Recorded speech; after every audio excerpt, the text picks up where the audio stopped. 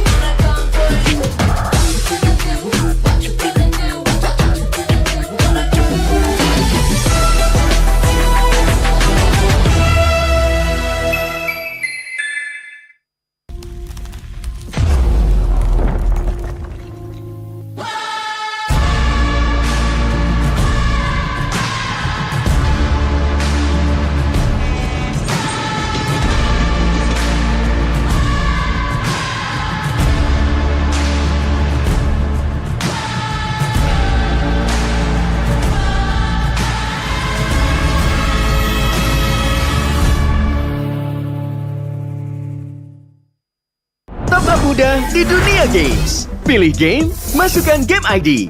Pilih Diamond, masukkan kode promo, dan pilih metode pembayaran. Masukkan kode OTP. Selamat, kamu dapat tambahan kuota. Upgrade gameplaymu sekarang. Game Smash andalanku bikin mainku semakin hebat. Tukar DG rings, diamond dan voucher game kau dapat. Main MOBA apa aja win streak di tanganmu. Cuma Game Smash makin no debat. Beli paketnya dan aktifkan boosternya sekarang.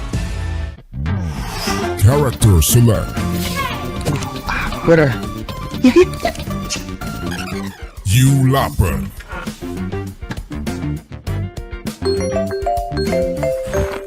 Stop! Sampai klik Indomaret, belanja 1 jam sampai dan gratis ongkir loh. Wah, belanja online kayak belanja di toko Indomaret. You kenyang, siap main lagi.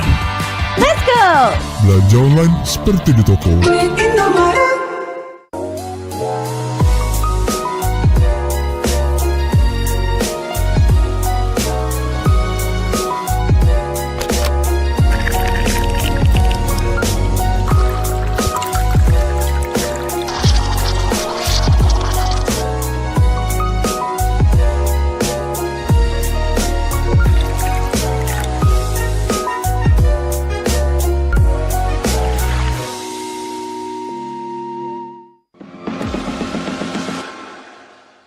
It's only you who rocks my world.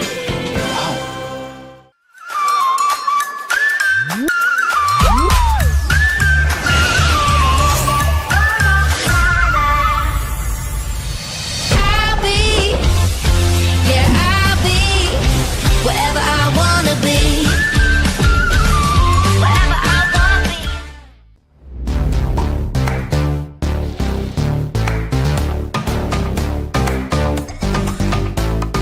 We don't need no sleep because I'm party.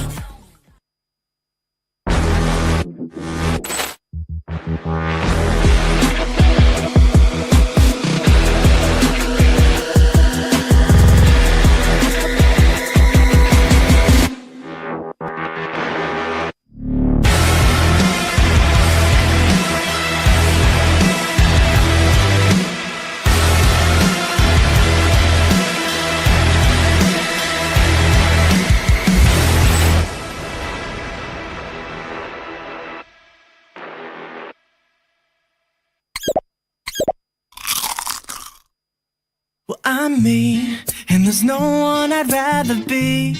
You can sit around and wait and see. For a moment I'll be standing free. So hurry up and wait for me. Got a bag of chips by the sea. The sun is blazing down. I've got my smile now. Here's the thing, your chips will really make me sing. Come on, relax and have some chips with me. Chill out, lay back, I'm right where I wanna be. We've got time to take it easy.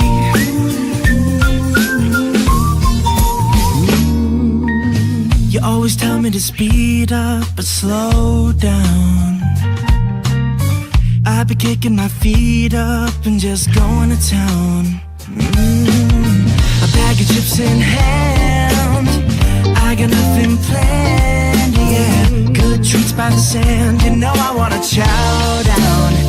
Oh yeah. So when you ask me if I'm gonna stay, I'm promising you I will. 'Cause there's one thing we gotta do.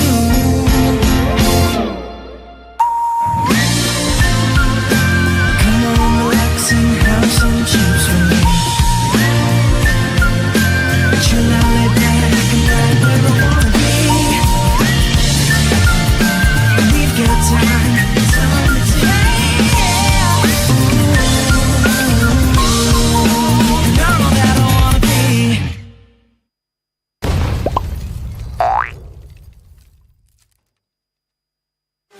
Your MVP is Chip! His portals completely set the pace of the match from start to finish. Wow, another MVP! That's my Chip! Just doing my job. Can I see the highlights? I'm off the clock. Yeah! I can't wait to see your portals in action! Looks like Red Team's trying to catch Chip alone up top, but he just calmly got his portal and Alpha Ults in to flip this fight around. A great example of skills persisting through portals. Double kill! Cyclops is taking a serious beating from Gord, but it's Chip to the rescue. Will he make it? What a clutch save! Poor Gord just got jumped JJK style. Arlot's just in time for the buy one, get one special. Man, next time look before you enter enemy portals.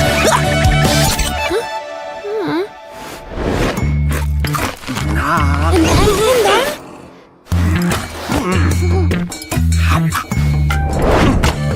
Wow! Uh-oh! Cyclops is about to overstay his welcome. Is this deja vu? Oh, wait for it. Wait for it. Boom! Melissa joins the party. Chip runs a BTC. Jeez, what a massacre! And to add insult to injury, Melissa portals back to her lane without missing a beat. A skirmish breaks out. Where's Chip going? Is he gonna... He flickers to the high ground! Portal's up! Surprise! Brody gets deleted! Can Red Team make it back in time? No shot! What an insane portal strat!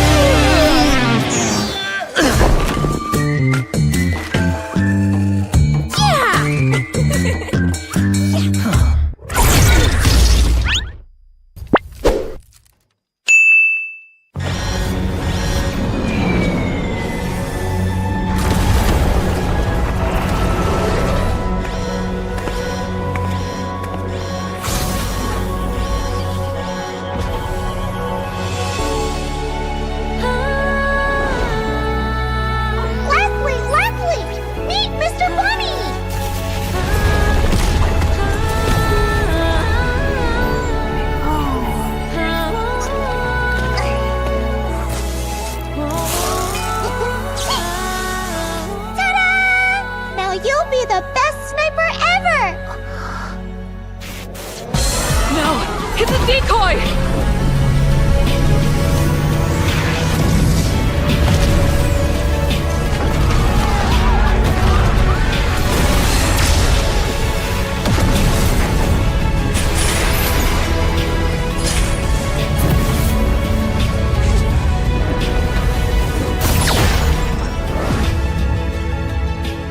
I'm sorry.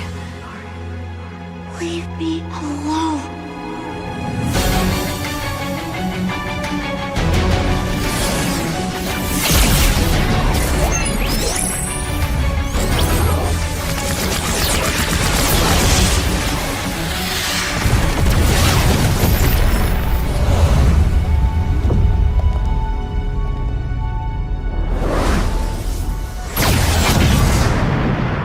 Over here, Ender. Don't let me know where to go. Don't let me know where to go. I wanna find you. I wanna find you. I wanna find you. I wanna find you.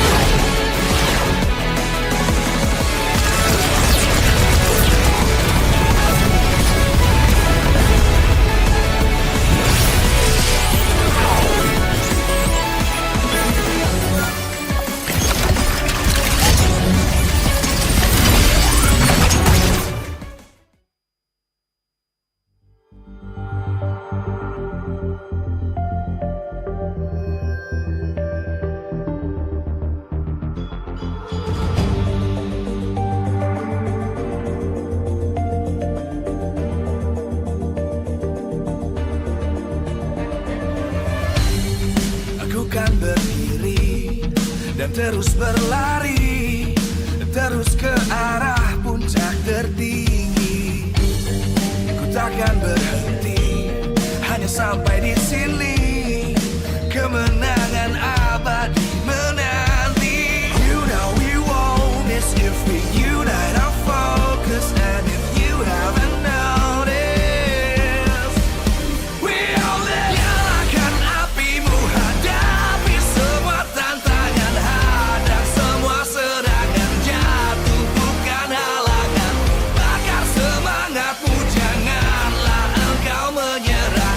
Kita akan buat sejarah. We all this, we won't miss.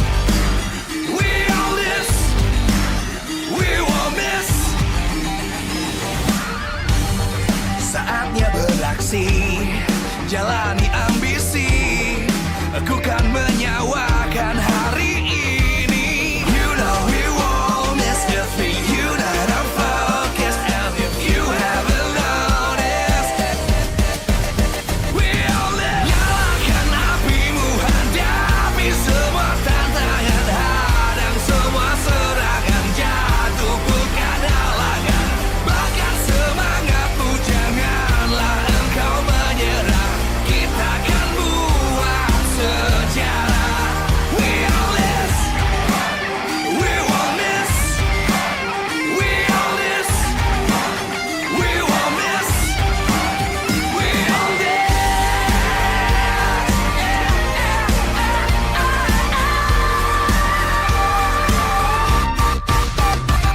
Nyalakan apimu, hadapi semua tantangan, hadang semua serangan, jatuh bukan halangan. Bakar semangatmu, janganlah engkau menyerah.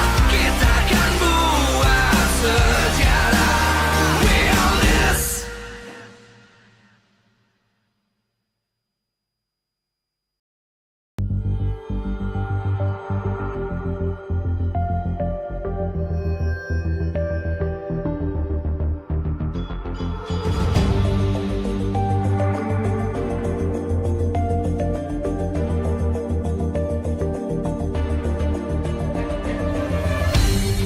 Aku kan berdiri dan terus berlari, terus ke arah puncak tertinggi. Ku takkan berhenti, hanya sampai di sini. Kemenangan abadi menanti. You know we won't miss if we unite our focus. And if you haven't noticed, we all live. Nyalakan apimu, hadapi semua tantangan, hadang semua serangan, jatuh bukan halangan. Bakar semangatmu, janganlah engkau menyerah. Kita akan buat sejarah. We all this, we won't miss. We all this, we won't miss. Saatnya beraksi.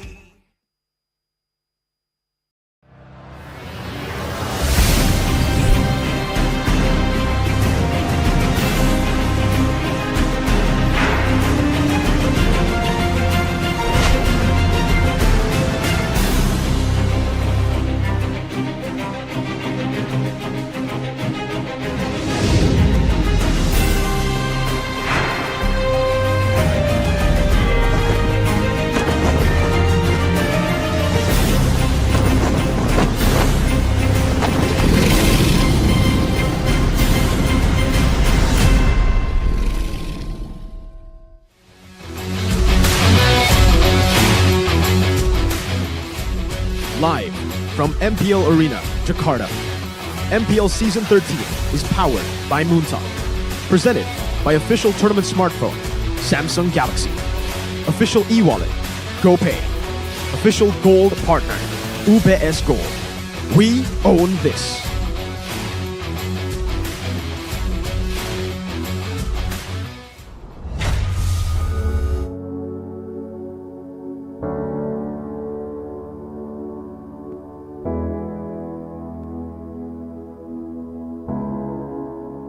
pentas dunia telah tuntas. Dan harapan kita untuk kembali jadi juara dunia sekali lagi tidak berbalas. Sang Raja Langit, harusnya ini jalan emas untuk jadi yang teratas. Tapi ternyata kemenangan kita tetap terempas. Sang kuda hitam bersikeras di season 12 menunjukkan mereka sudah naik kelas. Berlari hingga final di MPL Indonesia, tetapi kehabisan langkah di panggung dunia.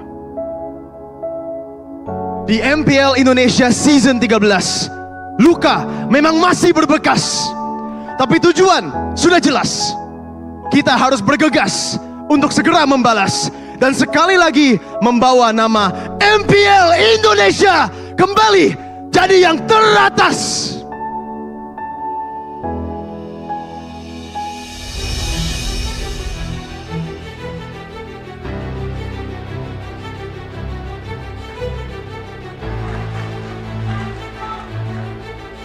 Di MPL Indonesia Season 13 tidak ada lagi yang namanya tim penghias. Semuanya sudah memiliki kartu as untuk memperlihatkan kualitas terbaik mereka. Sang Naga kemarin memang berada di peringkat buncit. Tapi musim ini bukan tidak mungkin mereka mengkudeta dan merajai langit. Melalui DNA jawaranya. Ini waktunya api dari aura amuk. Ada juga yang menolak untuk tunduk. Di musim ini sang banteng akan menunjuk tanduk dan siapapun lawannya bisa mereka amuk. Lalu ada dewa yang ikut turun untuk bertempur. Membawa legenda yang kemampuan perangnya tidak pernah luntur. Membawa legenda terakhir yang akhirnya kembali terlahir.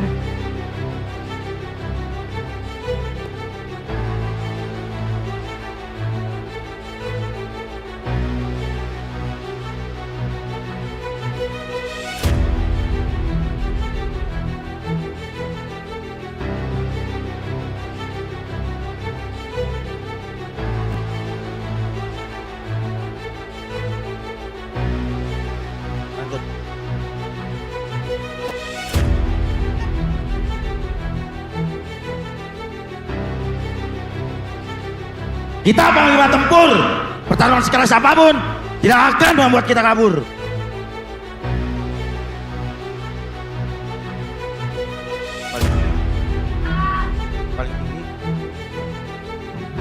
Kita memang belum pernah juara, paling tinggi jadi nomor 2. Tapi di musim ini kita bukan lagi raja tanpa mahkota, tapi kita akan jadi raja dengan mahkota.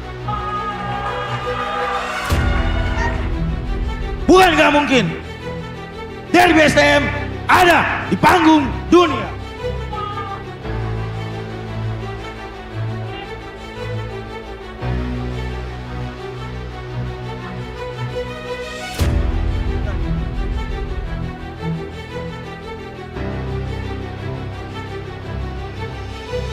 Ngomongin derby, kita nggak bisa lepas dari RRQ dan juga EVOS.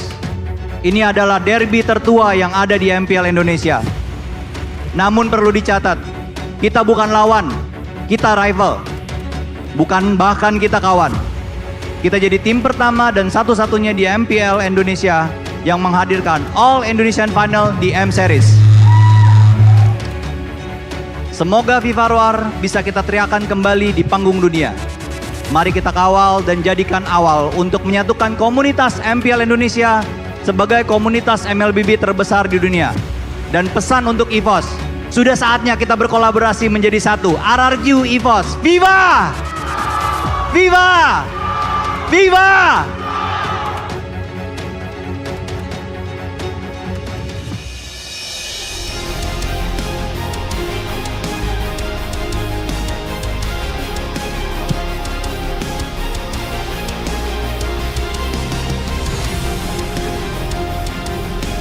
Yang patah tidak membuat kita lumpuh, tapi justru membuat kita tumbuh.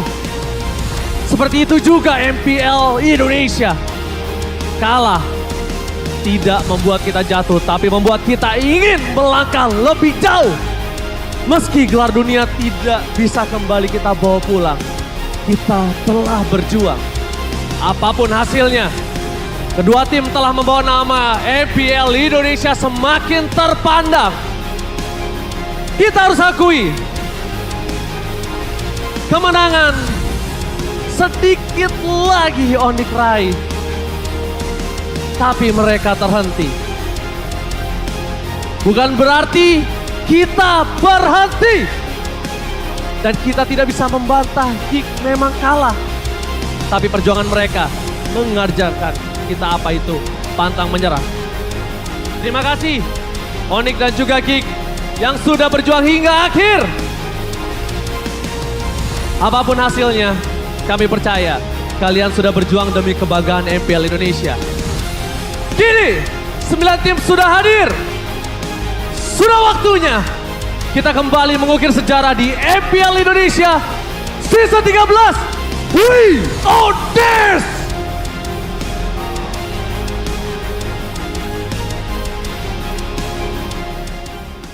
Ini tentang hari esok. Bukan tentang hari kemarin. RRQ tidak hadir di M-Series. Playoff bukan menjadi milik mereka. Gue yakin kalah ini dia kayak gini. Udah pasti kalah lah. Ini bagaimana kita memandang diri kita.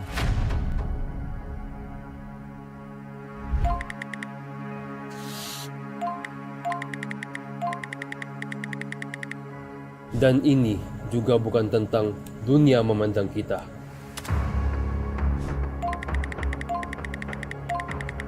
Dari semua yang sudah kita lakukan, bagaimana kita merefleksikan diri kita? Indonesia gagal menyelesaikan Golden Road-nya. Sorry, I didn't give the win, but yeah, I love you guys. Sorry, we will try harder next time. Indonesia ternyata harus runtuh.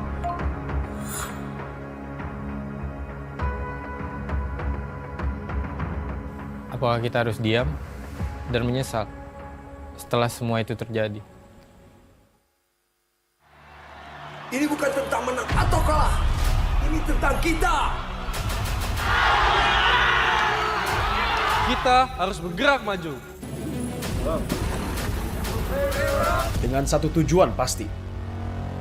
Let's go lah. Jangan lesu dong.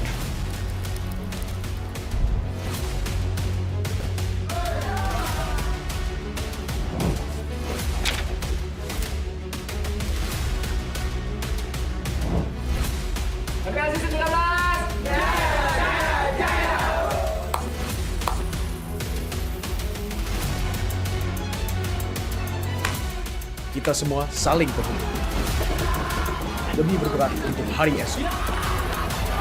Kita melangkah bersama karena aku, kamu, dan kita untuk hari esok yang lebih baik. We own this.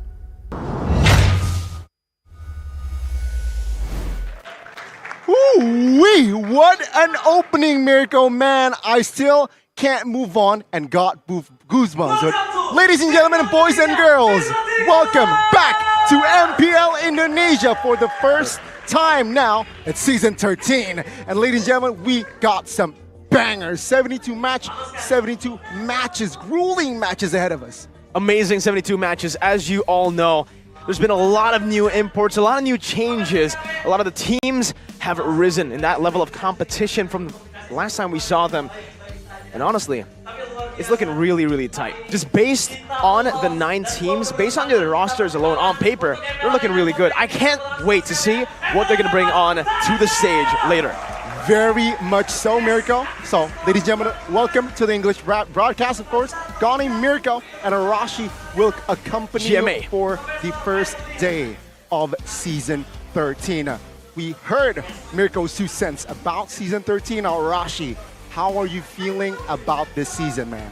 I think it's a great mix because usually, the meta is different. But now, in Season 13, it's not just the meta. Even the teams have made so many changes and you just can't help but try and wonder what's going to happen in this season, man. The matches are going to be absolute bangers. Unpredictable. So let's take a look at today's schedule here. First 2 matches of Season 13, banger already, right? Alter Ego going up against EVOS.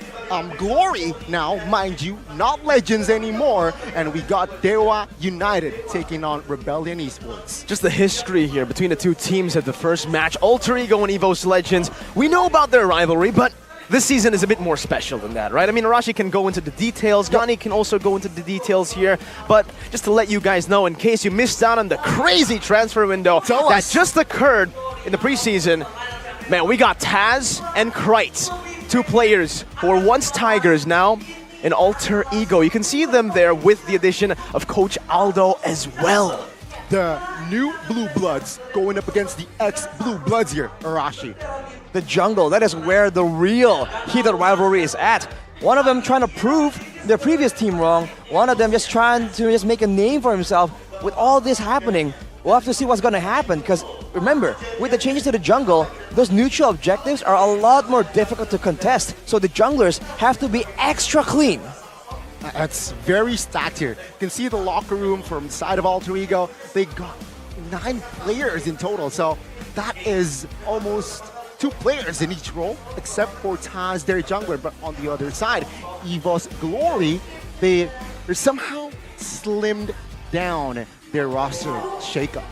I think for EVOS Glory, that is definitely, a big deal right here. They're trying to face a lot of adversity. And considering their track record so far, they haven't been having a great time, and a lot of people are just attacking them, and this is their moment, man. They've rebranded, quote-unquote. They want to prove to everyone, like, who are you counting out? We are still the same old Evos. We still have the tiger mentality in us.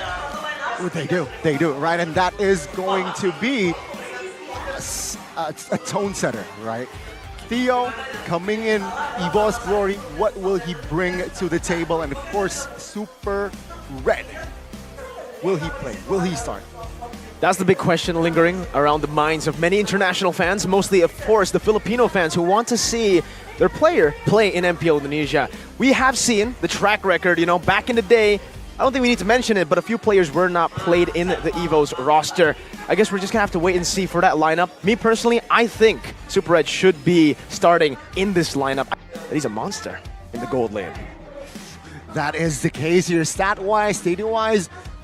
A new team, though, will it show straightforward here? Will it show straightly? Well, even before we go into that, Tiger versus X right here. Krite, Taz, and Rex, all previously in EVOS with great achievements in their own right. ISF, M1, as well as WCG. Quite decorated, and take a look at the new personnel for the side of EVOS Glory as well. It was the new jungler for Aura Fire back then. He's now a blue jersey guy, though. Yeah, he does look better in blue, I will have to say. It looks very weird when he first transferred to EVOS Legends. Or I think we have to call him EVOS Glory now. EVOS Glory. It's gonna take a bit of getting used to, man, because for the longest time, Legends just rolls off the tongue so much better. It's iconic. We'll see if they can achieve glory this time with that rebranding. That's exactly what they're looking for, right? With this name change. Sure, they were Legends before. We saw these living legends, that world roster for M1, the WCG lineup, the ISF lineup as well. But now it's almost completely a new lineup that they're bringing up onto the stage and onto MPL Indonesia Season 13. They're not just looking to become legends, it's one step at a time. And how you become a legend is first you gotta chase for that glory. On the other side, same story for the side of Alter Ego, right? No Selly Boy. They bring in Aldo as well. 3 coaching staff in their management, quote unquote. So it's going to be very interesting that their approach is very, very different and diverse, quote unquote, than their previous seasons. Oh, that is very interesting. The combination, I think a lot of people are having high expectations, right? Great mechanical skills from the players, but now a huge brain behind all the action. Well, without further ado, ladies and gentlemen, let's see the team lineup, the official team lineup for Alter Ego. It is Pi, Taz, Wright, Rossi, and Nino. No Rect to be No seen, Rect. no Roundel as well, and even no Highs. The new transfers not going to be utilized by the Alter Ego team for their first match against EVOS. And on the other side, we can see here for the side of EVOS, man, okay, it is going to be a debut in Super MPL Red. ID for Super Red, alongside with Valdora, Van, Warlord, and Van Strong, who will fill the lineup for EVOS Glory. We'll see what they can do, man. Which lane, which role are they going to try and center all their efforts around, right? The jungle is about option, but with Super Red having so much attention right now, maybe that is what they're going to try and do. The White Tigers looking to create a legend for themselves again, this time with a change of name, a step in the right direction. Welcome the White Tigers, looking for glory, EVOS Glory! Glory, glory, EVOS Glory. And that is EVOS's lineup for their debut match for Season 13. Looking at the faces, Arashi, they look ready, they look hungry. They look passionate, and the look, the drip, man, that is insane. Looks really good. Plus Ultra. Plus Ultra. Give me that jacket right now. I mean, I'm a fan of the show, right? I mean, honestly, it does look really, really good. It is also the blue, signature blue for EVOS Legends. Makes it look so dope. But really, you have to talk about this new lineup, man. This is a completely new lineup. Sure, we've seen Van Strong, but we've never seen a roster change this crazy before. Completely agree. And seeing Alter Ego with their own shakeup as well, what will they bring? Let's see what they'll bring with a new jungler at the helms and a new mid laner as well. Looking to shift their ego to change into this new team with a new identity. The three-faced masks. Ladies and gentlemen, Alter Ego! Alter Ego, go, go, go. Still in their blood. But Taz in that jungler position, going up against his replace player, right? He is, what will he do? What will he execute in that lane? That's the big question right here. Both teams, a lot of players on each of these teams are trying to send a message right now to the fans, to the audience, to their, the ex-teammates. Yep. We'll have to see, man. It's gonna be fireworks in every single spot in the Land of Dawn. Massive potential for this team here, Alter Ego, alongside with EVOS. Again, Alter Ego, previous seasons, they did not make it to the playoffs. Season 12, they did not make it. So, again, I feel like that benchmark was so low that once you hit rock bottom, the only way is up. But let's see, can they pull it off this season? Not making it to playoffs, both these teams starting off now as the opening match for MPL Indonesia Season 13. We got to give credit to the coaches who've been working extra time, overtime, backstage, preseason. Coach Theo, a new import, a new coach for the side of EVOS Glory. All the way from RSGPH. His last achievement was winning MPLI 2023 with RSG.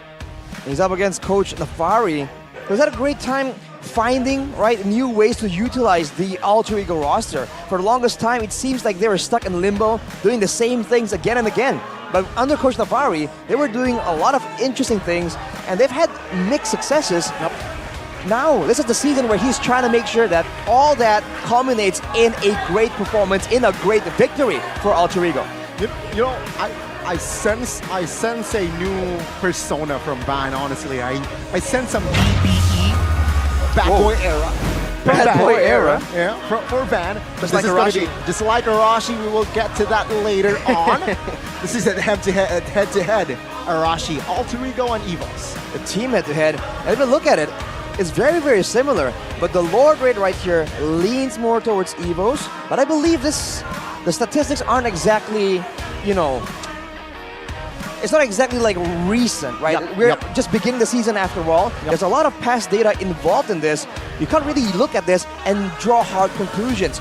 It looks like both teams are similar, but I think it's important to remember that both these teams play different ways. right? Okay. So in that sense, the matchup is going to be really dependent on a bit of a rock, paper, scissors kind of approach. I see your point, and I want to add that apart from the jungler lane that of course intrigues us most, I want to see gold lane, right? Miracle Hill, right? Seeing the gold laners in action here, Super Red debuting in Season 13 ID, will he be able to handle the pressure? Ooh, that's a tough question, man. I think Super Red, looking at the past experiences playing in the Snapdragon Pro Series as well, they have, well, back when he was in Udo Red Giants, they have performed really, really well, actually defying a lot of the odds, but I guess we'll take a look at Alter Ego first. Yeah, the keys of victory by the Samsung Galaxy series, finding a new passive with Taz as the key. Can they have something new and special that only Alter Ego will have? And of course, don't be reliant on comfort heroes any longer. Let Aldo cook. That man is a very valuable addition, and we have seen the secret recipes he's been able to bring towards the Land of Dawn before. With him behind Alter Ego, we'll see what special compositions he can bring out for us today. I sense some good cooking here, of course, from the kitchens of Alter Ego, and that makes the job for Theo just much harder. Well, for him, keys to victory for EVOS by Samsung Galaxy is to make Super Red a superstar by playing independently. If he can win hard in that laning phase, in that gold lane, that can snowball towards a huge lead where the jungle technically doesn't really matter when he gets shut down, shredded over by the gold laners. Along with that, the EXP carry becomes the best option for Veldora, right? He wants to make use of that aggressive playstyle and shut it down. So maybe this side lane approach from EVOS can be the real answer for the team. I see, I agree. Playing the EXP lane and gold lane to their strength, right? But I really like the first point here. Still on the Super Red topic here, I see that Nino really likes to play aggressively, right? As well as Super Red. So who has the edge? It really depends, right? It's a coin flip. How they're going to be able to utilize that aggression for Nino, number one, with this new lineup. Taz, also known to be a very aggressive player. Rassi is actually known to be a bit more of a passive player, a little bit more of that stable player that you would expect for a team like Alter Ego, who basically really want aggression. Take a look at this new team, with Kripe in the lineup too. What's his main identity? What makes him Kripe? It's his aggression. It's his instinctual plays that has happened many, many times before, back in EVO's Legends, before that name change. We do have a little bit of a fun fact here, though, for the two junglers. Before, for Alter Ego, it was Sully Boy and Taz when he was playing in EVOS. Well, they both have a low objective turtle rate here, so making it difficult to dominate the early game here. So with that identity, perhaps also why Alter Ego went with Taz, but will it be a problem entering mid-game, entering late game, if they don't have a stable early game rush? And this is the big problem here. Both junglers, Taz and Van, has shown insane skills, great retributions, even under a lot of pressure. So I think what really will swing the balance in either one's favor is the rest of the team. And honestly, right, with Alter Ego having Rassi, the insane player that always played supportive, but out of nowhere brings out all these aggressive pick-off heroes, pick-off playstyle. I think that will be very critical. The matchup between him and Van Strong in deciding who exactly gets that set-up advantage. If the team can set up first, then I think the jungle success will follow through. Well, enough talk about the players and the team. Let's talk about heroes, right? Maybe start with you, Mirko. Any expectations? Vixana, perhaps Aurora, even after the nerf, will it still be a prio pick? I think the super prio picks that we've seen so far, 100% ban / pick. Joy, Guinevere, those two choices are definitely going to be contested heavily here in the first phase of the draft, and we'll see exactly that. Let's see. Right again, Alter Ego will start the blue side, and EVOS Glory will have to sit on the red side. Alter Ego, though, they opted for the Guinevere and Faramis ban, and EVOS Glory, CC, and Mathilda. Now, seeing this pattern already, Alter Ego, will they prioritize a mid-lane pick? Mid-lane pick, I think there's a lot of good ones, especially considering that setup is a big thing, right? The mid laners bring a lot of wave clear, especially the current meta ones. That'll be relevant in the rotations. But I was about to bring up the Ruby pick that has risen meteorically in popularity. And if you look at the bans for both these teams, Alter Ego they seem to really be centering around all that utility, the team kind of set up. And for EVOS, with CC in the bands, it seems more towards the the pick-off, the individual pressure playmaking. So maybe EVOS are going to be taking the helm here in aggression. If they do want to look for aggression in the early game, they might have to ban out this Joy. Take it away from Taz, man. I think they should know more than anyone how Taz would do on an assassin as aggressive, as broken in the meta as Joy. And right now, it's still up for grabs. I don't know if they want to take out another hero. Maybe this is a bait to see that Joy and then pick up a counter. my own path. Not strange to see Coach Theo take the risky side of ways here. And they ban out the Arla, taking away a playmaker for Pi, but leaving the Joy up for grabs. They don't go for it. They trade. Nolan. Oh, okay. We low-key forgot about the Nolan pick here. Taken by Alter Ego and EVOS Glory. They are the ones who have the chance to pick up the Joy alongside perhaps a Claude here. Really like the Claude, super red, super aggressive, and according to the K2V, he needs to play independently. Yeah, independence on the Claude is a lot more manageable. But against the Nolan, it's a lot of damage, but you have to keep in mind, ladies and gentlemen, back at home, Nolan now does not remove his debuffs when he uses his ultimate, so it's a lot riskier. I think I agree with Mirko when I say the Joy seems to be a bit more flexible and a bit more offensive for his team as well. Break all the rules. He's going to be a carry and a Novaria. They're just ignoring it, man. I think the idea is enemy team has already picked up a jungler. We don't want to contest the Joy now. We can just pick it in the last pick of the first phase. So no real prio there. They go for the Novaria, which has been one of the best, if not the best, most contested mid laners, even in the previous tournament that we saw. And expect a lot of Hereth versus carry. I'm not a fan though. I'm sorry. Not a fan of the carry. For early game? I'm just not a fan of carry. Oh, you're not a fan of carry. Okay. 30% win rate last tournament too. It denies a lot of options for Alter Ego though. This is the thing, man. You pick up the carry. It's in lane, you're surviving, you're trying to go for that item power spike, then you meet this guy. The Nolan pick is all a setup for the Hereth. Why the Nolan is a bit more prior than the Joy is because it enables this Hereth to come through. This is a disgusting pick. Oh, and along with that Vexana, man. That's a lot of crowd control. And we talk about Novaria being prio, having wave clear and intel.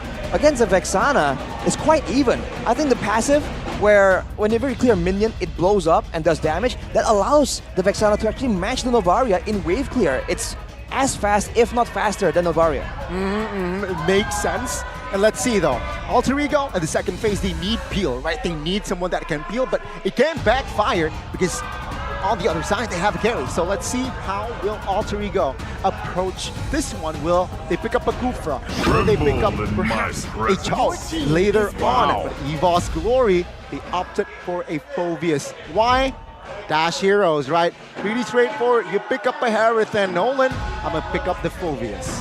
Well, in a way though, against a Vexana, that is terrifying. Literally, right? The Phoveus might attempt to just jump in with the Demonic Force again and again. You get hit by the Terrify though from the Vexana, and that's lights out, man. It lasts for so long, it's very easy to hit.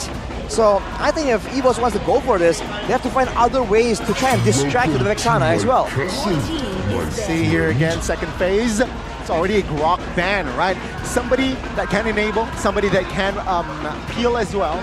They opted to ban it out for the side of Alter Ego. Now, EVOS Glory, will they bank on the roamer? Is that the wise approach, or should they ban the EXP as well? Because somehow Yuzong seems quite scary. It does, to dive to the back, Novaria and carry, very, very vulnerable targets. Benedetta, though, we haven't seen Pi on the Benedetta for a long time. Something that comes to mind as well is Paquito, but same problem for Pi. We haven't seen him play that hero. When Alter Ego need a backline diver, they usually opt for the Lapu or the Yuzong. Terizla maybe, but it's not really meta per se. So yeah, Alter Ego though, they opt for a jungler ban here, right? The Baksha, I feel like it makes sense because they do not want to give EVOS Glory a chance for that early game. I think they want to make sure that EVOS doesn't have any options to really try and take pressure away from the carry as well. With the Baksha, you can be roaming around, and even if you don't get kills or get good ganks off, you're exerting pressure, you're pulling forwards away from the carry. And I think for Alter Ego, the idea is to shut down this carry as hard as possible. And if that happens, it's going to be very difficult for EVOs to come back from that. And that's why the ban from EVOs, I think, is really, really good, the Uranus ban. This is a pick that, or a ban, a choice that has seen a rise in popularity just recently. Even in MPL, I've seen a lot of bans towards Uranus. And it's very interesting because we don't actually get to see a lot of Uranus games. We'll have to hope to see one of those games because I think in their scrims, this has been a very good answer towards some of these kind of compositions like EVOs are going for. The kinds that EVOs are going for right now with a little bit more poke and maybe on the marksman side, you don't really have the chase potential. Are you my next conquest? Purple here, up to this point for the side of EVOS Glory, adding Martis in their arsenal means what? They want to somehow contest the early, right? They want to invade jungles, they want to contest turtles as well, and perhaps, possibly, they want to grab kills as well. Can Alter Ego pick up a hero that can peel that early game? I think peel is important, but I think they want to go a bit more aggressive. So just crowd control and more setup, even possibly. Because if you look at their bans, right, the Baxia and the Fredrin, these are usually heroes that are able to just stay in the front, be annoying, survive for long enough. It seems like they have no issue going up against an assassin. They want to make sure that if Van oversteps, they can zone him away from the objectives. And I think that is the main idea. It's going to be Tigreal and Terizla, more setup, Goni, but also the counter, like you said, from the Tigreal. Again, the carry pick somehow denies the Terizla and Tigreal, but Alter Ego trying to two-head the draft. We don't care. Implosion, we don't care. Penalty zone, does this work? There's going to be a lot of purifies for the side of EVOS Legends to try to counter that Terizla, but I think I actually like what Alter Ego are trying to do here, right? They have set up for that Tigreal quite well with the Terizla and even the Vixana. So they're trying to layer their CC over the purifies that they will 100% be expecting from the side of EVO's Glory. Last pick, Phove's already picked up. Into the XP, they just need a roamer now, and they're going to pick up the Minotaur. An amazing pick here up against Alter Ego to try to face off against that dive. It's a man versus beast in that roamer position. Who will grab and strike first here? Seeing the 10 heroes that will enter the land of Dawn. Arashi, any final thoughts? I gotta say, I want to go with Alter Ego right here because EVOs, on paper, it looks great. They have peel, they have damage, but if you look at it, if you imagine both these compositions dancing around the objective, the Lord, for instance, who exactly can stay in the front and take that damage, right? They don't really have any staying power, and they have a minimum amount of sustain coming in from the Minotaur, but that's about it. They can't even dictate when the fight begins, right? All the engage and counter-engage are in the hands of Alter Ego. Okay, very good point, but seeing on paper here, right? Anything can happen in the Land of Dawn, but on paper, early slightly favors Alter Ego. Yeah, even the lineup rating overall, 7.8 compared to 5.0. That is massive. Ladies and gentlemen, for the first time ever, Season 13. Let's enter the Land of Dawn for our first match. It's Season 13. Take a look at the birds of MPL ID, and let's go to the Land of Dawn. Here it is, big match coming up. Alter Ego versus EVOS Legends in the Land of Dawn. Boom.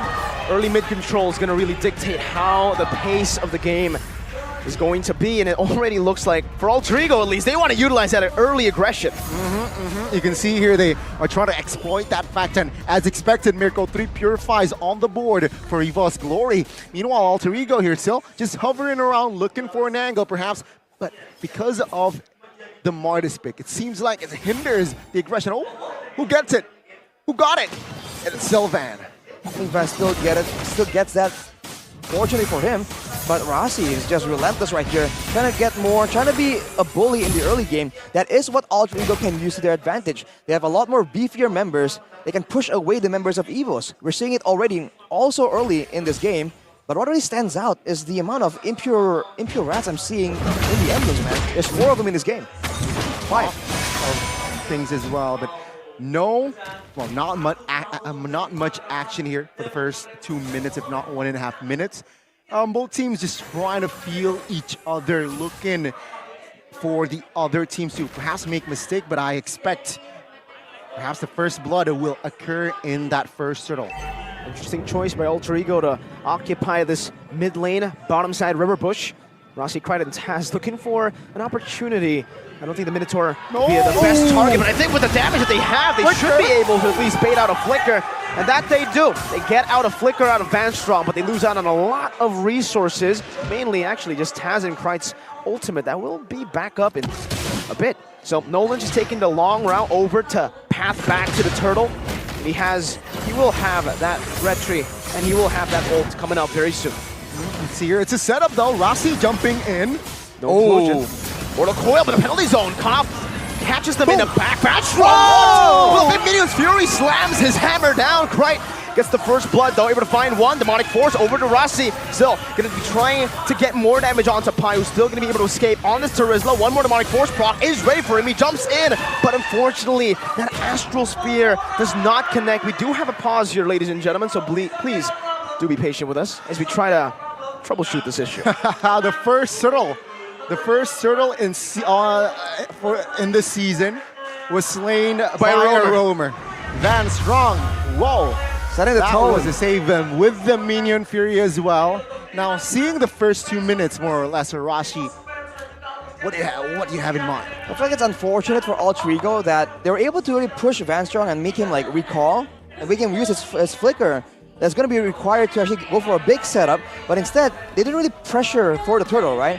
Evo's Glory actually got to the turtle first, and I think if Alter Ego wants to dictate the pace like that, they have to be the ones who are contesting for the Lord Prio first, or Turtle Prio, and then afterwards use their crowd control reliably. Because even for Pai, it seems like he was rushed to try and capitalize with that penalty zone. But when he hits Van, he was still in the middle of the Mortal Coil, so he did not get caught in that, which I think would have swung the fight in their favor.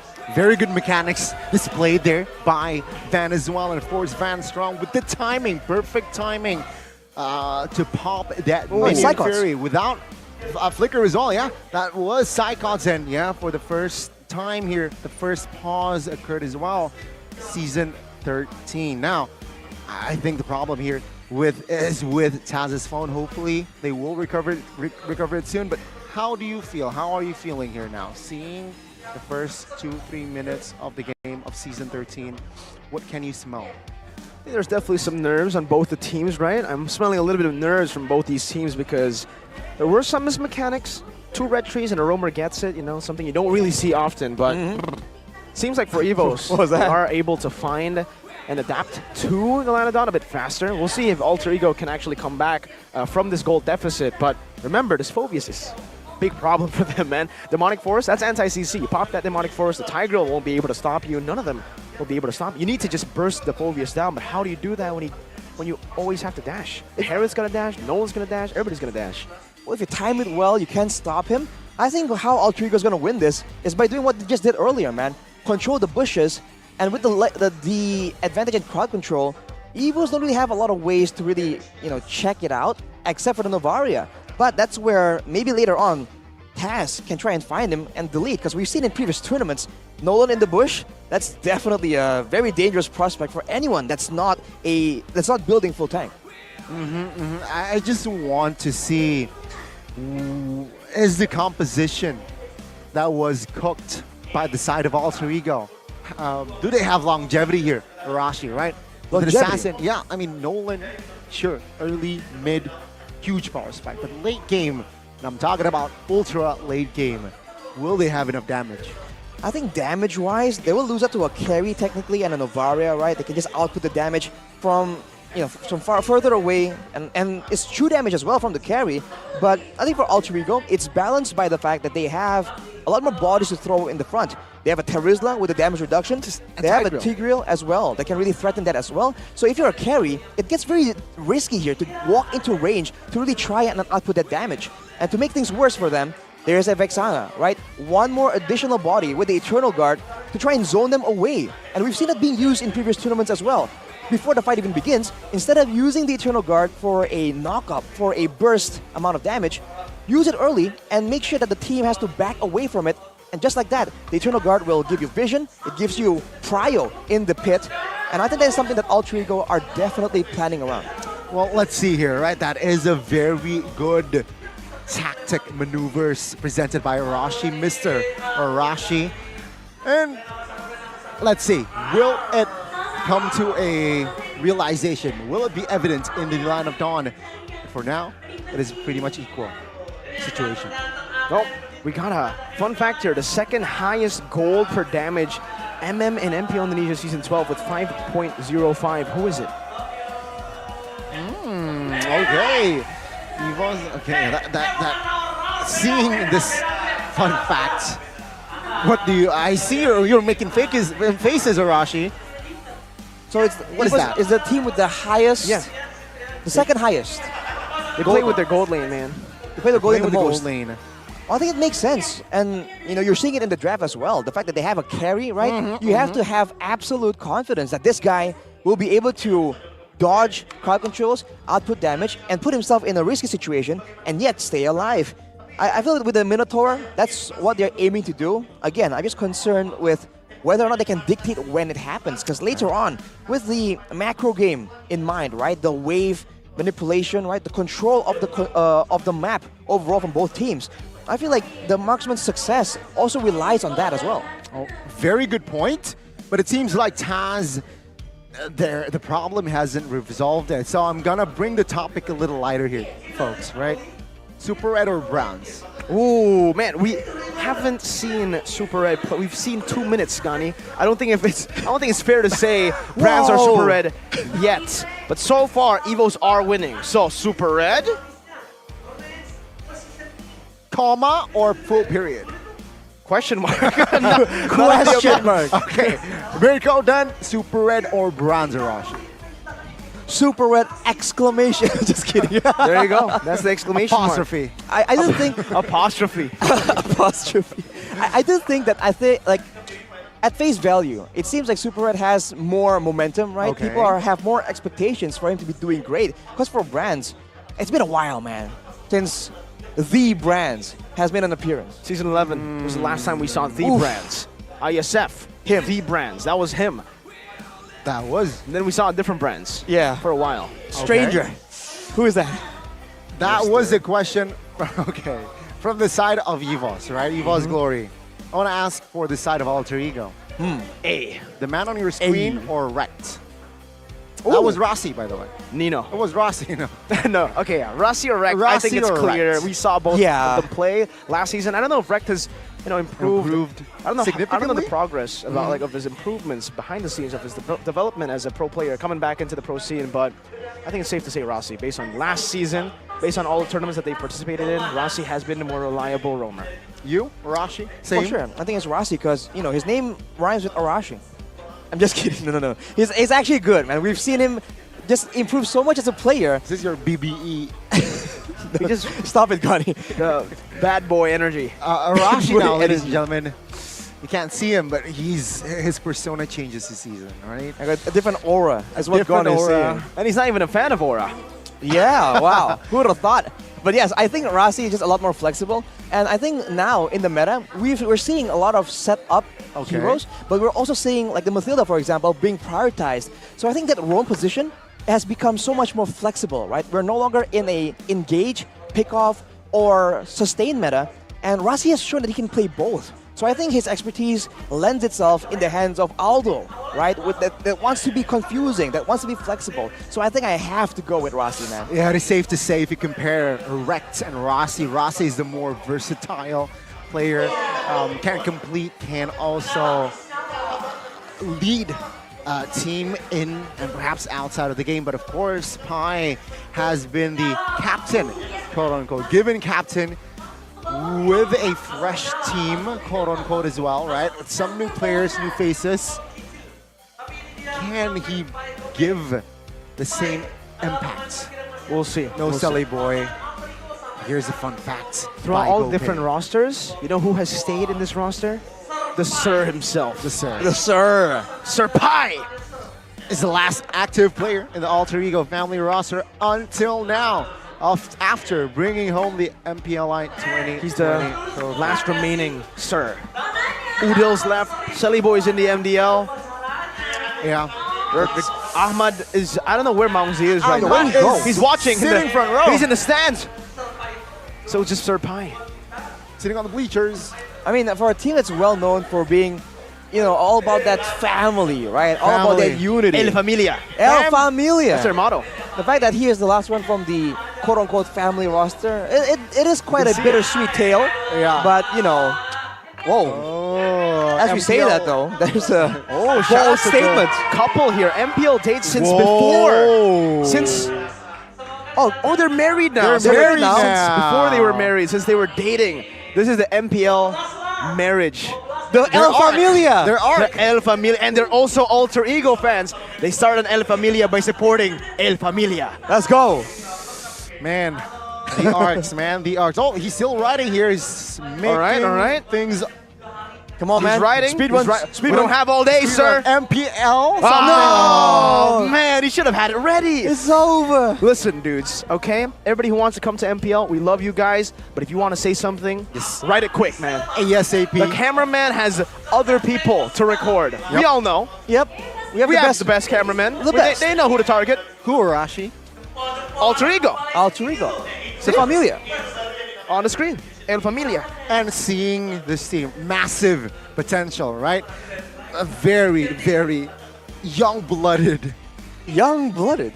I can't tell young player. I feel I like guess they are Wright's pretty young. also. He is really young. It's a balanced team. Some are experienced, but some are still young. Experienced. So experienced and young is Very balanced. Is the spectrum we're operating I mean, on. it sounds weird, but when you take a look at Taz, he is a very young player, but he has the experience. He's played in MSC, he's played in ISF, he won ISF. Oh yeah, good point. So I don't know, man. Like, yeah, he's young-blooded, but he's experienced. That's kind of true. So he's young-blooded, but he is experience-headed. Ronaldo would say factos. Oh, say what? Factos. Okay. Factos. Okay. What does that mean? Facts. Oh, facts. I think in Spanish. Dang. Factual. Ronaldo? I thought Ronaldo was Portuguese. Come again? Come again, Arashi? I thought Ronaldo was Portuguese. All right, speed. All right, My lord. But let's move on, we're ladies and still gentlemen. troubleshooting, but it seems like the players, they are not looking at their phones, so I think they're not ready. But yeah, hopefully the Marshals, they are definitely on it. Seeing that was a team that with massive potential, right? Evo's Glory, same story. But do you feel like these two teams deserve to be on the same tier, season 13? Whoa. I think so. I think both these teams with very, young, Similar. and new lineups, I think they should be in the same. It looks like they're already playing the game, by the way. So okay. For everybody watching back at home, get ready. Those who have been patient with us, look at the referee up on the stage. We're getting ready to get back in the game. Oh, that's a new style for 13, man. And let's jump back to the land of Dawn, right? Minute 4 now. Ooh, 3-1 for the side of Alter Ego, kill-wise. Did anything happen while we were away? Well, whatever did happen, it's 1K gold lead for Alter Ego. That is what they want. And you can see, right, with the tanking members available, having more security because both the Tigreal and the Terizla have a way to escape technically when there's such low amounts of crowd control coming in from the side of Evos. So they can just walk into the jungle. Look at Pai right now. He's having a field trip. He's setting up camp. Yep, top side has been ignored for now for the side of Evo's Glory for what's to set up the next turtle. Let's see though, who will grab it? Vandal already poking around the second turtle. Veldora's getting chunked as well by the Cursed Blast. Rossi's holding on his position. Van trying to find the time to use that Mortal Coil to deny the implosion play. A good Astral Echo reveals 4 of them. Pai still holding onto that bush. Nino, 1 level down, Super Red, and Evo's Glory. They're holding on to this turtle still. Pai with penalties on now onto the back. Super Red still going to be able to kite back right now as Rossi pops in the implosion. Only to 1 member onto Van, and they burst him down as quickly as he got imploded. Veldora now jumping back and forth, but the Demonic Force, Vanstrong going to be slain by Nino on the Zaman Force. Veldora's all alone, but he has the Demonic Force. Now onto Taz, onto Nino. Who's he going to choose? He's not going to be able to do more damage as he's going to be bursted down by the likes of Nino. The snipe not connected. 1 more shot. Taz finds the turtle. Veldora, 1 HP, barely gets out. Who won that? Of course, it's Alter Ego, right? Nino is a magician on this Harith, man. Yeah, he's building magic. True, literally. So again, he was dancing near that turtle pit. The I- samba. I love the way you guys are putting it, man. We gotta pause right here so we can break it down a bit. But man, usually you see people, heroes with dashes, just struggle against the Phobius. Nope. And Nino's like, nah, I'm too smooth with it. He was just sliding away from the demonic forces with perfect timing. That is the mechanical skills that gain him fame. I believe in season 8, where he was just crazy, beating everyone 1v1. We're seeing glimpses of that yet again. And how they started that fight, I think was great. It's decisive. They know they were purified. They know that there's the more recoil to play around. And they used the implosion, I believe, on one member. Martis. Knowing that we know who we want to target. We know it's about the neutral objective. They take Van out of the equation. And afterwards, it's all about playing the back and forth. And making sure that they can zone away the carry. And I think unless EVOS changes their approach and how they position around these fights, maybe with flanks, maybe with surprise plays, it's going to be the same story again and again. Whenever a turret or buff or an objective is just on the table. I mean, in hindsight, I thought that implosion was a mistake. little premature. I initially thought that it was a little premature. But what Alter Ego did was they stabilized right after taking Van out. They secured that kill, which is already a win, and they stabilized. They do not overextend. They still wait for EVOS Glory that overstepped into their pits. That is where you saw Nino claims the quote-unquote easy double kill. Well, if you look at the Dance floor, baby.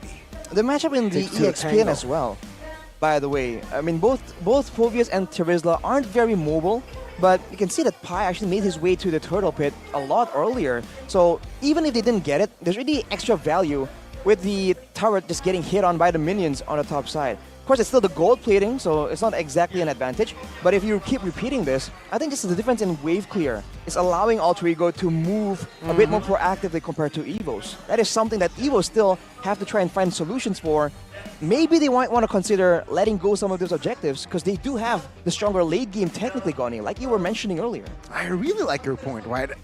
Is it possible or is it worth it now seeing the conditions of the game that they should just let go of neutral objectives? I do believe so, considering I think they can definitely play around the far lanes, they can definitely play around the jungles, but is it too late now? I don't think it's too late, but I also don't like the fact that I don't want them to do that. They have a Phobius, a Martis, and a Minotaur. It's like a composition that's built to fight in the early game to contest these neutral objectives, right? Sure, the Novaria and Carry. They have Plan B, they have Novaria, they have Carry. Those two can certainly just farm, poke, and look for the scaling. But yeah, with the Phobius, Martis, and Minotaur, I think that you need to try to maximize the potential of these picks by going for, at least if you don't want a team fight, maybe look for picks around the map. Yeah, picks, I think if it's not, I think the point I was making is they can avoid the fights, but picks are definitely something that they do have, right? The Martis, they can provide a huge amount of burst damage. The Novaria as well.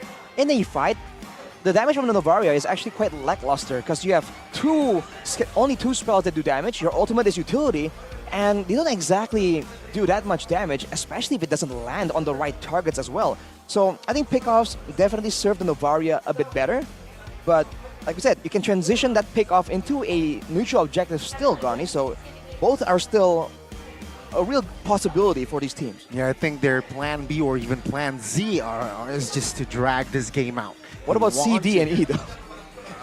What about F, G, H, I, all the way? You went to Z real quick. We went from B to Z. It's basically the same. It's because they're busy. They just want to drag the game to the ultra late game, if it's possible, right? I mean, it seems plus like ultra late game. Plus ultra late game. I think they have a good. They won that early game. They will enter that mid game with their power spike first, which I think is very dangerous. If EVOS Glory they oblige, it will be very, very dangerous. You know, with the Astral Echo available, I just really feel like, despite everything, I think EVOS just are really locked into playing around Van Strong's Flicker, right? Which is why I think that earlier, the fact that they were able to burn it before a fight was really good, and then he stole the turtle, so there's that.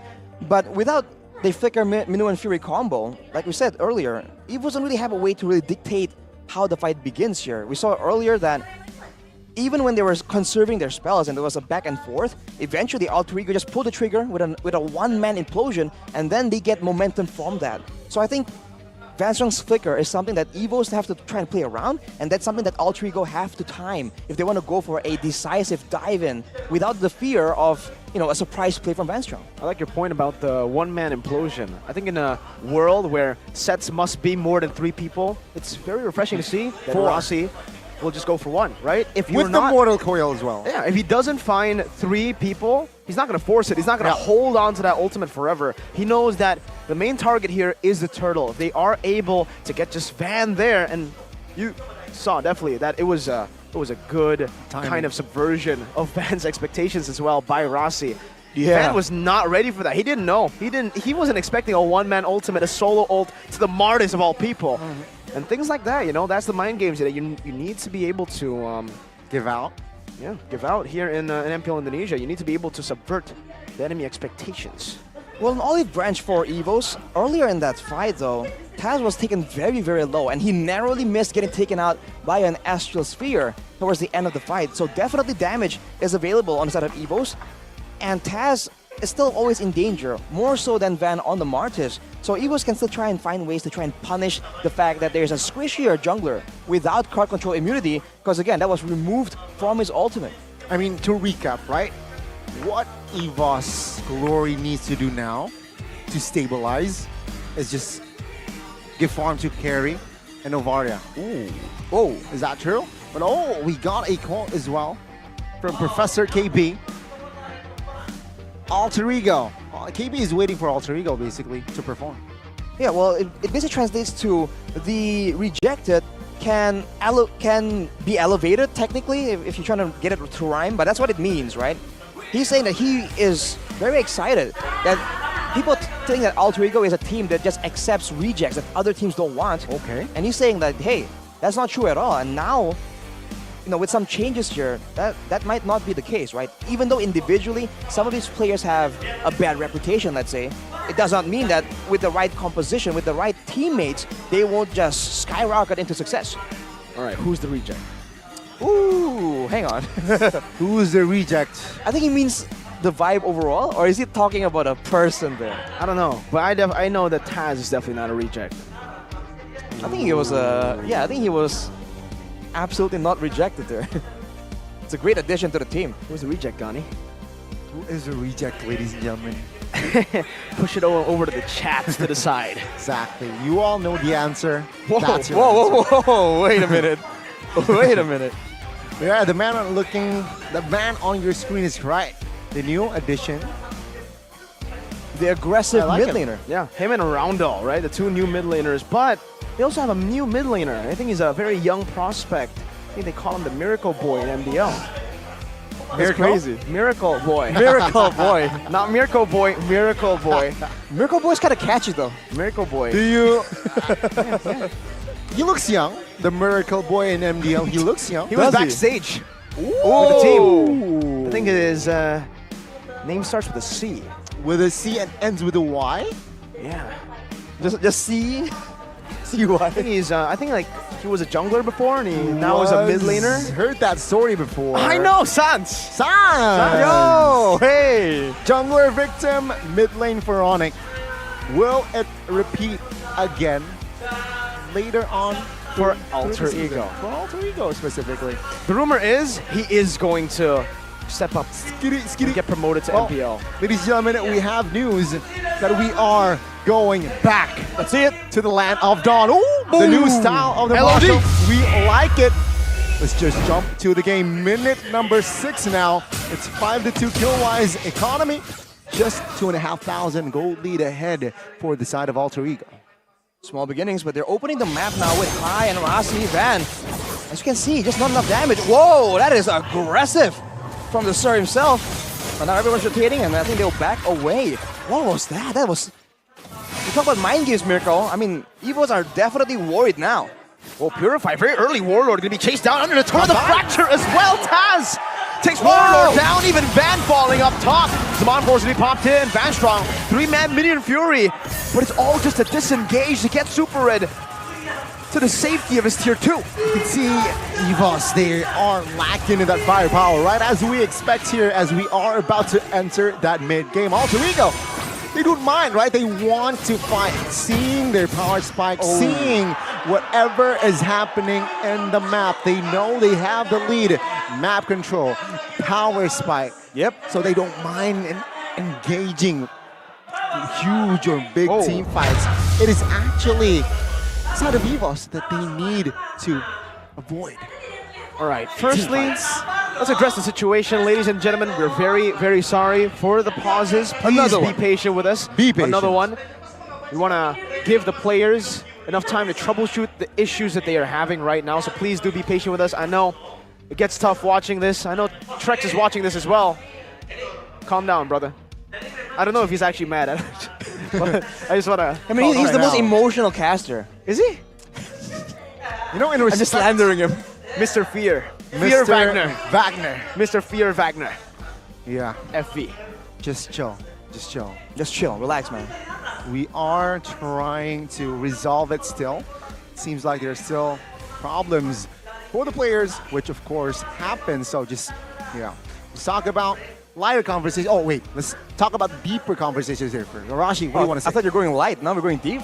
Yeah. Well, that's what we do here. But hang on. We're getting some news here, Gani. Whoa. This is news. This is an item. We are going to take a short break. Gani, Mirko, and Arashi will be right back. So stay tuned for the rest of the best of 3.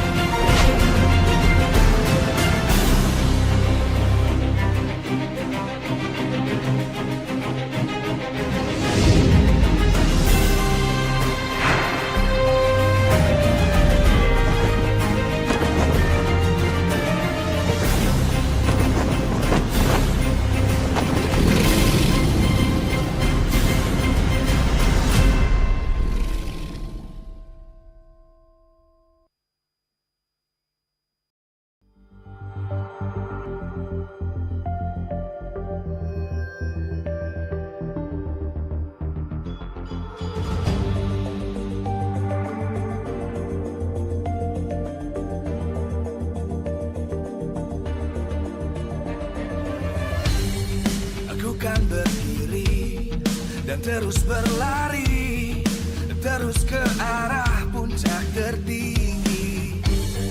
Ku takkan berhenti, hanya sampai di sini. Kemenangan abadi menanti. You know we won't miss if we unite our focus. And if you haven't noticed, we all live. Nyalakan apimu, hadapi semua tantangan. Hadang semua serangan, jatuh bukan halangan. Bakar semangatmu, janganlah engkau menyerah. Kita akan buat sejarah. We all this, we won't miss. We all this, we won't miss. Saatnya beraksi, jalani ambisi.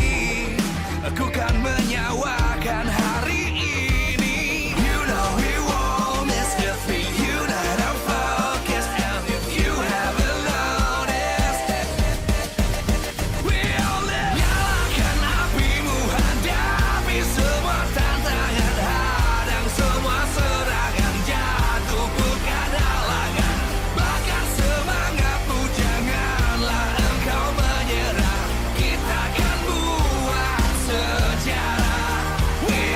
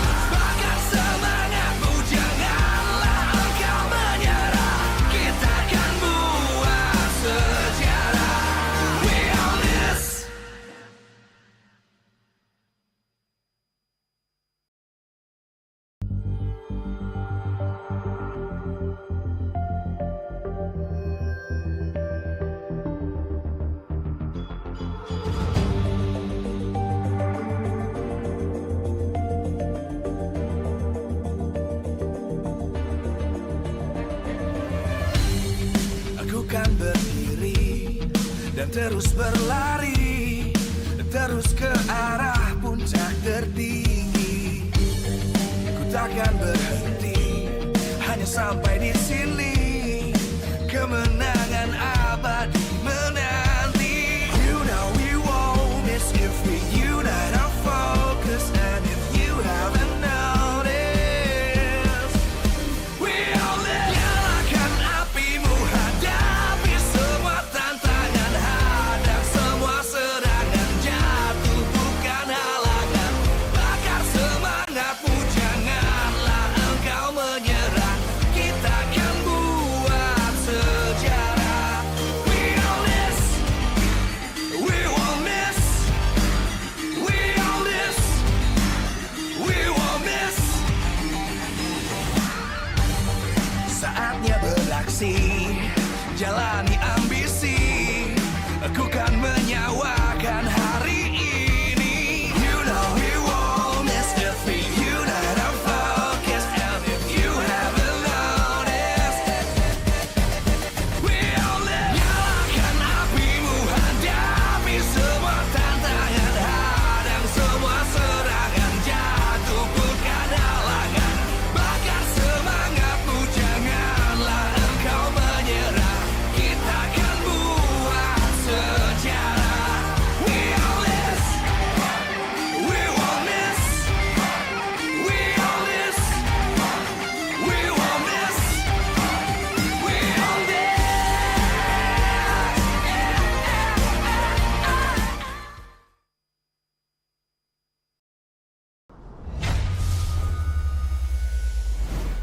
Ladies and gentlemen, welcome back to MPL ID Season 13. And now we're in the middle of the match. We're in the middle of the game, but suddenly there is a technical pause, right? So try to resolve it as quickly as possible. But now we're here.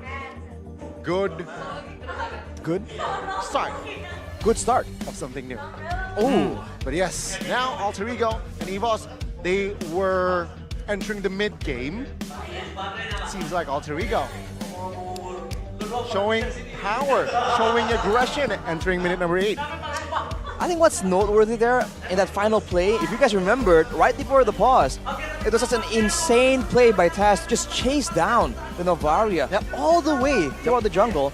And, you know, we were talking earlier about whether this Nolan is going to scale towards the late game, right? But, hey, turns out, if you play it properly, if you do what you do, Don't get to the late game.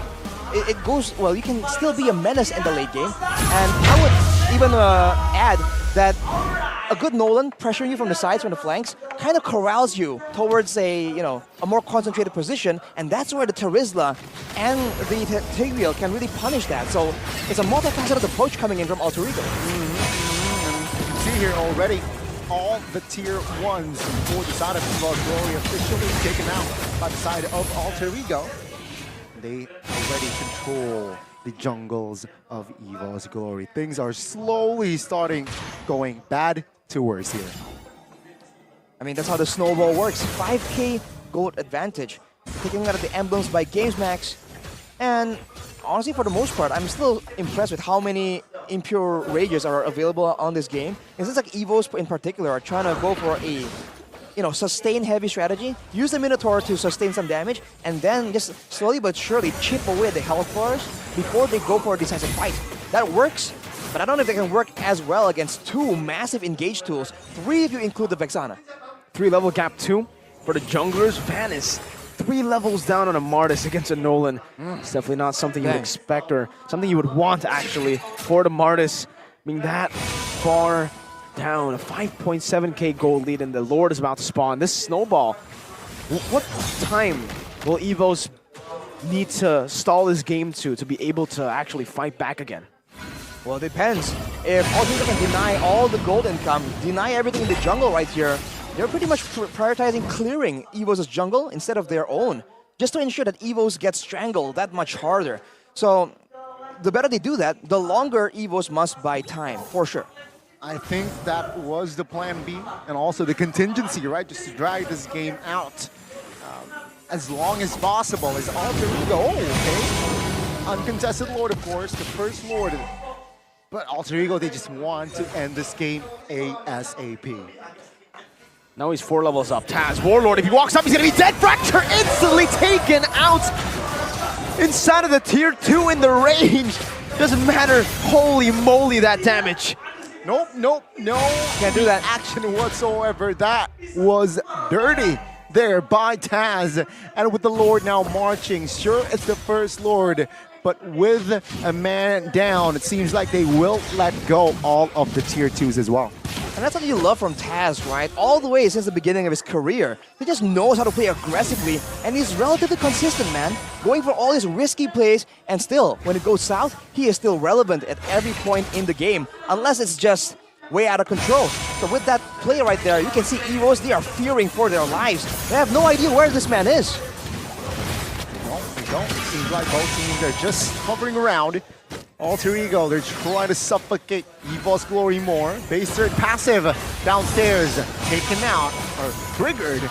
But yeah, it seems like base turrets here for out of Evil's Glory will still be up for now. Oh, the poke down onto Veldora forces him back. Still 2 waves coming down mid and actually bot and top. They're going to be able to crack a base turret open with just the first Lord. They're still looking for more here. Mid lane's going to be shoved in. I think for Alter Ego, they might want to go for 2 base turrets. I think soon the ultimate from Krite will be up again. And you can see he's just spamming it out every time it's available. Just Eternal Guard, everyone backs away, they go for objective. It's the same plan and it's working great for Alter Ego. 2 base turrets, Mirko. It seems like here one more to go. One more. Top lane now. They are trying to defend this. Take a look at the defense by Alter, but Evil's Glory. Oh, take a look at Talon's prediction here. Me and Mirko say, but Arashi opted for the 2-0 sweep for Alter Ego. It's looking good for me, but you know, whenever you see a talent prediction by Mirko, you do want to take it with a grain of salt, right? We know. You know, man. If you know, you know. If you know, you know. Pai has the Immortal. Can actually go for big engage here, but they might just want to take it a bit slower. They're not in any rush right now. 12 minutes in, 10,000 gold lead. They've taken 2 base turrets and they've gone the last one down quite low. 20 seconds for the Lord, so they don't even need to wait that long. They're not even freezing it. They're continuously just shoving. Let's take a look at those items. Well, the gold lead is just very depressing, especially in the jungle. One more item left for Taz to reach his final form. It's probably going to be more damage, man. Let's be real. They don't really have any way to really counter him, to really punish him. That's just the way it is. Now, you see a lot of Radiant armors being built by Evos as well, by the way. I don't know if that's the way to go. I guess the glowing one, I guess it is a great item. Well, now, of course, it's going to be a free second Lord for the side of Alter Ego. Question is, will they be able to pull the trigger and end the game, right? Evil's Glory, seeing their items earlier. Super Red, short 2 items from being at full. I think they still have a chance here to hold and clear the Lord fast, right? They have a carry, they have Novaria as well. That burst and DPS, good combination. As long as they are still alive, they will be able to defend this one. Base turret gonna go down. Evo's Glory, they say we're gonna try to just defend the base. Enhanced Lord in the mid lane, marching down. Veldora still holding on to the Demonic Force. Man's gonna be chunked down. The Eternal Guard in the back line as well. Super Red Force back already so low. Nino and Demonic Force still. Implosion out of the 2, locking them down. But the Demonic Force still for Veldora will still not be able to help him survive. As a double kill picked up by Krite. And it's a 14-minute end for game 1 for Alter Ego. Abort, abort, abort. Set Alter Ego in that game. And Evos Glory, they will not be able to hold out further, as it was a victory for AE. That's a brute force approach if I've ever seen one, man. It doesn't matter. The empowered waves aren't here yet. It was buffed, by the way, so it is easy to crack open the base. But the waves weren't even there yet. The Lord hasn't spawned yet, and they're like, who cares? Nope. Who needs them? And they just go straight in and they demolish Evos in their own base. They tanked the Minyo and Fury. And they're like, that's all you got? It's over. And they just grab the game away. It's 1-0 for Alter Ego. Not enough firepower. Yeah, not enough firepower, especially after crumbling in that early game. Very crucial point that they lost. Entering mid-game, entering late game, you you can see the damage was just not there for EVO's Glory. I don't like the carry. You don't like the carry? First game? You're right. I think you can see the limitations that Super Red is definitely experiencing. Yeah, especially early, right? I mean, the carry can work. I feel like carry is more of a situational pick. I don't think it's that prio, me personally, right? So first phase, or first pick rather, picking up the carry just shows you the card. Yeah, you show your gold lane card, and for Alter Ego, it's just so easy for them to even like hard counter it, right? They already picked up the Nolan, they set up for the Harith, and the carry was the answer to the Harith. Yeah. The Vexana didn't make things any easier either, man. The Eternal Guard just walking at you. Carry had to spend so much time just moving backwards in the middle of a fight. It's definitely a bad time there for the gold laner of EVO's Glory. I mean, technically Taz is having a good time here going up against going up against his ex-team. But now, how will EVO's Glory bounce back after a loss? Remember, they're a new team. I want to see how they handle the pressure now, being in the back seat. A lot of thinking going on right here. But maybe they want to try and mitigate Taz, right?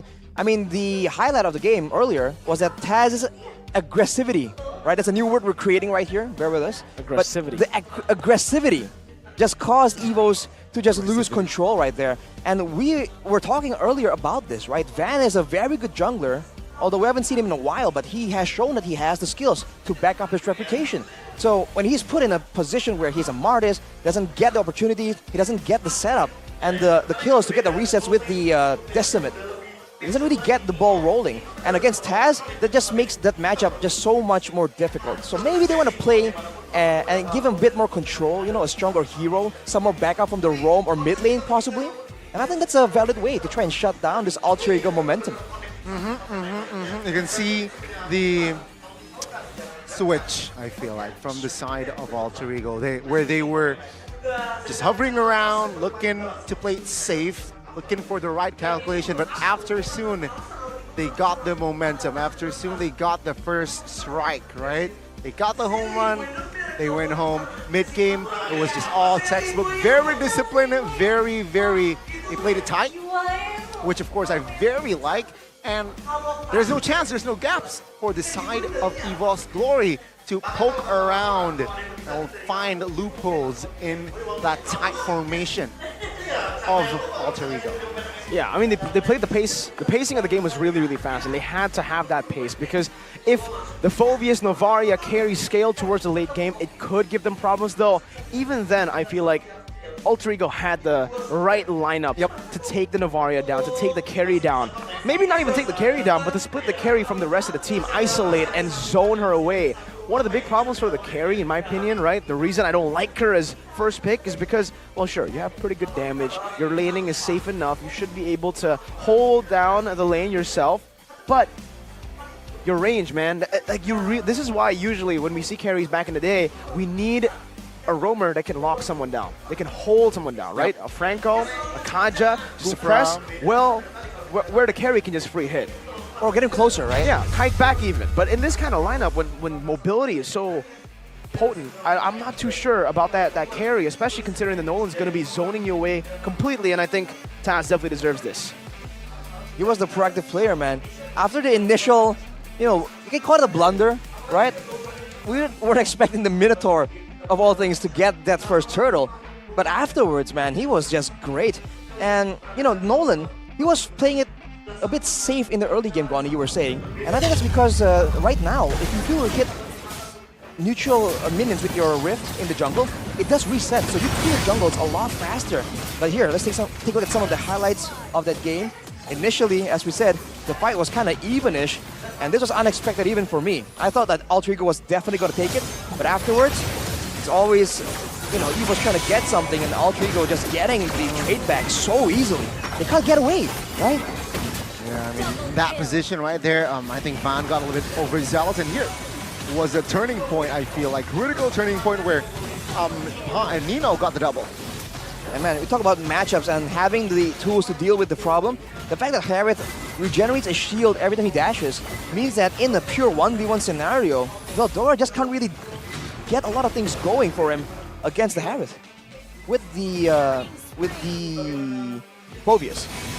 And we saw that Taz again just finds the play. And even here, when the 3-man Minion Fury lands, at that point it's too late, right? The damage is done, and look at that.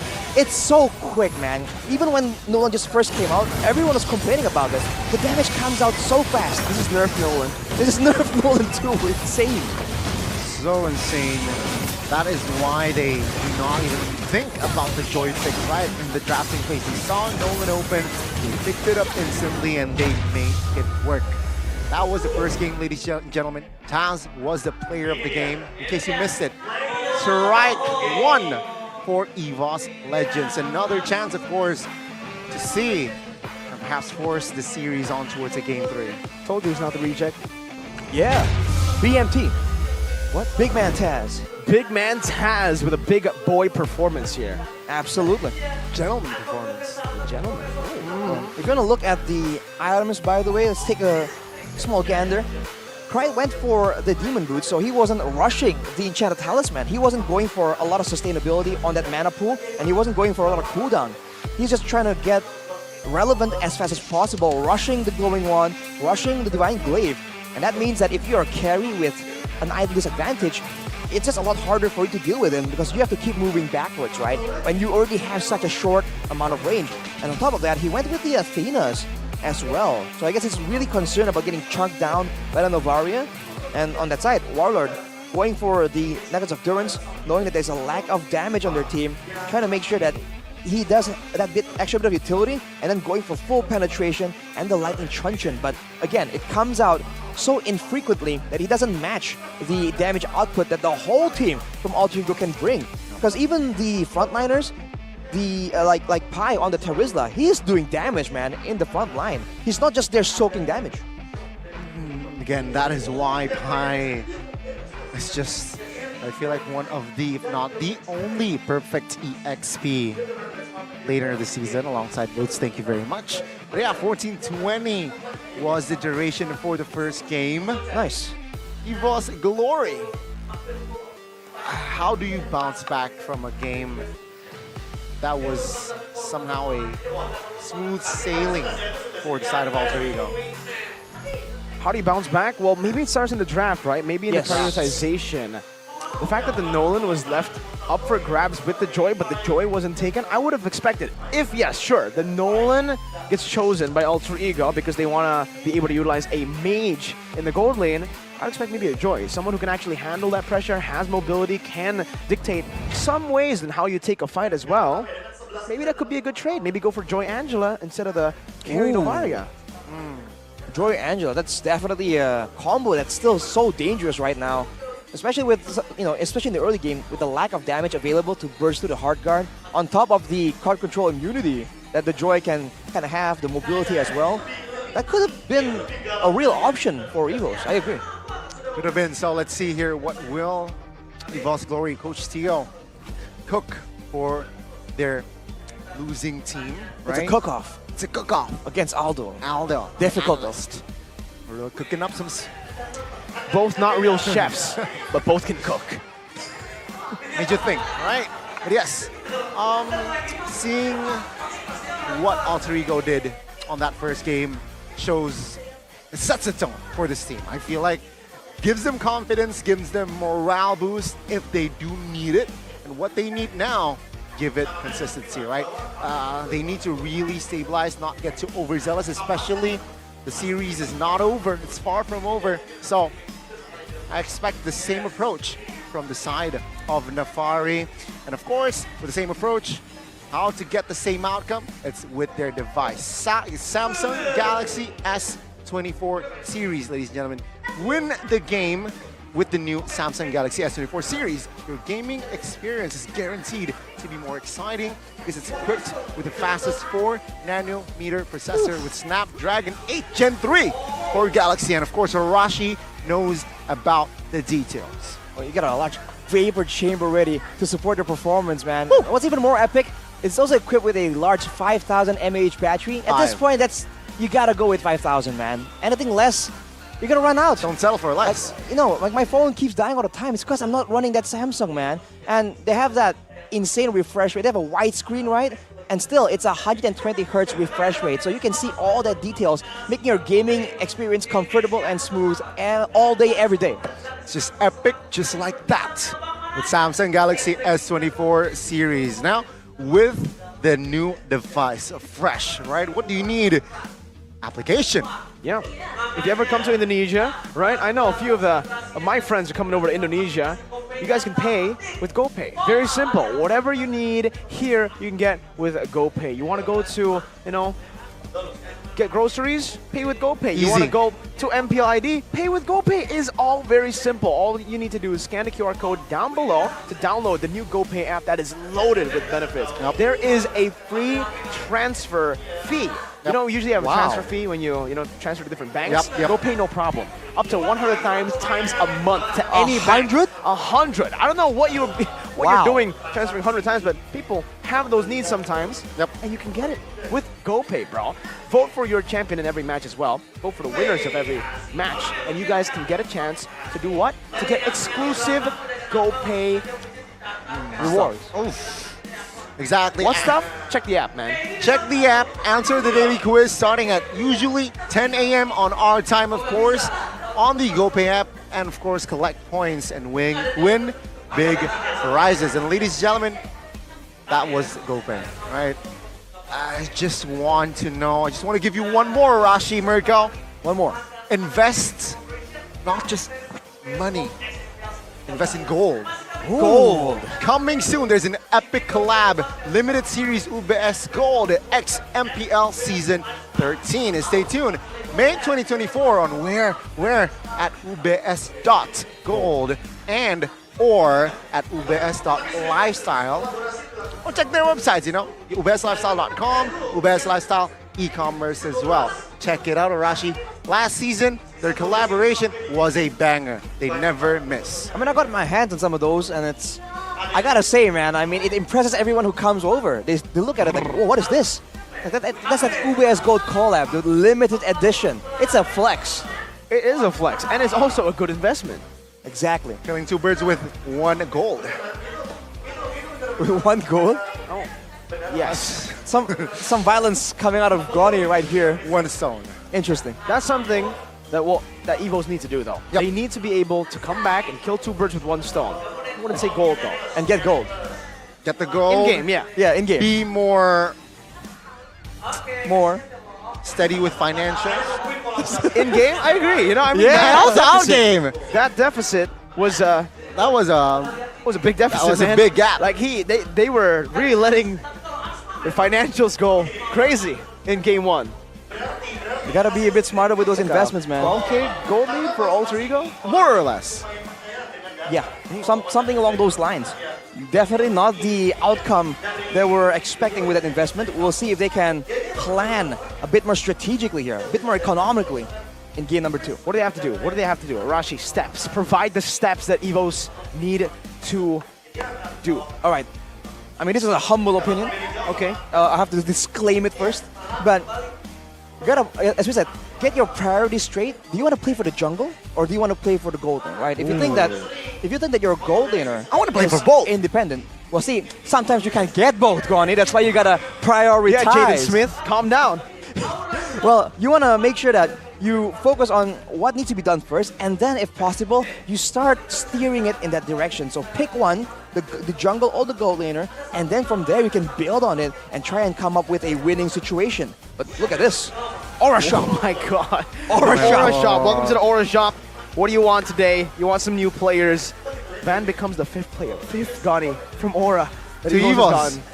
Read out the names. Darkness, Clover, Van Strong, Fluffy, and Van. Oh my god. Yeah, last season was Fluffy, right? They acquired Fluffy just last season. Or Van Strong 2 seasons ago. 2 seasons ago. Every Clover season. season 7. Darkness season 7. After that, I'm just waiting for Kabuki, and then maybe Yaoi. Whoa. They're Aura players, right? Hold your horses, man. Whoa. It's only just begun. Maybe. The Aura Shop. They like shopping in the Aura Shop. Exactly. Maybe they're getting great value at the Aura Shop. We'll have to see if that trend continues. It is definitely a known trend right now. And soon we're going to get into the drafting phase, and I really do wonder, what Coach Theo is thinking about, right? We said that prioritizing is important. Is he going to even throw a curveball and play for the EXP lane? There's a lot of ways that you can approach this issue. Because even in the mid lane, right, if you want to try and stop the jungle, sometimes it's not about getting a better jungler. It's about getting a strong mid laner or a strong roamer. They can really just make that the farming experience so brutal for a jungler, especially an assassin. I like you pointed that out, right? And remember the K2V as well. There was a point about playing the strong side for Veldora, which the first game wasn't what they approached with. So now perhaps they might switch things up, and let's go to the drafting phase here for the second game, potentially the last game of the series here. Theo, he needs to cook up something really good for Evo's Glory to force the series onto as a game of best of 3. Alter Ego though, I feel like they just should try to run it back, right? They did very well in the first game. Now, what will they cook in the second? Fanny, Arlet, Nolan now banned out from the side of Evo's Glory, even though they're going to be first picking the heroes. Good adjustment. Joy still up for grabs right now. The Ruby is actually also been left open, something that was banned down in the first phase by Alter Ego, and they will utilize the flex pick of that Ruby. Very good pick. How do you feel about this, right? Ruby or Joy in your book, Arashi? I think it depends. I think Joy is a bit more transparent. The Ruby is definitely a bit more elusive as to which lane, it's more which honest role, right? with Joy. Yeah, it's a bit more straightforward with Joy. And I think the Ruby, considering that Alter Ego has been playing the team fights very well, I think the big hidden benefit of using a Ruby is, of course, the crowd control and the sustain, but you're also grouping everyone up into one location. And in the current season, where everyone is so good at positioning around, having spacing so they don't get comboed, being able to pull everyone together is why the Tigreal and the Ruby is so good. But Alter Ego, they just immediately quoted Mirko and they go with the Angela Joy. This is dangerous, man. Is this for you in your book, Mirko? Does this mean it's an auto win for Alter Ego? I'm not a fan of the Ruby either. If they pick Ruby carry, then I'll say yes, but not yet, okay? If there's still a chance here. Come on, Evos. Okay. The Ruby, good flex, right? But again, I'm not a big fan of this as it's a good flex, that's it. That's really it, right? Do you think that this Angela can be quote-unquote countered by, let's say, a Minotaur? I don't think so. Okay, Go for the Herod. Ooh, wait, what? Herod, Baksha. And Baksha. Ooh, okay. They want to add more brutes to their composition here. Still, again, this Ruby is still up in the air. EXP or Roam, second phase. If they go with a roamer that has suppression, they can really shut down Taz on this Joy. If the Joy goes to jungle, by the way, I don't know if it has been flexed around as often. Not sure if that's a thing, but you know, you never know when you're up against the chef. Oh man! Right, remember who's behind Alter Ego? That's a man with wild imagination. Yeah, Nafari and Ars. The Architect though. Right. The Architect is what he meant. How could you forget about him? No, but seriously though, like this is crazy. Usually you would expect the physical damage carry to be picked up early on when you pick up a Herod, right? Like the Nolan earlier in game number 1. Even maybe something like a Benedetta or CC. CC banned out already, so I was expecting maybe something like a Benedetta for Veldora, who we've seen play Benedetta before. But now it kind of leaves it open to be banned out. Sure, Ruby can still be flexed to the XP, but I don't think Ruby can be that sole source of physical damage. Yeah, I see your point here, all right? Second phase is going to be the Faramis, but with the Ruby here, do you like it in this competition currently, Rashi? Do you feel it fits best in the roamer position or the EXP? I personally feel roamer still. I think in the roaming position, it's going to be a bit more difficult for the Joy to just ignore in the middle of the big fights. But I think I agree with Coach Theo and his ban right here. I think Alter Ego need to get some kind of crowd control, because otherwise, we've seen this kind of strategy play out really difficultly to deal with. A Baksha and a Herod, Ruby, these are strong early game heroes that can lead them to just roam around the map a lot faster. And if they do that, it's going to be a lot more difficult for Taz to get to that mid-game power spike to be the demolishing assassin he was in game number 1. And this is going to be Very good question here for Alter Ego. They are going to commit to another I like that ban. mid laner. Interesting. It's a good ban. The Odette, right? Why? Because it just... it's such a good hero in the composition of EVO's Glory. They were able to locate that pick though, and they ban it out. Yeah. I mean, the Odette is amazing against anyone who can dive. It's like another version of Minotaur, but without CC, just damage. Just damage. Just damage. And some survivability built in as well, technically. And when it comes to lane clear, right? If you have an Odette clearing with a Ruby, let's say, or a Baxia, that wave is done, dude. Yep. They're going to be around the map so much faster. That's the last thing Alter Ego wants. They want to try and limit EVOs into either all-in team fights or all-in fast roam. They don't want them to be able to do both. Okay. With this Brody though, it adds what? It adds independence in that role, right? It doesn't necessarily need to be assisted or babysitted by this Angela. The Angela can roam around, perhaps help the Joy out if they do get invaded, and it gives more options for the side of Alter Ego. EVO's Glory responds with a very quick pick. Lilia, a hero that is so good in denying the Terizla and as well as perhaps the Joy. Man, that is very difficult. We talked about the Odette clear, the Lilia clear is even worse. And in a big fight, it's going to be a lot more difficult to deal with all this crowd control. The Paquito even making an appearance right here. So long as I can breathe. The Paquito. I can smell blood already here. If it were to give, if it's going to hit the hands of Veldora. Quite comfortable as well. Signature of Veldora with this Paquito. Very aggressive now. Pi. Terizla, as we all know, lane maker, lane making hero. Not much of a laner per se. So, in that EXP, who do you give points to? It really depends. If we are talking about teamfight participation, neutral objective control, I think I should have to give it to Alter Ego, but EVO's Glory, I think their laning is very, very... Oh, that's another Phoveus though. It's the signature Pi Phoveus. Wait a minute. But it's going to the mid lane on Krite. Oh my god. So Angela roam. Oh, this is a scary composition from Alter Ego. EVO's did answer the question, who's going to be the main physical damage source? That is that Paquito. We've seen that now. It's the meta for full damage Paquito. Should be good on as a sole physical damage dealer. They already have a Harith as well. But yeah, the firepower of Alter Ego. Keep in mind the Paquito skills, the knockout strike and the jab. It's a lot wider now. They've increased the hit box technically, right? How wide the skill is.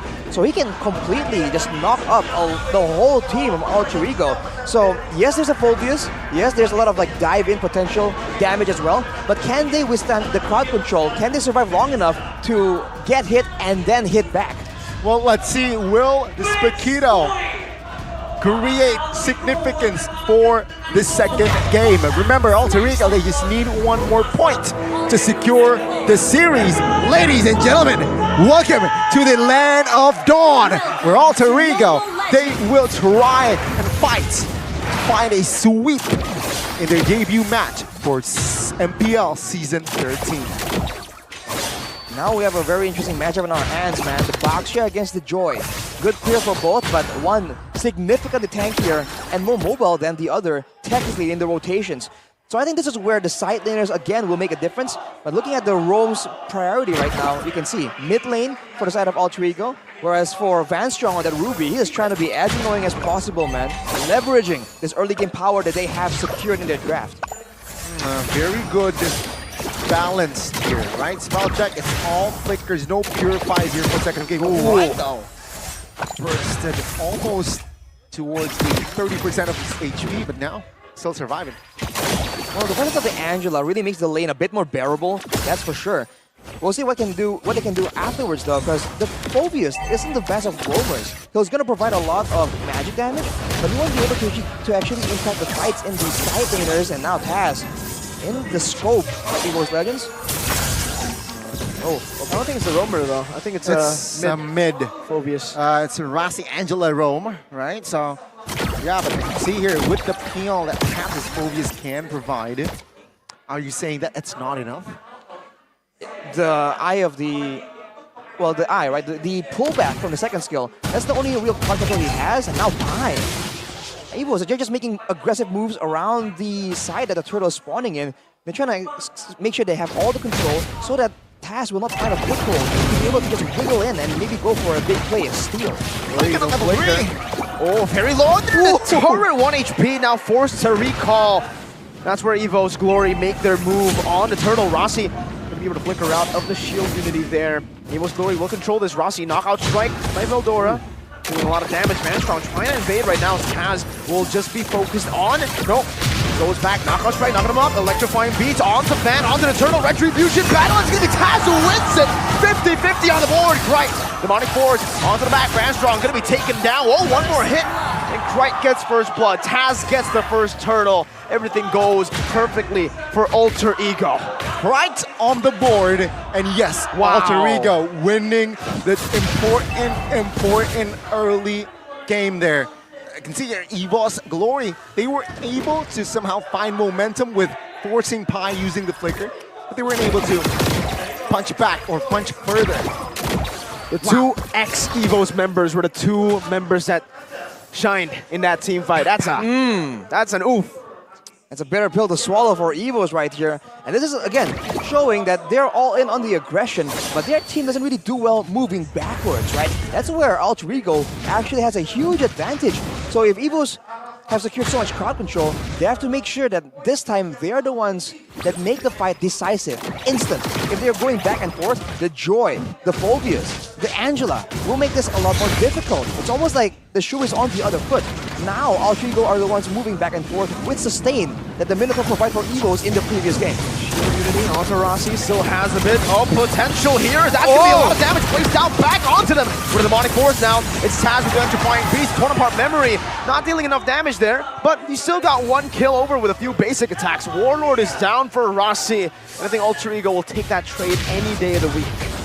It's a very good trade for Alter Ego. Good recovery, right? Because Rossi, he was on a tight corner there and taken out, but the recovery, beautiful there by Nino.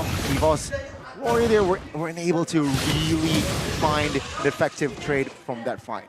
One of the first picks in this game, well, one of the earlier picks at least, was the Baxia for Evos. And I was thinking that maybe this Baxia power in the early game, the mobility, will allow them to be a bit more in control of like where the fights happen and all that. But Alter Ego is doing a great job just baiting Evos into these fights that are really not in their favor.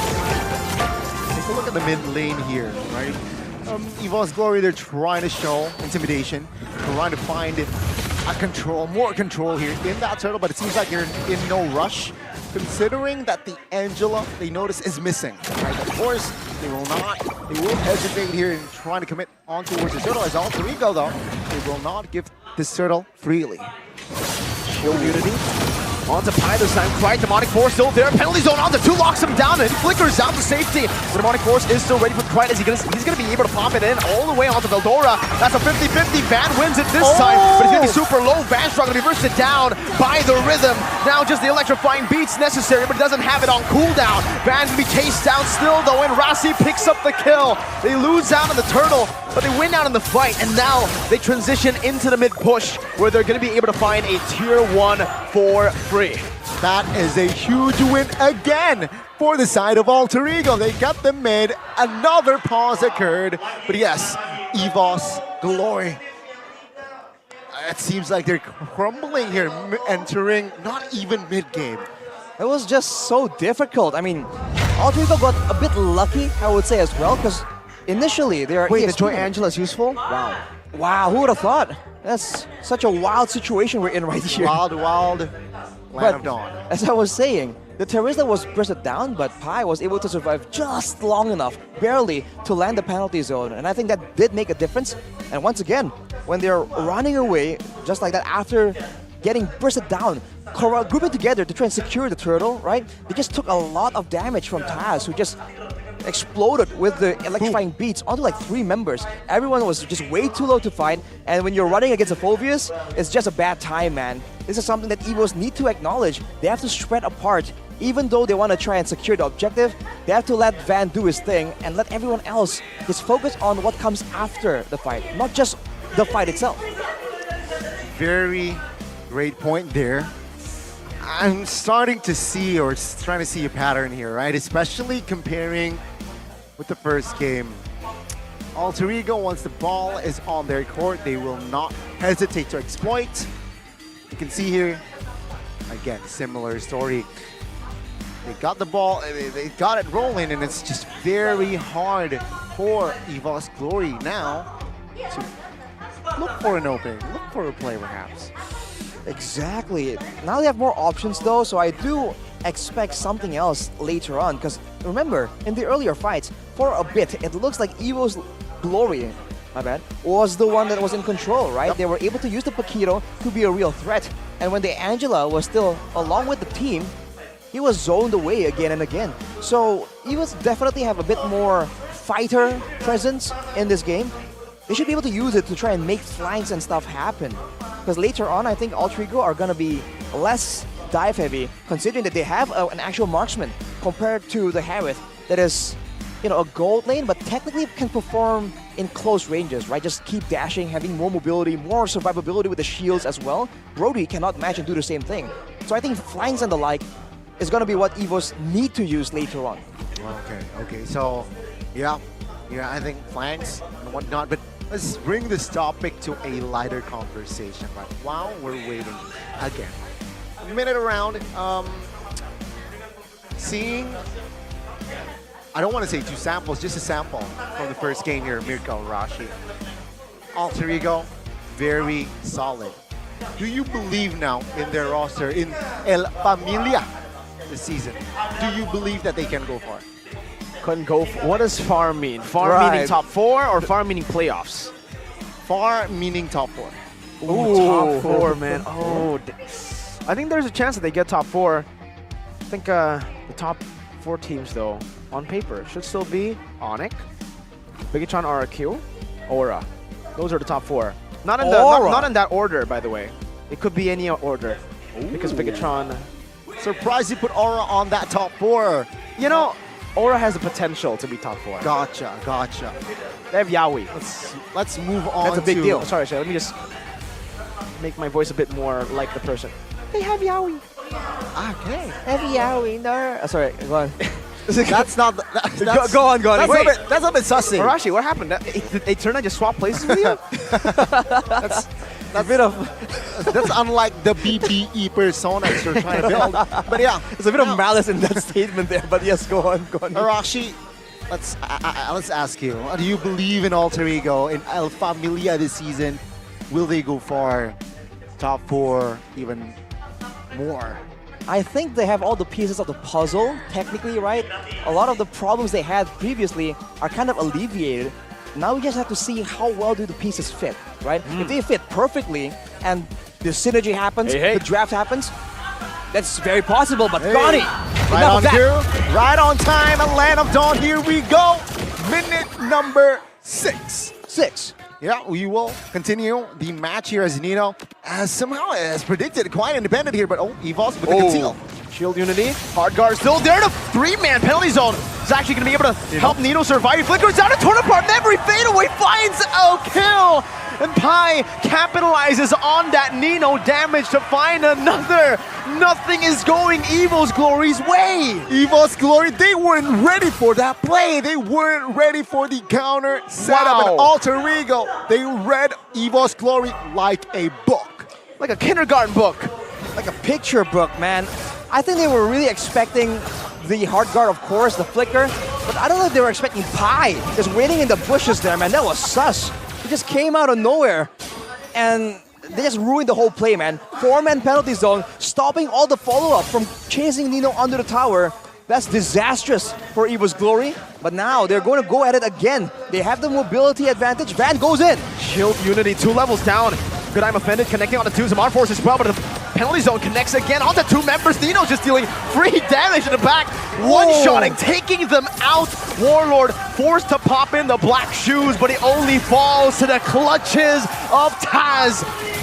My goodness gracious, Alter Ego are ferocious. Man, throw in the towels is Alter Ego. They're not stopping right now. EVOS Glory, 0 answers, and Halbert already secured as well. What does that mean? Van will not be as tanky. He is like a cracker. He's so easy to kill. Otherwise, nothing too out of the ordinary apart from that fast farm by Brody. Well, look at the fan, dude. He does not have a single item completed. You're wondering why he's squishy, why he's a cracker, Goni. Look at him. Look at the physical damage source. He has to go Athena. He's brittle. And now even the Lilia, right? Rushing the Necklace of Durance to deal with the Angela. There's no damage. He's not a real threat. They have to rely on Super Red. Oh, wait a minute. BPZ, Veldora, smooshed and torn by the Brody. Nino finds it now, going for the siege onto the tier 2 Warlord, still able to clear out the wave. Meanwhile, mid lane Taz pushing it down as well, shoving these waves and knocking on Evo's Glory's base. You know what? I think Evo's Glory now, again, same story like game 1. They need to just hit that contingency button and just drag this game out, even though if that happens, it's still not a sure win, right? Fun fact here, 2 games of Evo's Glory, early to mid game potential is actually ahead. It's higher than Alter It's Ego. higher than Alter Ego, but they failed on the execution. Oh, again, Vanstrong gets deleted. Taz is walking the back line down. He just takes Super Red out. Meanwhile, Van and Warlord were still holding that bush. Oh, man. The Joy is deleting everything. This is going from bad to worse for Evos, man. Now they have no control. Now no one can stay in the front. I said that they have to try and go for flanks, make it difficult. Just spread apart so that there's no combo. The AoE from Alter Ego can't work. But when they're this far behind, is it even possible? Man, they just keep going for the straightforward plays, sending Van barreling into the first member they see. But Alter Ego, they're just planning way too far ahead for that to work. Just 2 kills now for Evo's Glory in the second game. Show 0 that Alter Ego, they're not messing around here in their second game.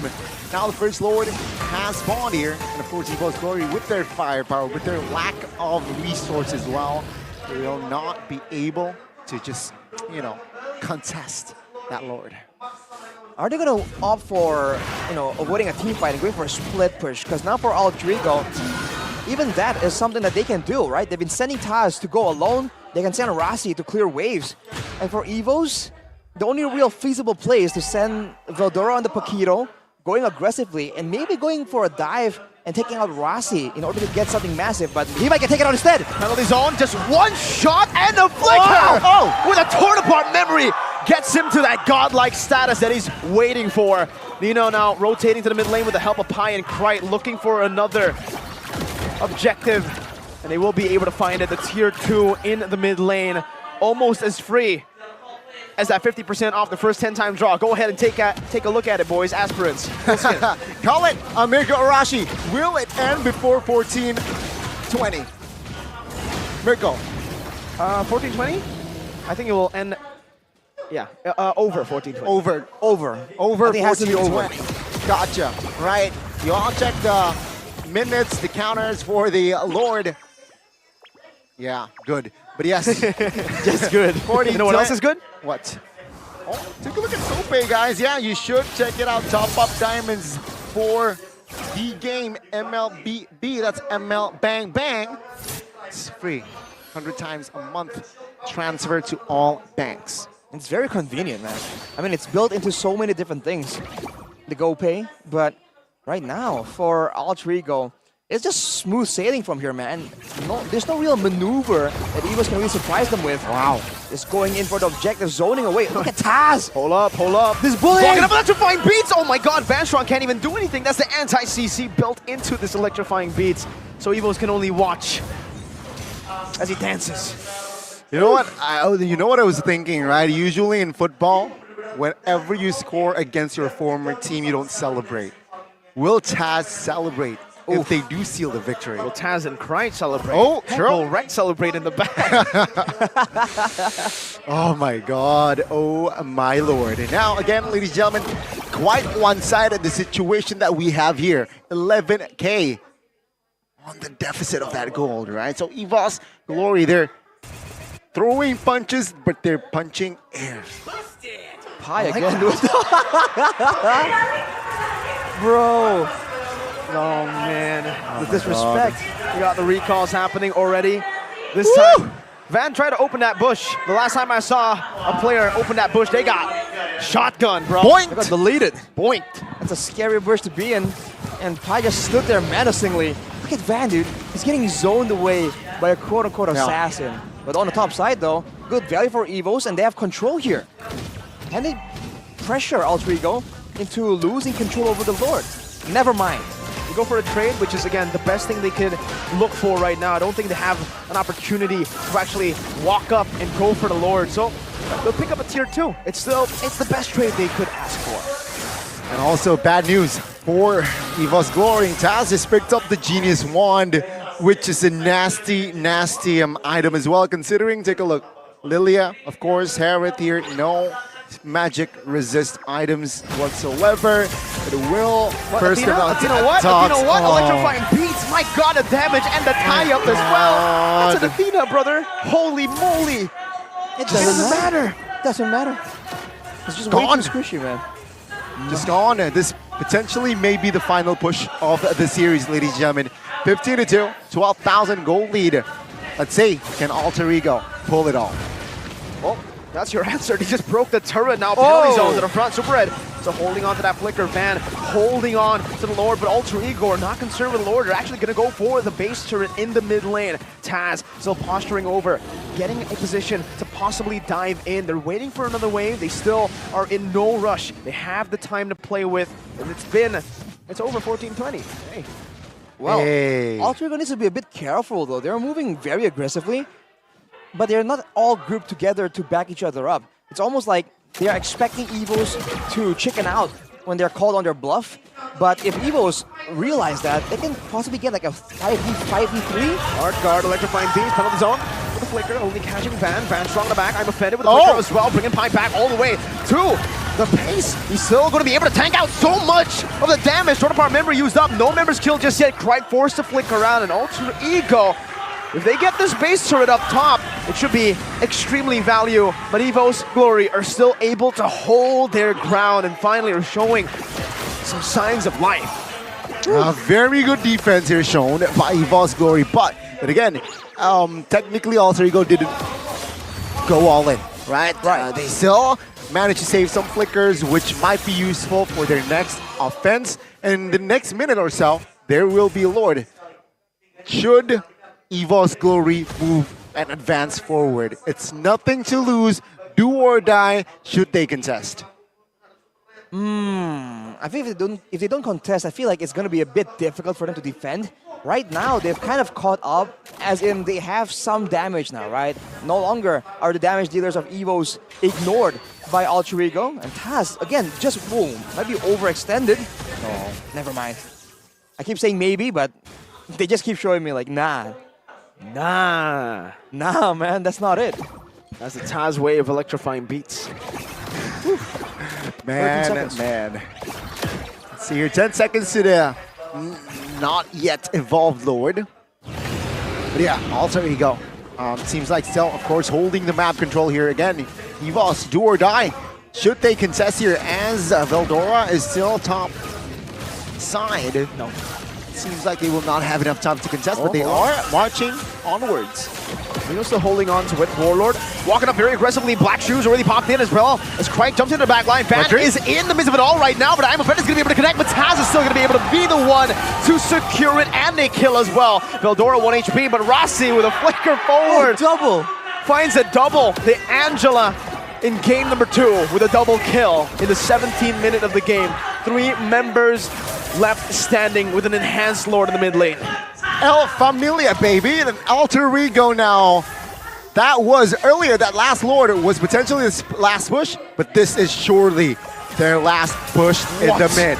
Oh, Van Strong is getting bursted down by the assassin, poked down by Krite, now forced to go in. I'm offended flicker, bring him back, but the penalty zone is just there for formality. They dive into base! It's Krite who dunks on him! It is all over, and you can see here, does Taz celebrate? The answer is yes. Holy moly. El Familia with the rebuild, a successful one at that for now. 2-0 convincing win. Sending a statement to the crowd. You don't mess with family. 2-17. That's crazy. With Krite dunking on him. I have no words except Taz. Seems not the like reject. he has moved on as well. Ooh. I think it's safe to say, wow, that he has moved on alongside, of course, Right and Rex in the back room. But yeah, again, convincing win, very solid win to set the tone for Alter Ego. And you can see here the Alter champs, they are ecstatic. The classic line for this one Alter fams, mahal. That means Mahal. love in Tagalog, but in, oh, it means expensive in Indo. Indo. Okay, so it's different. It's expensive. I think it also means expensive in Tagalog, actually. Does it? Yeah. Mahal kita? It's Mahal love kita is and love. expensive. Okay, so it's love and it expensive. depends on context. Yeah, but in Indo it's just expensive. So they always just say expensive because this team is expensive, I guess, like classy, you know. But now they're actually expensive and classy. Well, speaking of classy, the match highlight here, Taz, the tip of the spear with the aggressive trio mid. Throw it to Monica Cacao. Alter Champs, mana suaranya buat Alter Ego? Oh, luar biasa. Alter Ego. Ini langsung aja ya. Monica mau nanyain dulu nih, Tas dulu nih. Alter Champs biasanya, pasti kita semua biasanya ngelihat Tas, itu biasanya jersinya biru banget. Tapi hari ini nggak biru, tapi performance-nya begitu menyala. Wow, gimana Tas? Hoki aja. Hoki aja. Hoki aja, tapi ada perubahan gak sih kamu bermain dengan jersey yang gak biru lagi nih? Raga kamu udah gak biru nih apa gimana nih? Sebenarnya nggak ada bedanya sih, cuman gak lawan Pai aja di Turtle. Gak lawan Pai lagi di Turtle, karena sebelumnya kan katanya Pai ini mengganggu banget objektifnya Tas ya? Soalnya gue baru tahu kan pas masuk KE, Pai itu setiap match tuh dia selalu bilang gue lagi pengen makan anak kecil. Pengen makan anak kecil. Pai, dijawab dulu nih. Gimana nih Pai? Gimana tuh? Gak tahu. Kan sekarang katanya kamu nggak gangguin Tas lagi nih. Kamu makan anak kecil. Enggak sih, nggak makan Turtle-nya anak kecil. Di Land of Dawn. Enggak makan. Jadi gimana sekarang bermain sama Tas? Main sama Tas ya. Seru sih, seru. Cuman mungkin nasi di GH tetap lebih cepat aja sih habisnya nasi di GH. Nasi di GH jadi Iya, dulu nggak pernah habis nasi Mbak Ida, sekarang habis. Oh, jadi Tas jadi ini Ya, yang habisin. yang ngabisin. Itu jadi power dia ya bisa. Benar, jadi benar. MVP tadi lo di Land of Dawn nih di game yang pertama. Luar biasa banget. Pai, ini kan biasa ini kita tungguin banget ya. Alter Champs apalagi nungguin banget nih kalau kita mau interview Alter Ego. Tapi ini ada yang berbeda gak sih dengan Alter Ego? Kali ini interview kali ini mau ngomong apa nih? Mungkin bedanya sekarang ada Mas Jawa ya, jadi ngomong Jawa ya, ngomong Jawa. Mas Jawa, gimana Krait? Gimana? Mau ngomong apa katanya? Sebagai Alter Ego nih biasanya juga kan biru nih. Ya, buat Alter Champs ya tetap dukung Alter Ego lah sampai akhir. Tetap dukung Alter Ego katanya. Tapi gimana nih Krait? Kamu juga biasanya kan biru. Hari ini gimana nih perasaannya main dengan tim Alter Ego ini? Ya seru lah, apalagi ada Pai. Oh semuanya kayaknya apalagi ada Pai lagi gitu ya. Gimana Pai? Artis katanya Pai. Ya alhamdulillah kalau seru main sama saya ya. Berarti main terus saya. Main terus. Tapi boleh dong nanyain Nino gimana nih rasanya? Alter Champs ini emang energinya nggak habis-habis sih. Nino gimana nih rasanya kamu ketemu sama Super Red? Ada motivasi lebih sih dari teman-teman Nino ya. Yang pasti ngelihat Super Red kayak jauh banget perbedaannya sama gua. Jauhnya ini gimana? Maksudnya jauhnya apa? Iya dia dari segi mekanik, high mekanik, dari segi positioningnya bagus. Cuman ya gua tetap menang bro. Gua tetap menang tapi gua harusnya lebih baik dibanding dia dong. Jadi jauhnya itu maksudnya Nino lebih baik? Iya kalau sekarang kan gua udah menang. Kalau awalnya kan temen Nino tuh bilangnya gua di bawah dia. Itu mungkin motivasi tambahan buat lawan dia aja sih. Jadi gitu? Oh, Pai mau ngomong apa nih Pai? Jauh rumahnya, jangan disalah tangkep ya. Rumahnya jauh, bukan Oh. gameplaynya. Oke, Ya, rumahnya jauh. Lagi Rumahnya- nyebokin. Rumahnya jauh tapi tetap Nino Ya. ketika di Land of Dawn bisa menang juga ya. Iya, tetap. karena kan Nino nggak perlu adaptasi makanan segala macam. Iya, pasangan juga Nino nggak perlu adaptasi kan. Oh, oke. Tapi, oke, bukan cuma Nino yang ngadepin Super Red, ada juga di sini Krite. Krite, gimana nih? Head to head sama Warlord nih. Warlord yang kalau tadi kan Nino lawannya di sama tim yang sebelumnya di Malaysia. Ada juga Warlord yang juga dulu pernah main nih di Malaysia. Gimana nih rasanya? Buat Warlord ya jago sih dia tetap dari mid lane. Pada. Kurang mendok atau apa? Enggak. Tetap jago dia lah. Respect lah sama dia. Tetap jago, respect. Rasi, gimana Rasi? Rasi, gimana rasanya bermain dengan ada Tas, ada Krite sekarang? Seru. Seru doang? Seru doang? Ya. Kenapa serunya? Kenapa no? Apa? Kenapa serunya? Seru aja nih. Badut juga soalnya kak. Badut juga. Jadi Pai ada teman-temannya ya sekarang ya? Ya. Iya, tapi Rasi ada yang berbeda nggak sih dengan selain juga tim kalian, roster sekalian, juga ada Aldo nih yang masuk ke tim kalian, ke Alter Ego. Ada perbedaan nggak sih untuk kalian nih? Perbedaan nggak ada Aldo, ada Aldonya. Lebih disiplin aja sih kita soalnya tukang marah-marah kak. Siapa nih yang tukang marah-marah? Aldo. Yang Aldonya tukang marah-marah. Tapi Ya. bikin kalian jadi disiplin. Benar. Jadi tukang marah-marahnya ini berdampak positif ya buat kalian ya? Iya. Iya, oke. Dan yang terakhir nih, teman-teman Alter Champs, Alter Ego bakalan ngadepin nextnya sama Rebellion. Kita tanyain dong ke Pai. Gimana Pai?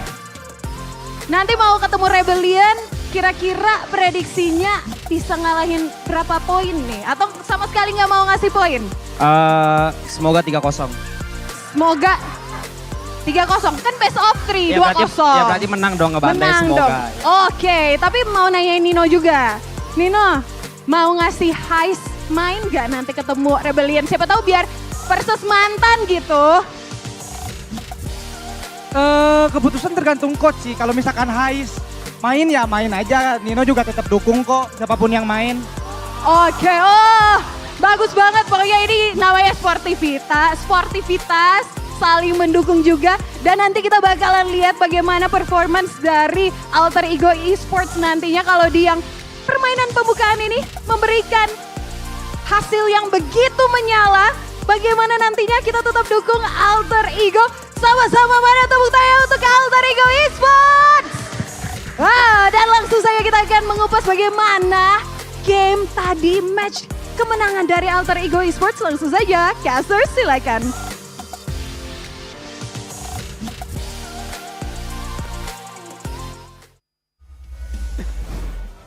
Season 12. Interviewing Alter Ego was entertaining. Season 13, same story. Thank you so much, Mboko. Different players, but still the same. Still the same. As long as we have Pai, Seer Pai, he sets the tone. Right, again, thank you so much, Mboko, and the rest of the teams of Alter Ego. The well-deserved win for today. I thought it was going to be closer. Honestly, thought it was going to be 2-1. But no, Alter Ego just is that strong. El Familia, they lost Udil, they lost Ellie Boy. They're two pillars, quote unquote. It seems like it does not matter. No Sully Boy, no Udil, no problem so far. We'll see if that continues for them because the league is still it's a marathon. Very, very long, right? I mean, this is the first match of 72 total matches in Season 13. We got us a bit, we got a taster. We just got a free sample. Yummy. That's it. We've got a free sample for both though. Evo's Glory and Alter Ego. Though we are complimenting a lot of Alter Ego's plays, we have to talk about Evo's Glory. What happened there too? I think the game plan was just not as solid. Yeah. It's hard to put it any other way. It's just like anytime they tried anything, it was just read through. It was just countered immediately by Alter Ego. So something needs to change. But this man, don't change. Player of the game, player of the game, player of the match. Player of everything. Exactly, the first time ever in Season 13 presenting you the player of the match. POTM. 4010. It's about to be POTW if he keeps playing like this. It's my birthday, by the way. For 4010. 410. Mine is 23-2. Think. Well, that's the famous line by Suelo. Think. Oh, hey, think. You got the tone right. But yes, Taz, man. You know, in the predictions, I did predict that the MVP role was going to be the jungler. Just putting it out there. But yes, Taz. Rashi's never wrong. I think this is a great environment for him to be in, man. It seems like he's a lot more enabled, right? Whenever he's trying to make this happen, it seems like the team does back him up right here. That's a great sign for this young man. Young big man. He is young. He has experience, but I feel he is far from being mature in a good way, right? I think he has more room to improve, which is just scary, seeing the potential that this kid has. Oof. And this, Arashi mentioned they read EVOS like a picture book. The fact that they put Pi over there, that was just so unexpected, man. Yeah. If I was They were prepared. Glory, I wouldn't have figured it out myself. It's almost like, again, Alter Ego knew, right? In that position, they were like, sure, Pine, just wait there. Brody, keep on pushing, because we know that they're going to make a move. They have Conceal. a box here, they have a conceal, they're probably going to go for something, and that they did. Same bush. Somehow, that bush is dangerous now. That bush is very dangerous here. It's duration-wise, it's longer, but it's more one-sided here. Game number 2, I feel like. Well, the fights are just a bit more stomp heavy, right? In Yeah. game number 1, you see a lot of fights kind of go both ways, but Alter Ego gets the better result. Here, the game is longer, but yes, they just have a lot more ways to seal the deal right here. And even here, when they do get an engage on their terms in their base, at this point, it's just a bit too late, man. That's the problem, right? How straightforward the plan was for EVOS. See guy, run at him, and that's they think that's gonna work, but against Alter Ego, against all these experienced players, man, it's just a bit too idealistic.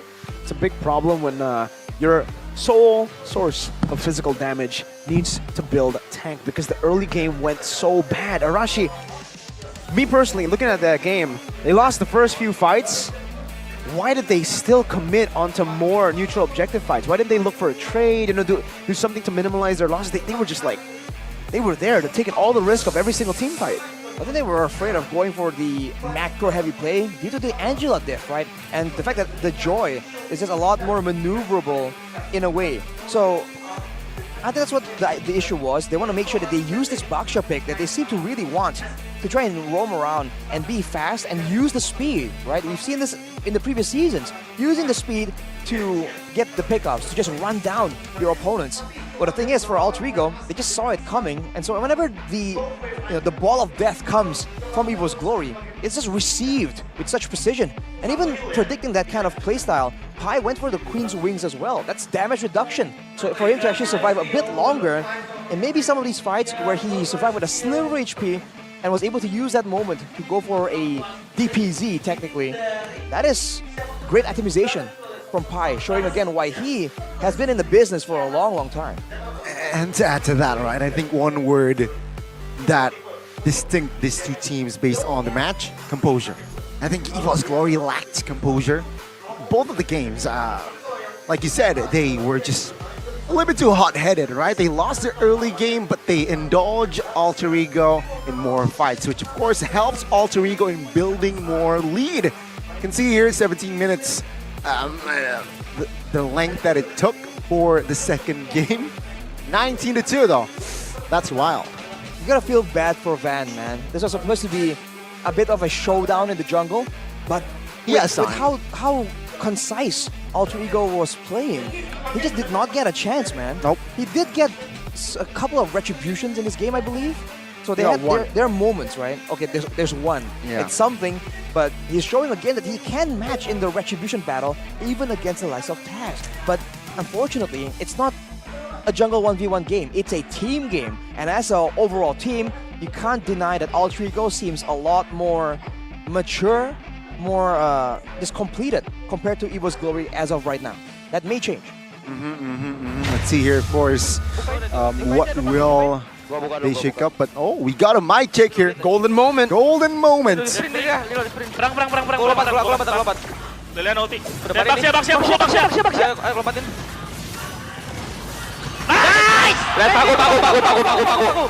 They were all silent during the play. You'd expect, them to maybe be speaking a bit more with a target, but they were just all focused on what to do. They all knew what to do. The trust. They're good calls though. Lord. Van. Very simple. They just very simple, very silent. Very trusting, right? That's something I would expect from Alter Ego usually, And then afterwards, when the play's over, good. nice! Taz is just feeling it, man. He Again, deserves it. This is his moment. Taz deserved to celebrate in his own books, man. He did. He did celebrate, right? He should have done the Bomba. He should have done the Taz Bomba. Whoa, He could be the whoa. Taz Bomba.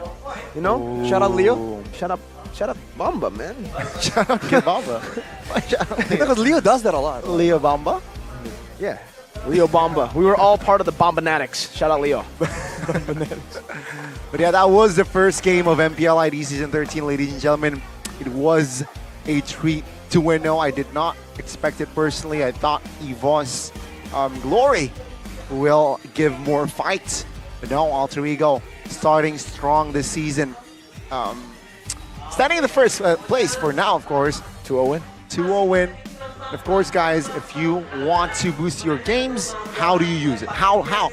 Tell me, Arashi. Tell me, Mirko. Tell him, Arashi. Tell him, Arashi. You gotta use the Games Max Booster, man. Games Get Max. the boost. Watching your favorite team complete an MPL. It's Season 13. It makes you want to play too. It has been that way since Season 12. Don't let your gaming session end up being disrupted by lag.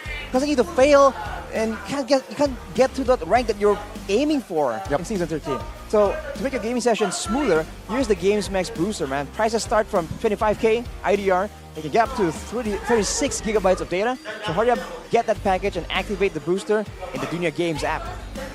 Very straightforward, very simple, but maximum value, right? That is what you're looking for, and that is what Alter Ego did in that series as well. Maximum value. Almost every move, every rotation, every farm that they get is just maximum value. You know what else is maximum value? Tell the viewers. Well, check out the Don't tell Oraimo Arashi. Free Pods, light exclusive Edith Edition. Yes, we have a special Edith Edition, the ultimate choice for gamers. With Edith's distinctive sound and gaming mode, it takes you and your gaming experience to the next level. Plus, as the official partner of MPL, there's no doubt about Oraimo's quality. Get a 10% discount at the Oraimo official store at the Orange store with the code Oraimo MPL and simply enter the code in the coupon section before checkout. Unleash unstoppable sound with Oraimo. Is that how we do it, Arashi? I have no idea.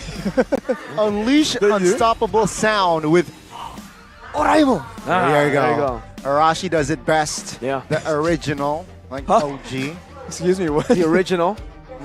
The OG. OG, the caster, The Major caster. Amas, OG. Caster. Also a caster, but yeah. First match, right? Alter Ego, and as well as EVOS Glory done.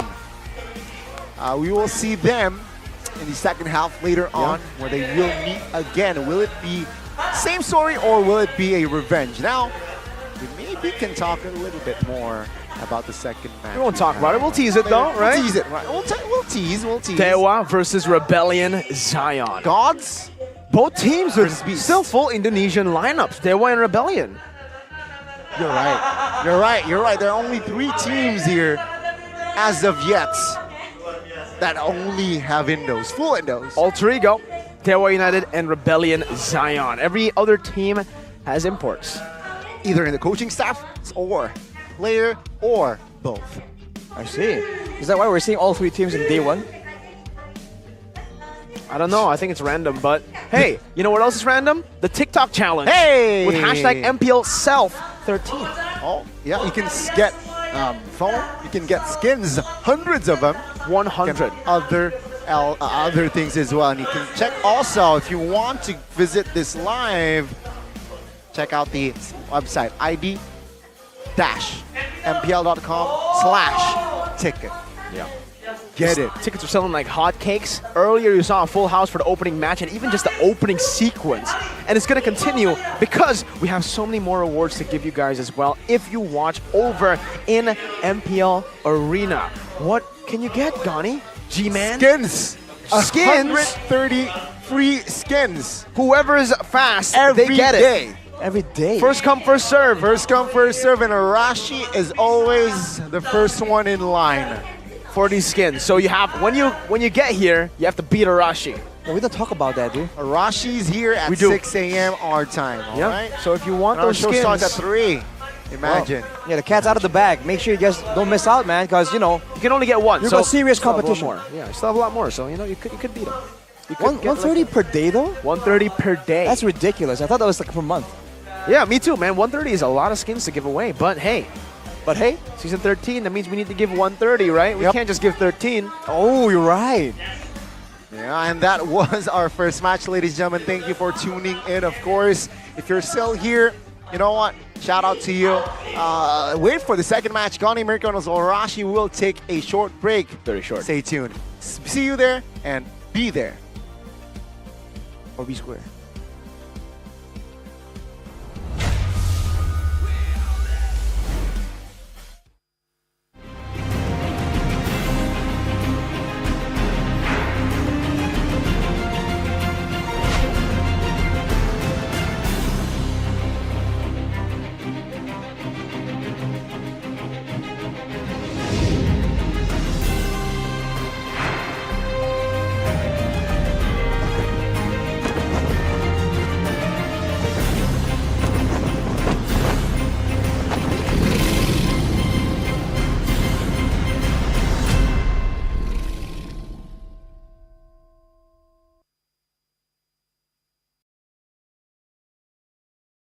che parte sos?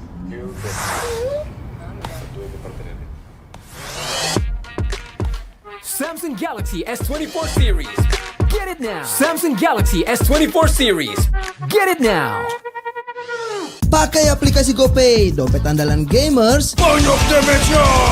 Ada cashback hingga 20.000 buat upgrade skin baru. Aplikasi ringan gak makan memori. HP lemot bisa victory. Top up langsung dalam game tanpa hambatan. Ikutan selebrasi MPL di aplikasi GoPay. Menambah total hadiah ratusan juta. Bonus stage. Gratis 100 kali transfer kemana aja. Beli pulsa harga termurah. Scan QRIS dengan mudah. Download sebelum mabarkan.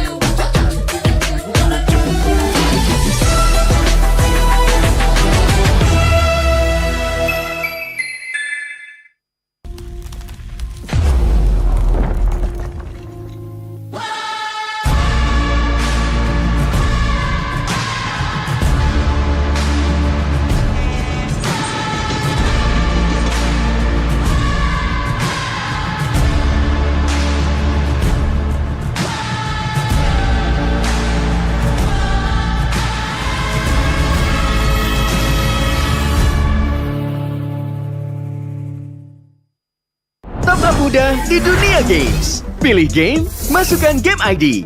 Pilih Diamond, masukkan kode promo, dan pilih metode pembayaran. Masukkan kode OTP. Selamat, kamu dapat tambahan kuota. Upgrade gameplaymu sekarang. Game Smash andalanku bikin mainku semakin hebat. Tukar DG rings, diamond dan voucher game kau dapat.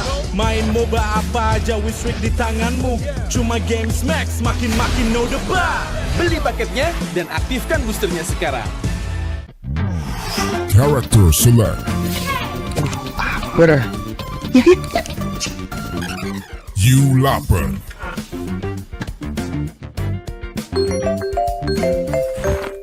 Stop! Pakai klik Indomaret, belanja 1 jam sampai dan gratis ongkir loh. Wah, belanja online kayak belanja di toko Indomaret. You kenyang, siap main lagi. Let's go! Belanja online seperti di toko. Klik Indomaret.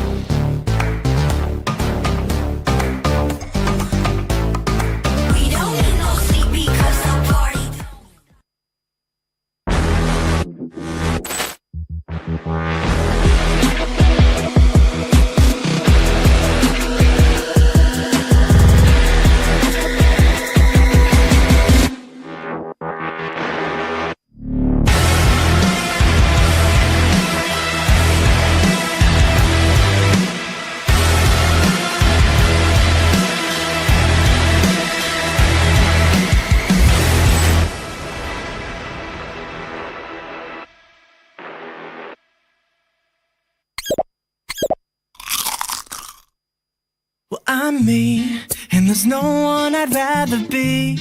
You can sit around and wait and see. For a moment I'll be standing free. So hurry up and wait for me. Got a bag of chips by the sea. The sun is blazing down. I've got my smile now. Here's the thing, your chips will really make me sing. Come on, relax and have some chips with me. Chill out, lay back, I'm right where I wanna be. We've got time to take it easy.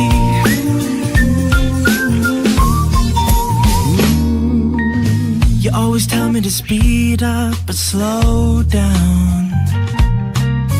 I've been kicking my feet up and just going to town. A bag of chips in hand, I got nothing planned, yeah. Good treats by the sand, you know I wanna chow down. Oh yeah. So when you ask me if I'm gonna stay, I'm promising you I will. 'Cause there's one thing we gotta do.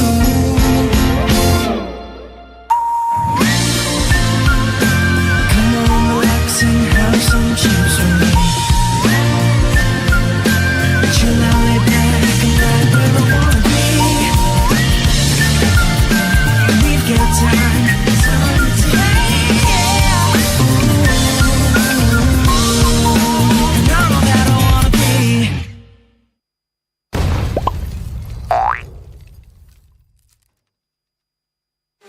Your MVP is Chip!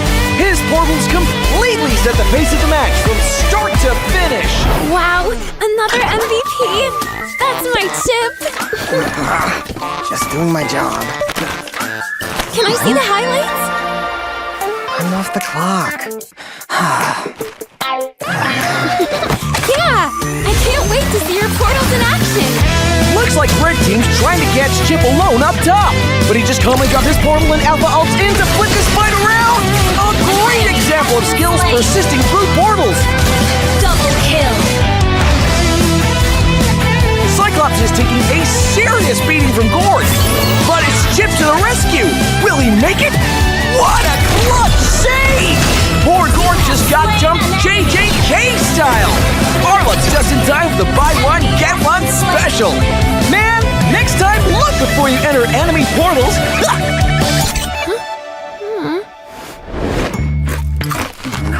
And then?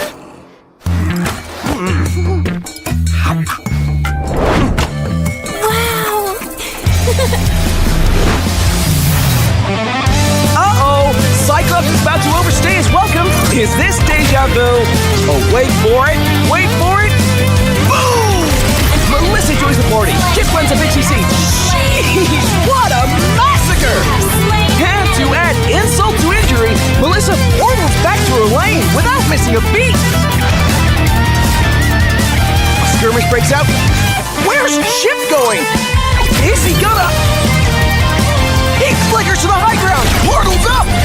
Surprise! Broly gets deleted. Can Red Team make it back in time? No shot!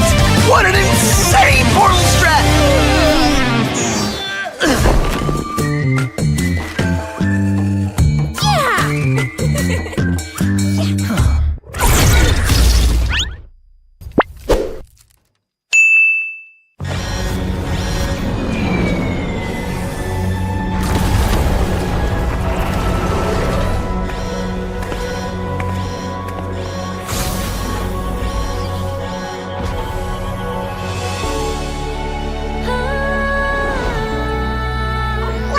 Leslie! Meet Mr. Bunny!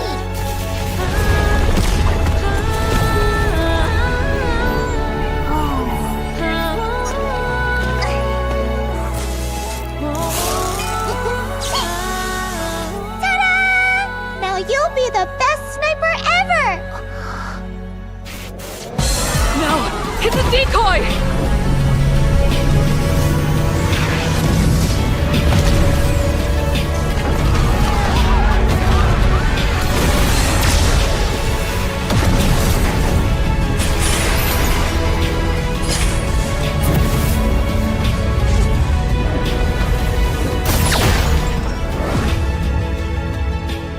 sorry. Leave me alone.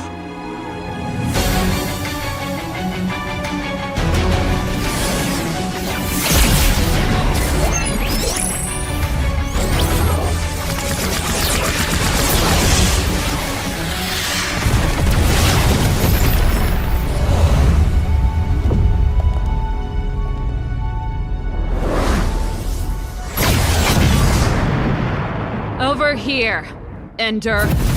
Don't let me know where to go. Don't let me know where to go.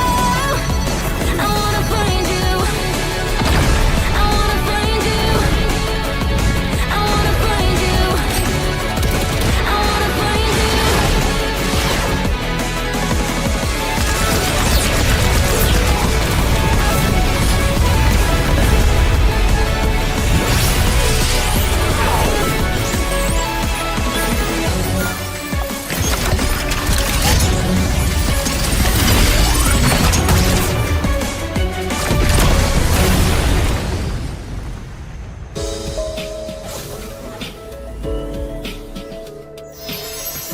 Great job, guys!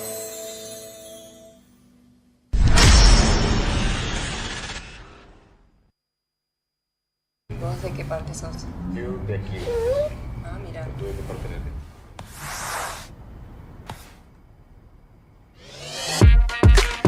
Samsung Galaxy S24 series. Get it now. Pakai aplikasi GoPay, dompet andalan gamers. Banyak damage-nya. Ada cashback hingga 20.000 buat upgrade skin baru. Aplikasi ringan gak makan memori. HP lemot bisa victory. Top up langsung dalam game tanpa hambatan. Ikutan selebrasi MPL di aplikasi GoPay. Menambah total hadiah ratusan juta. Bonus stage.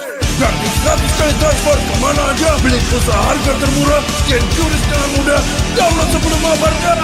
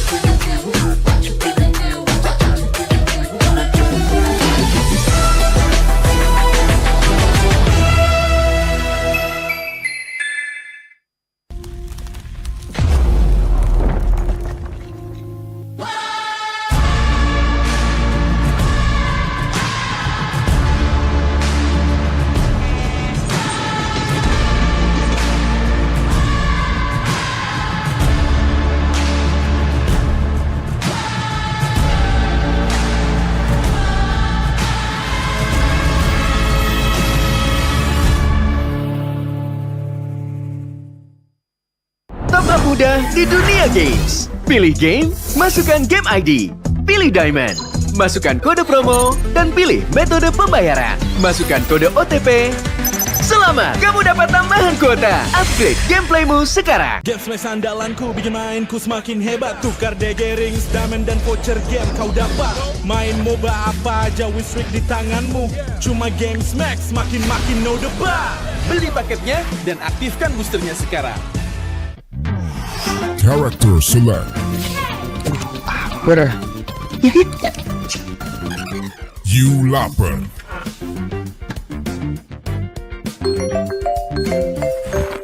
Stop! Pakai klik Indomaret, belanja 1 jam santai dan gratis ongkir loh. Wah, belanja online kayak belanja di toko Indomaret. You kenyang, siap main lagi. Let's go! Belanja online seperti di toko.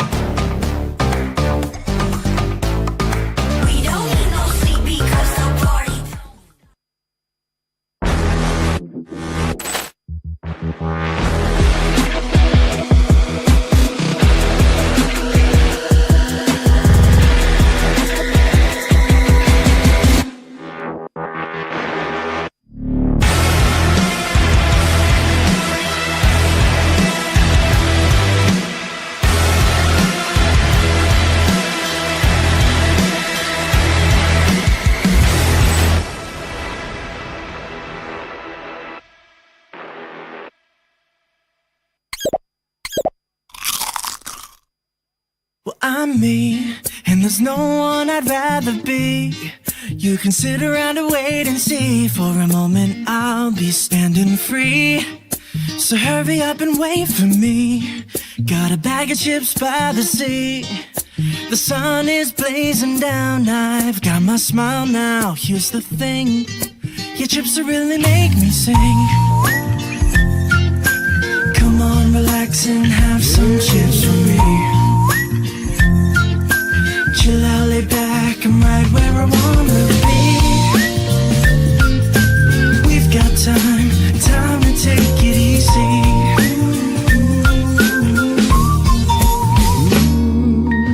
You always tell me to speed up, but slow down. I've been kicking my feet up and just going to town. A bag of chips in hand, I got nothing planned, yeah. Good treats by the sand, you know I wanna chow down. Oh yeah. So when you ask me if I'm gonna stay, I'm promising you I will. 'Cause there's one thing we gotta do.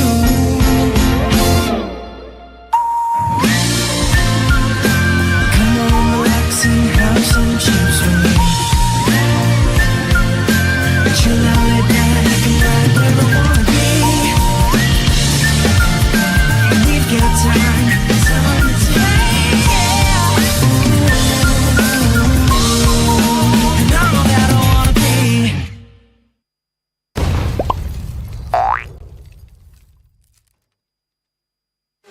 Your MVP is Chip! His portals completely set the pace of the match from start to finish. Wow, another MVP! That's my chip! Just doing my job. Can I see the highlights? I'm off the clock. Yeah! I can't wait to see your portals in action! Looks like Red Team's trying to catch Chip alone up top, but he just calmly got his portal and Alpha Ults in to flip this fight around! A great example of skills persisting through portals! Double kill!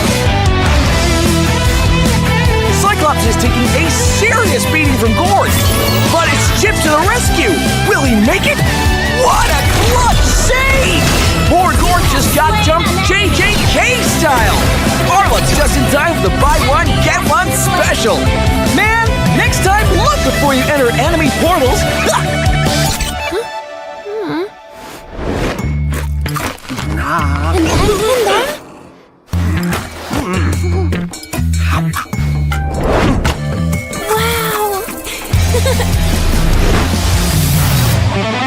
Uh-oh! Cyclops is about to overstay his welcome! Is this deja vu? Oh, wait for it! Wait for it! Boom! Melissa joins the party! Just runs a BTC! Jeez! What a massacre! And to add insult to injury, Melissa portals back to her lane without missing a beat! A skirmish breaks out. Where's Chip going? Is he gonna... He flickers to the high ground! Portal's up! Surprise! Frozen gets deleted! Can Red Team make it back in time? No shot! What an insane portal strat!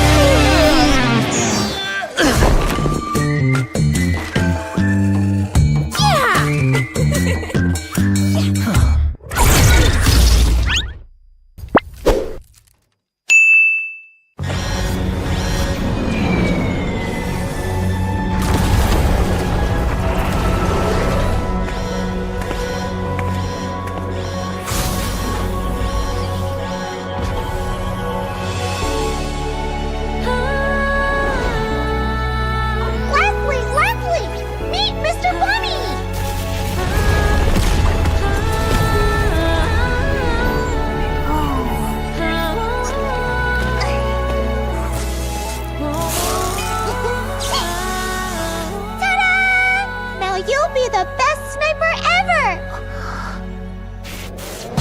No! It's a decoy!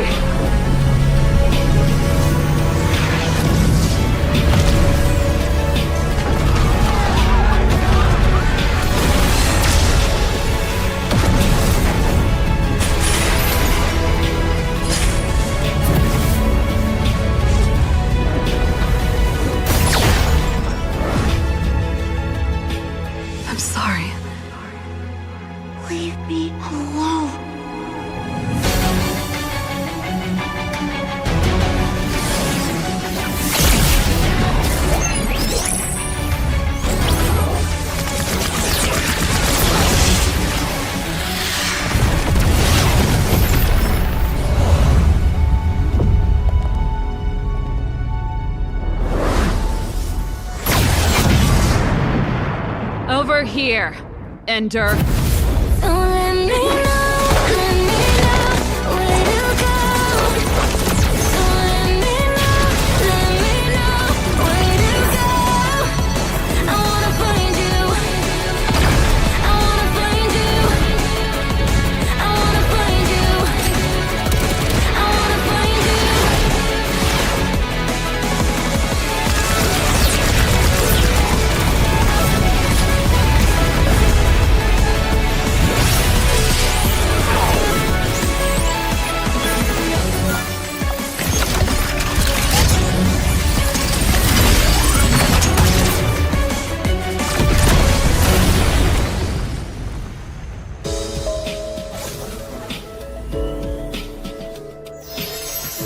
Great job, guys!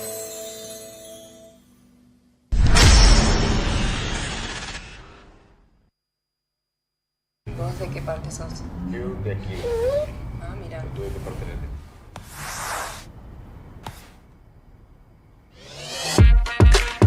Samsung Galaxy S24 series. Get it now. Pakai aplikasi GoPay, dompet andalan gamers. Banyak damage-nya. Ada cashback hingga 20.000 buat upgrade skin baru. Aplikasi ringan gak makan memori. HP lemot bisa victory. Top up langsung dalam game tanpa hambatan. Ikutan selebrasi MPL di aplikasi GoPay. Menambah total hadiah ratusan juta. Bonus stage. Gratis 100 kali transfer kemana aja. Beli pulsa harga termurah. Scan QRIS dengan mudah. Download sebelum mabarkan.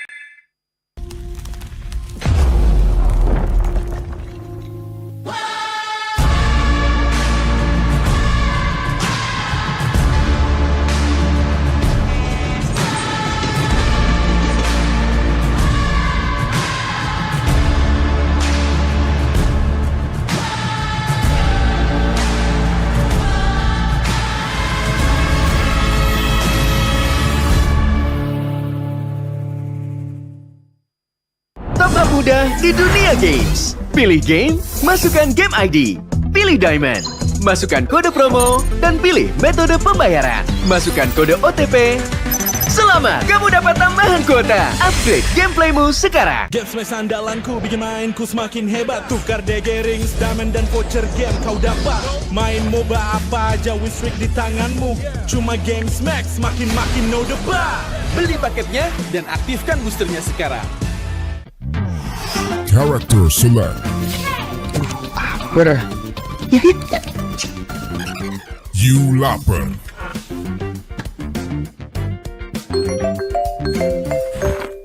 Stop! Pakai klik Indomaret, belanja 1 jam sampai dan gratis ongkir loh. Wah, belanja online kayak belanja di toko Indomaret. You kenyang, siap main lagi. Let's go! Belanja online seperti di toko.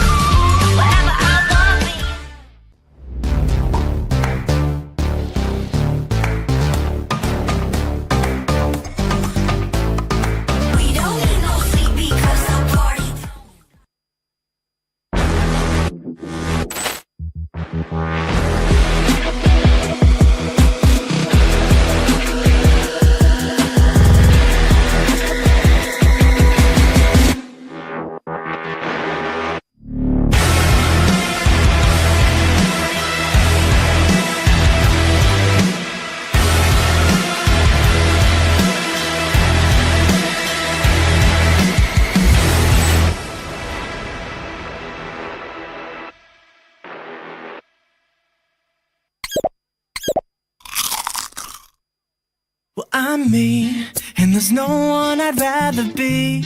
You can sit around and wait and see. For a moment I'll be standing free. So hurry up and wait for me. Got a bag of chips by the sea. The sun is blazing down. I've got my smile now. Here's the thing, your chips will really make me sing. Come on, relax and have some chips with me. Chill out, lay back, I'm right where I wanna be. We've got time to take it easy.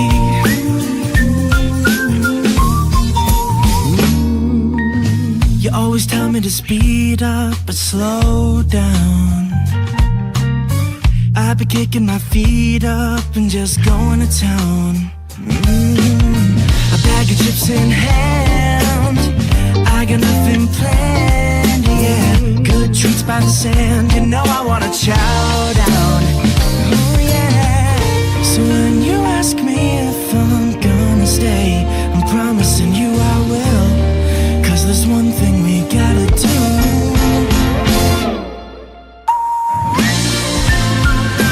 Come on, relax and have some chips with me. Chill out, lay back, and right where I wanna be. We've got time to take, yeah. And I'm all that I wanna be.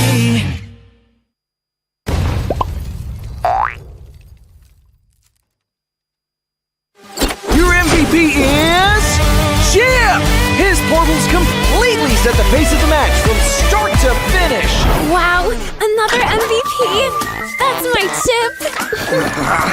Just doing my job. Can I see the highlights? I'm off the clock. Yeah! I can't wait to see your portals in action! Looks like Red Team's trying to catch Chip alone up top, but he just calmly dropped his portal and Alpha ults in to flip this fight around! A great example of skills persisting through portals! Double kill! Cyclops is taking a serious beating from Gord, but it's Chip to the rescue! Will he make it? What a clutch save! Poor Gord just got jumped JJK style! Arlux just in time for the buy one, get one special! Man, next time look before you enter enemy portals!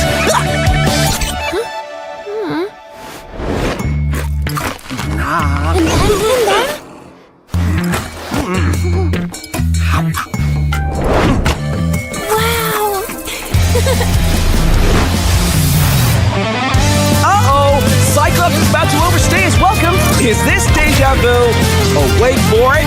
Wait for it! Boom! Melissa joins the party. Chip runs a BTC. Jeez, what a massacre!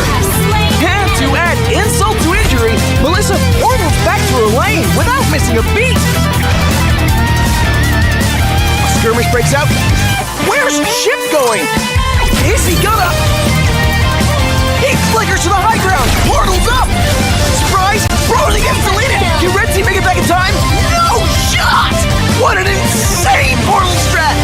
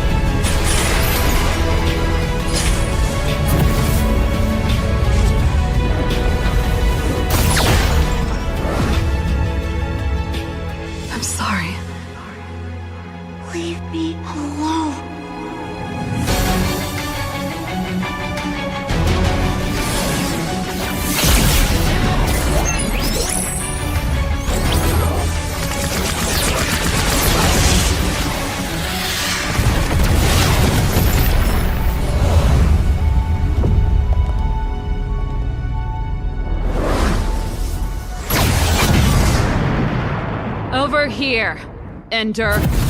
Don't let me know where to go. Don't let me know where to go. I wanna find you. I wanna find you. I wanna find you. I wanna find you.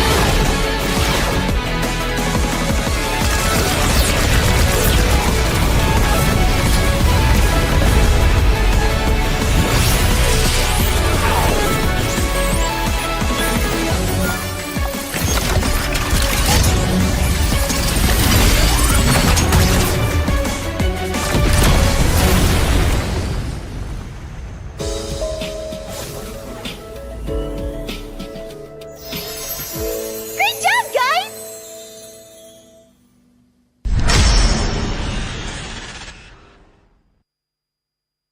¿Vos de qué parte sos? Yo de aquí.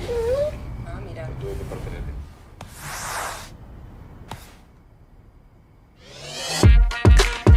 Samsung Galaxy S24 series. Get it now. Pakai aplikasi GoPay, dompet andalan gamers. Banyak damage-nya. Ada cashback hingga 20.000 buat upgrade skin baru. Jika seringan nggak makan memori, HP lemot bisa victory. top up langsung dalam game tanpa hambatan. Ikutan selebrasi MPL di aplikasi GoPay, menambah total hadiah ratusan juta. Bonus stage, gratis 100 kali transfer kemana aja. Beli pulsa harga termurah, scan QRIS dengan mudah. Download sebelum mabarkan.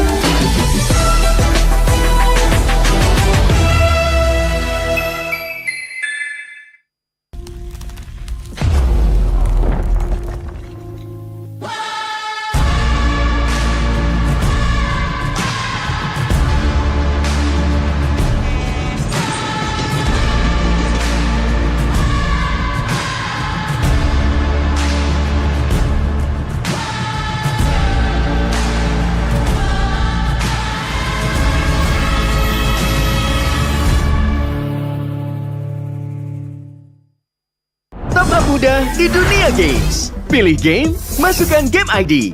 Pilih Diamond, masukkan kode promo, dan pilih metode pembayaran. Masukkan kode OTP. Selamat, kamu dapat tambahan kuota. Upgrade gameplaymu sekarang. Game Smash andalanku bikin mainku semakin hebat. Tukar DG rings, diamond dan voucher game kau dapat. Main MOBA apa aja with streak di tanganmu. Cuma Game Smash makin no debat. Beli paketnya dan aktifkan boosternya sekarang. Character select. Where? You lapper.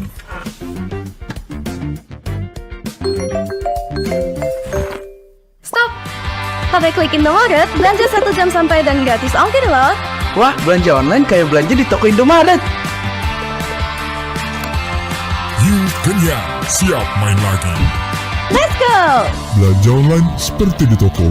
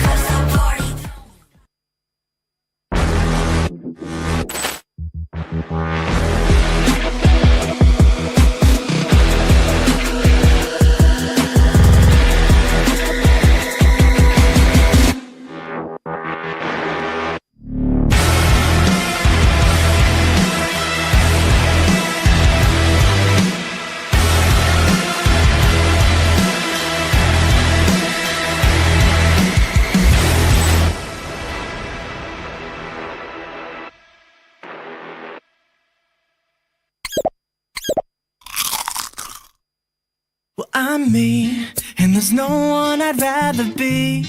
You can sit around and wait and see. For a moment I'll be standing free. So hurry up and wait for me. Got a bag of chips by the sea. The sun is blazing down. I've got my smile now. Here's the thing, your chips will really make me sing. Come on, relax and have some chips with me. Chill out, lay back, I'm right where I wanna be.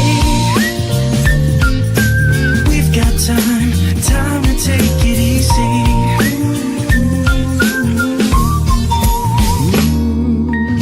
You always tell me to speed up, but slow down. I've been kicking my feet up and just going to town. A bag of chips in hand, I got nothing planned, yeah. Good treats by the sand, you know I wanna chow down. Oh yeah. So when you ask me if I'm gonna stay, I'm promising you I will. 'Cause there's one thing we gotta do.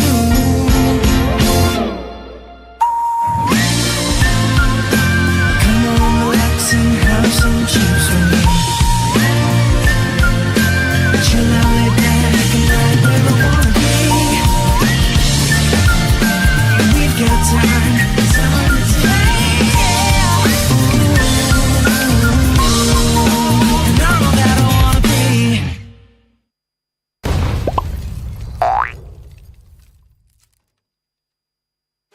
Your MVP is Chip! His portals completely set the pace of the match from start to finish. Wow, another MVP. That's my chip. Just doing my job. Can I see the highlights? I'm off the clock. Yeah, I can't wait to see your portals in action.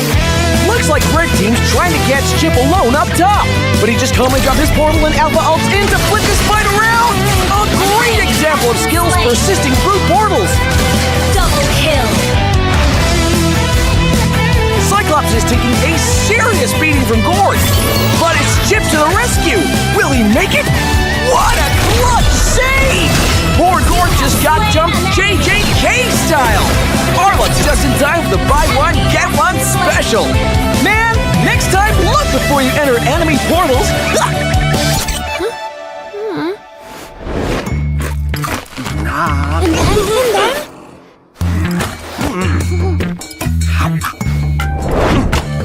Wow. Uh-oh! Cyclops is about to overstay his welcome. Is this deja vu? Oh, wait for it. Wait for it.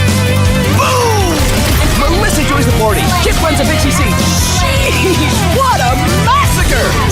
And to add insult to injury, Melissa portals back to her lane without missing a beat. A skirmish breaks out. Where's Chip going? Is he gonna... He flickers to the high ground! Portal's up! Surprise! Frozen gets deleted! Can Red Team make it back in time? No shot! What an insane portal strat!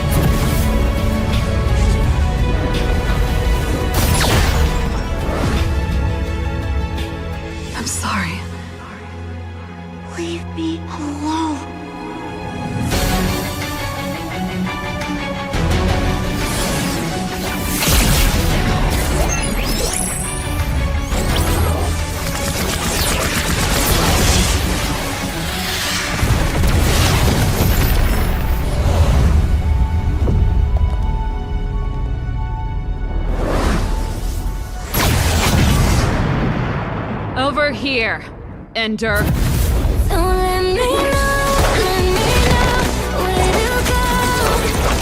Don't let me know where to go. I wanna find you. I wanna find you. I wanna find you. I wanna find you.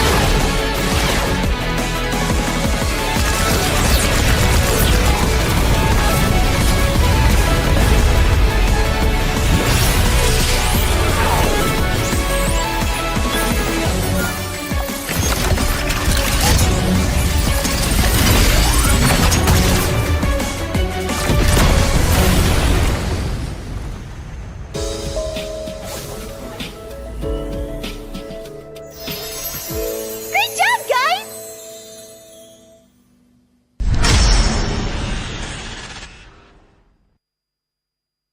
¿Vos de qué parte sos? Yo de aquí. Ah, mira. ¿Tú de qué parte eres?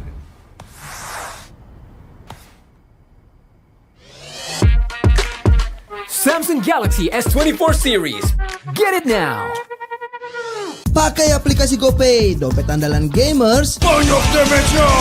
Ada cashback hingga 20.000 buat upgrade skin baru. Aplikasi ringan gak makan memori. HP lemot bisa victory. Top up langsung dalam game tanpa hambatan. Ikutan selebrasi MPL di aplikasi GoPay. Menambah total hadiah ratusan juta. Bonus stage. Gratis 100 kali transfer kemana aja. Beli pulsa harga termurah. Scan QRIS dengan mudah. Download sebelum mabarkan.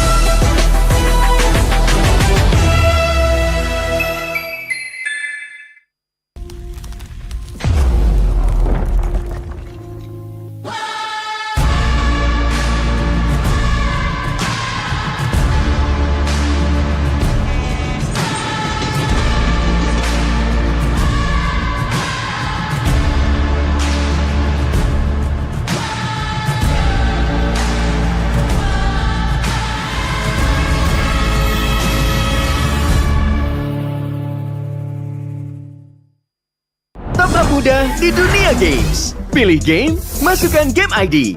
Pilih Diamond, masukkan kode promo, dan pilih metode pembayaran. Masukkan kode OTP. Selamat, kamu dapat tambahan kuota. Upgrade gameplaymu sekarang. Game Smash andalanku bikin mainku semakin hebat. Tukar DG rings, diamond dan voucher game kau dapat. Main MOBA apa aja with streak di tanganmu. Cuma Game Smash makin no debat. Beli paketnya dan aktifkan boosternya sekarang. Character select. Where? You lapper.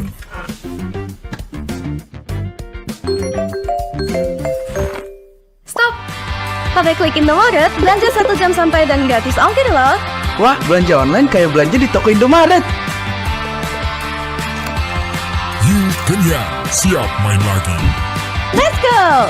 Belanja online seperti di toko.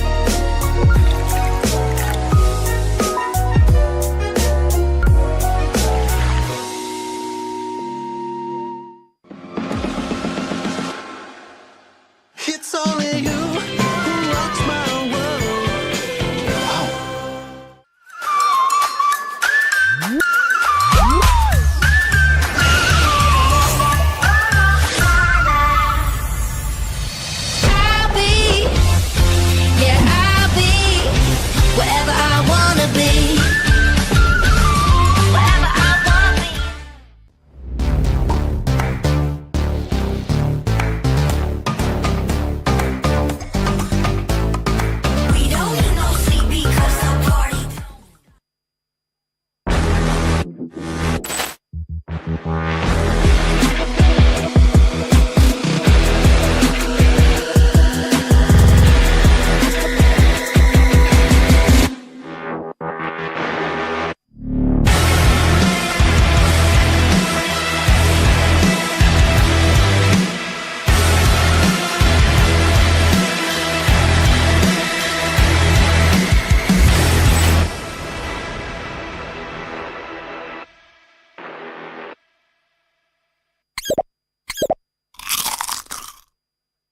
I'm me, and there's no one I'd rather be. You can sit around and wait and see. For a moment, I'll be standing free. So hurry up and wait for me. Got a bag of chips by the sea. The sun is blazing down. I've got my smile now. Here's the thing, your chips will really make me sing. Come on, relax and have some chips with me. Chill out, lay back, I'm right where I wanna be. We've got time to take it easy.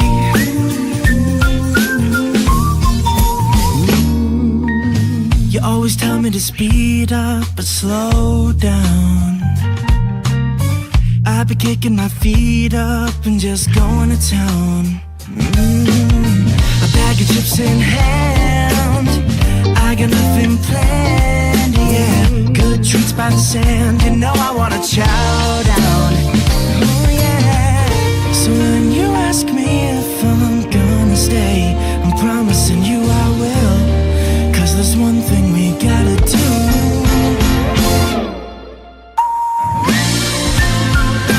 Come on, relax and have some chips with me. Chill out, lay back, and right where I wanna be. We've got time to take.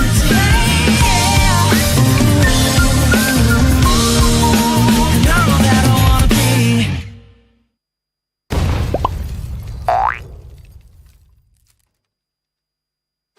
Your MVP is Chip! His portals completely set the pace of the match from start to finish. Wow, another MVP? That's my chip! Just doing my job. Can I see the highlights? I'm off the clock. Yeah! I can't wait to see your portals in action! Looks like Red Team's trying to catch Chip alone up top, but he just calmly dropped his portal and Alpha ults in to flip this fight around! A great example of skills persisting through portals! Double kill! Cyclops is taking a serious beating from Gord, but it's Chip to the rescue! Will he make it? What a clutch save! Poor Gord just got jumped JJK style! Arlot's just in time for the buy one, get one special! Man, next time look before you enter enemy portals!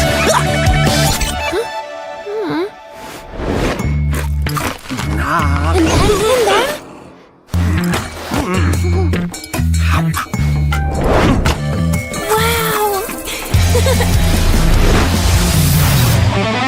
Uh-oh! Cyclops is about to overstay his welcome! Is this deja vu? Oh, wait for it! Wait for it! Boom! Melissa joins the party! Chip runs a BCC! Jeez! What a massacre! And to add insult to injury, Melissa portals back to her lane without missing a beat! A skirmish breaks out. Where's Chip going? Is he gonna... He flickers to the high ground! Portal's up! Surprise! Probably gets deleted! Can Red Team make it back in time? No shot! What an insane portal strat!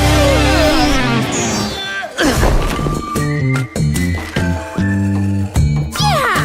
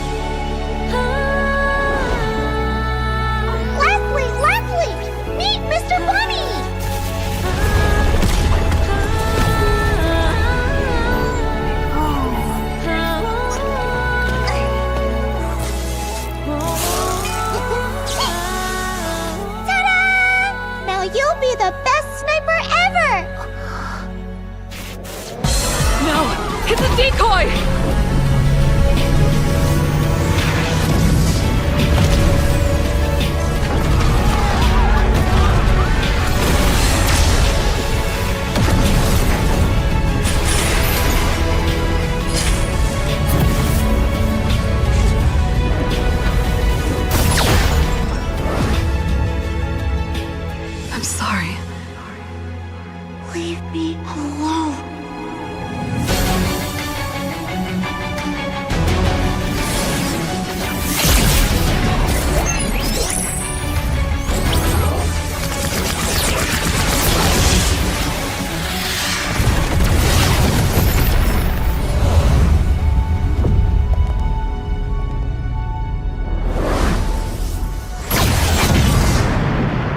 Over here, Ender.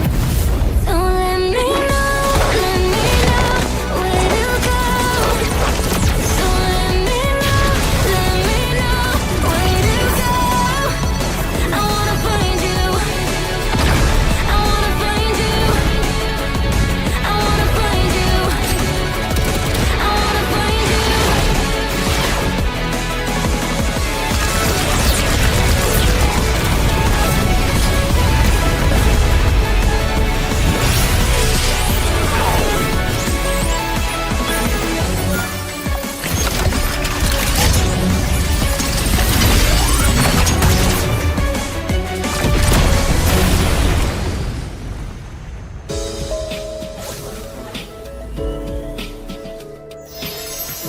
Great job, guys!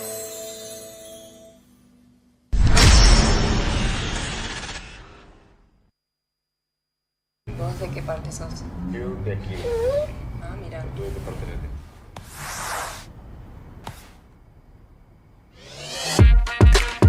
Samsung Galaxy S24 series. Get it now.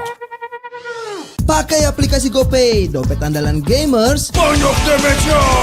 Ada cashback hingga 20.000 buat upgrade skin baru. Jika seringan nggak makan memori, HP lemot bisa victory. top up langsung dalam game Tanpa hambatan. Ikutan selebrasi MPL di aplikasi GoPay. Menambah total hadiah ratusan juta. Bonus stage. Gratis 100 kali transfer kemana aja. Beli pulsa harga termurah. Scan QRIS dengan mudah. Download sebelum mabarkan.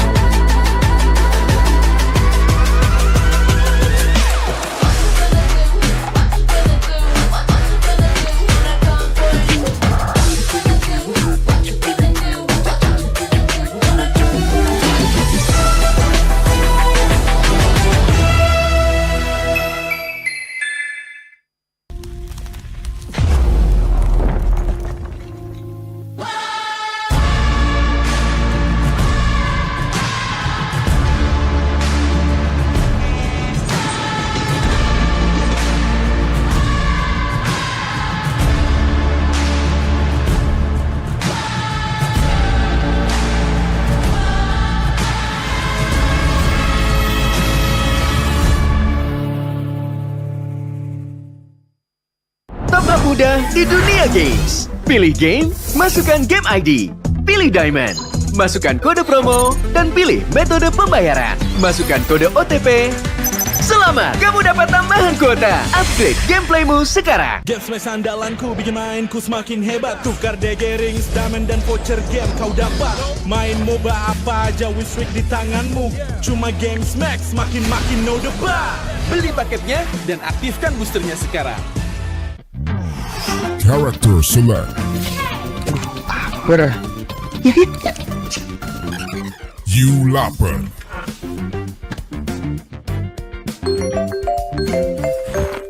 Stop!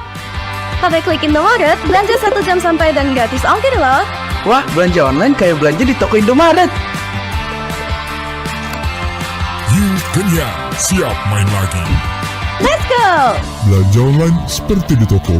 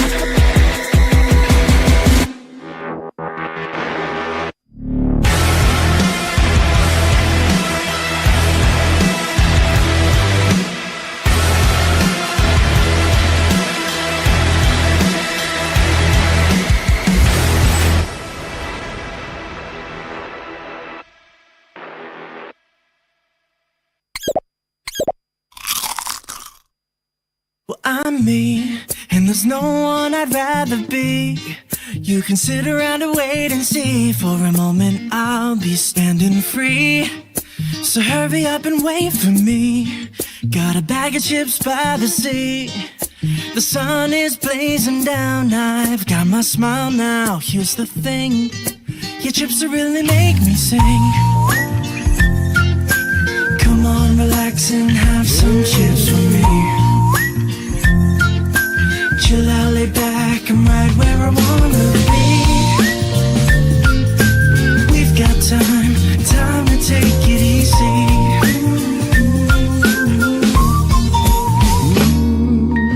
You always tell me to speed up, but slow down.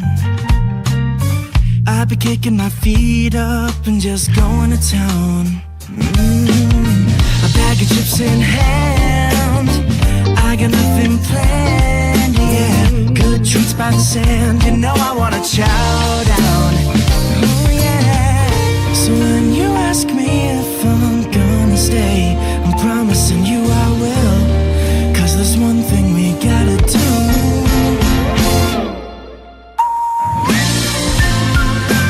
Come on, relax and have some chips with me. Chill out, lay back, and right where I wanna be. We've got time to take.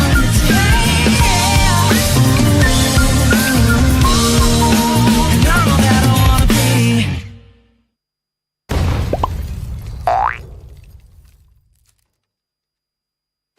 Your MVP is Chip! His portals completely set the pace of the match from start to finish. Wow, another MVP? That's my chip! Just doing my job. Can I see the highlights? I'm off the clock. Yeah! I can't wait to see your portals in action! Looks like Red Team's trying to catch Chip alone up top, but he just calmly got his portal and Alpha Ults in to flip this fight around. A great example.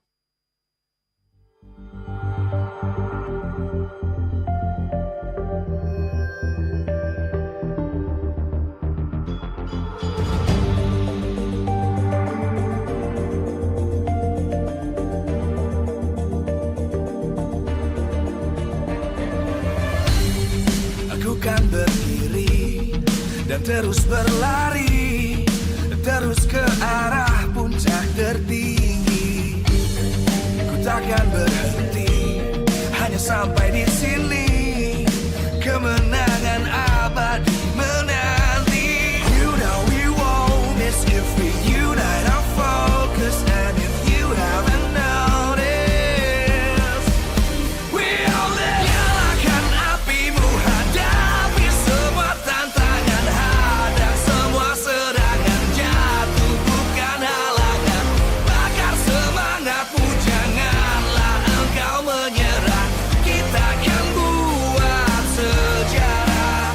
We all this, we won't miss. We all this, we won't miss. Saatnya beraksi, jalani ambisi. Aku kan menyawakan hari ini. You know we won't miss if we unite our focus. And if you haven't noticed, we all live. Nyalakan apimu, hadapi semua tantangan, hadang semua serangan, jatuh bukan halangan. Bakar semangatmu, janganlah engkau menyerah. Kita akan buat sejarah.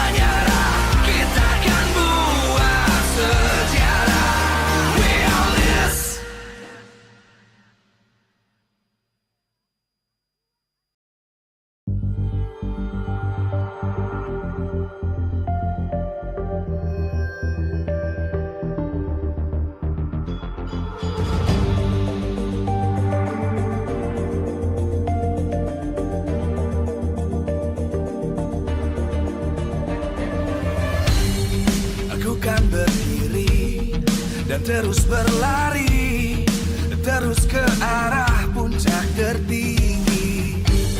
Ku takkan berhenti, hanya sampai di sini.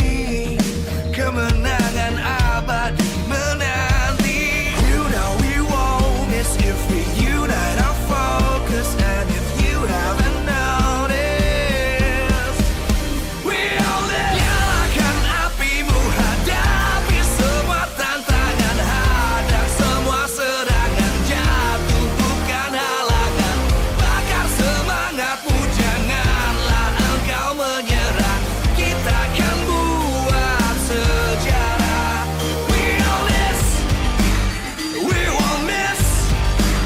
We all this, we won't miss. Saatnya beraksi, jalani ambisi.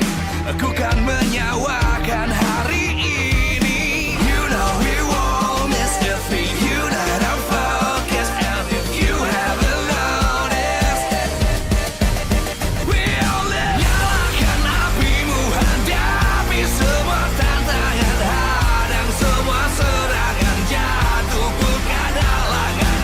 Bakar semangatmu, janganlah engkau menyerah. Kita akan buat sejarah. We all this, we won't miss. We all this, we won't miss. We all this.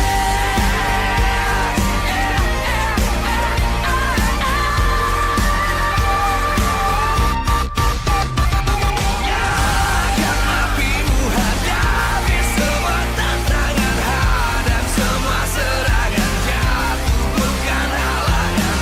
Bakar semangatmu, janganlah engkau menyerah. Kita akan buat sejarah. We all this.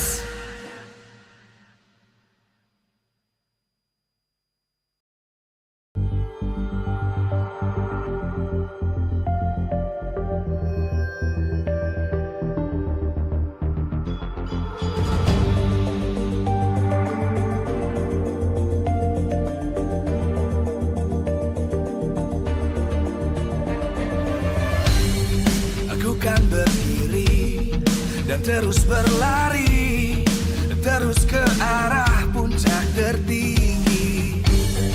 Ku takkan berhenti, hanya sampai di sini. Kemenangan abadi menanti. You know we won't miss if we unite our focus. And if you haven't noticed, we all live. Nyalakan apimu, hadapi semua tantangan, hadang semua serangan, jatuh bukan halangan. Bakar semangatmu, janganlah engkau menyerah. Kita akan buat sejarah. We all this, we won't miss. We all this, we won't miss.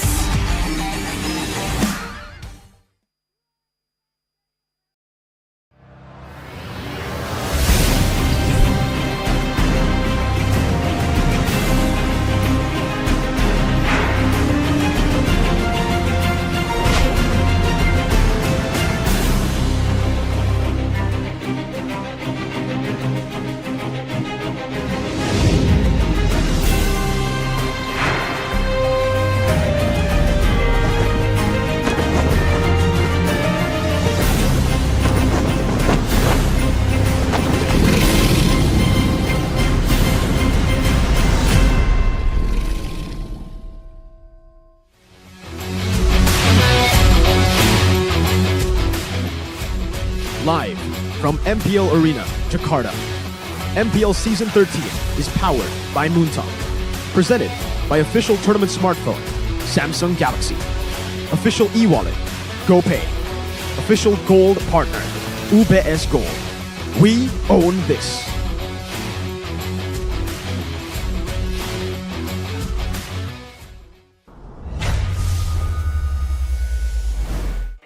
Dewa United taking on the new, fresh Rebellion Esports. Without the Zion, ladies and gentlemen, Welcome back to the English broadcast of MPL Season 13. It's still me, Gani, Mirko, and as well as Arashi. Now, we witnessed our first opening match of Season 13, which was, of course, a banger. So, of course, we would expect another banger from this match. I mean, Dewa versus Rebellion, right? Full Indo lineups, very, very new lineups as well. Hai is no longer in Rebellion, and for Dewa, a few changes. Oh, of course, but before we get into the details, right, the tidbits as well, we want to thank our sponsors. Powered by Moonton, presented by official tournament smartphone Samsung Galaxy, official e-wallet GoPay, official gold partner UBS Gold. We also have our partner in esports, Dunia Games, GamesMax, Oraimo, Telkomsel. Suppliers, Indomaret, Point Coffee, Samsung AV. And Saturdays, we also have our government partner. Thank you so much for PBSI. Now, Arashi, I want to talk to you here. Dewa United, what do you think about this match? What do you, how do I say this? What do you look forward to? I look forward to the crowd initially, right? I mean, you can hear him in the background right now. They're just very passionate, man. Both Rebellions and Dewa United's fans have always been one of the loudest, one of the more fun ones, even though as a team, they're relatively young. But aside from that, in the Land of Dawn, I think I'm looking forward to the weird strats, right? Because again, the meta is so flexible right now, and you know, it can be kind of weird for some people, but in the pro level, right? That means whoever you got on your bench, whoever is in your team, you can craft something that just works in specific situations, and that is what I'm looking forward to, man. And based on the two games we saw earlier as well, a lot of creative plays, especially from the side of Alter Ego. So I do not expect less seeing Dewa United, how they progress or how they will set the tone this season as well. Rebellion Zion, little tweaks here and there. There's no highs. Their gold laner, their anchor in that gold lane removed, right? Replaced by either Moai or D. Now, talking about these two gold laners, which player do you expect to start today? Me personally, I actually really liked how D plays the game. Okay.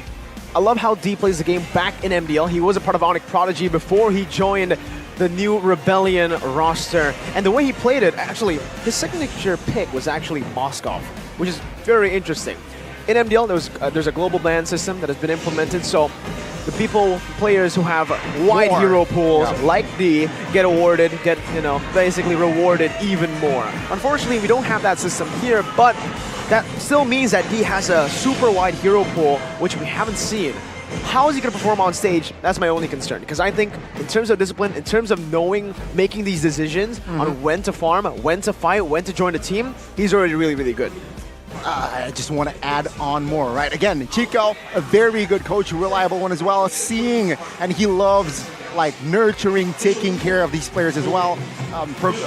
Develop these players. So I want to see with Moai and D as well, how will he develop? How will he mold this new quote-unquote players into becoming a staple gold laners, especially in this team? And again, let's talk about on the flip side, head coach for Dewa United seems like a new face as well. Cassius is in the helms. Cassius, formerly from Alter Ego, right? He was able to just find a winning solution, improve on what he was given technically, at the very least. So, with that being said, I feel that there's a chance that his formula can be applied to the team for good results right here. But I think, again, it depends on who's playing. And afterwards, like the previous match, who exactly gets the priority, right? Is it the jungle? Is it the mid lane? At this point, the game is so flexible that literally they can all work, but then the rest of the team needs to adjust at the same time. That is the difficult part. That is right. I mean, Cassius, of course, as we all know as well, a very, how do I say this, like old figure, right? He's been around in the league for quite some time. A veteran. And they added also a player that have been around in this league for quite some time as well, Drian, right? They've added Drian in the lineup, so it's going to be very interesting to see here. He hasn't played competitively in a while, we can say. It's safe to say that he hasn't compete quote-unquote, right? Day in and day out. He's just been a sub for Onyx. If Drian is able to deliver, will you be surprised to see that he will have a redemption arc? I mean, he was a mid laner, transitioned into the roamer position during his time in Onyx, during the later portions of his time in Onyx, and we did actually get to see a few of his games on stage already with the Franco. He was an absolute magician on it, so I don't think we're going to be that surprised if RERUN comes out guns blazing, performing like he did back when he was in Onyx as a roamer even. The main concern for me for Dewa United is the synergy for the team, because they have Gary also. Yeah. Previously in Bigatron Beta, played in Bigatron Alpha, so has a little bit of MPL experience. His name was Just Gar. If you guys don't remember his past or his old nickname, Changed now his he's hairstyle Gary as well. Yeah, he changed the hair color, not just the hairstyle. And this Gary is a different Gary from the one you see in Malaysia, right? I know there's a Gary in MPL Malaysia. This is Just Gar. This is Gary from Indonesia. And it's funnily enough, you talk about Gary because he's basically going up against his former teammate, right? Audi, yeah. They were teammates back in Bigatron. They were champions. Beta. They MPL were champions, MDL as well. Now they face each other personally, right? First time. Grr. How do you analyze that, right? Who has the slight edge or who has the better career, firstly? Oh, the better career. I must say, I'm not well versed enough in their history to make that kind of judgment, Gani. But in this game, I do feel that as a roamer, right, knowing and predicting your opponent's movements is just so beneficial if you're trying to set for something up, go for a pick-off. So I think that if you consider this match in particular, I feel like Audi has more to gain when it comes to, you know, catching Gary off guard in some of these engagements. Off guard. Off guard. That is going to be perhaps the theme in this series, right? Just Audi looking for picks, looking to catch the jungler. Jasgar, he was mostly on the bench last season. How do you think he has improved? Well, I think he was playing MDL last season, right? So the way that he was playing MDL, it was kind of still the standard. I don't know if he felt stuck, but it really does feel like he stagnated. He was on a crazy road from becoming champions, unlikely champions, by the way. They were not the favorites. Heck, they were not even considered to be a team that could win it in the MDL season that they did it with. And him and Audi, these were the two big pillars. These were the two main factors as to why they were really, really special. But ever since then, because maybe they weren't given the opportunity, not a lot of chances to play, not a lot of time to play and, you know, hone their potential, they kind of stagnated. We finally saw Audi TZ last season, Rebellion, Zion. Yep. He was able to really just pop off, enabled by the team, and because he was given his picks, enabled the team. I think if Gary gets the same treatment here for Dewa United, I think he's going to have very similar results, if not better. You know, I agree. I think Audi, as a player, just matured from last season, right? I want to see this season, will he go over the top, is what I'm trying to say. Will he even exceed our expectations? Will he own this?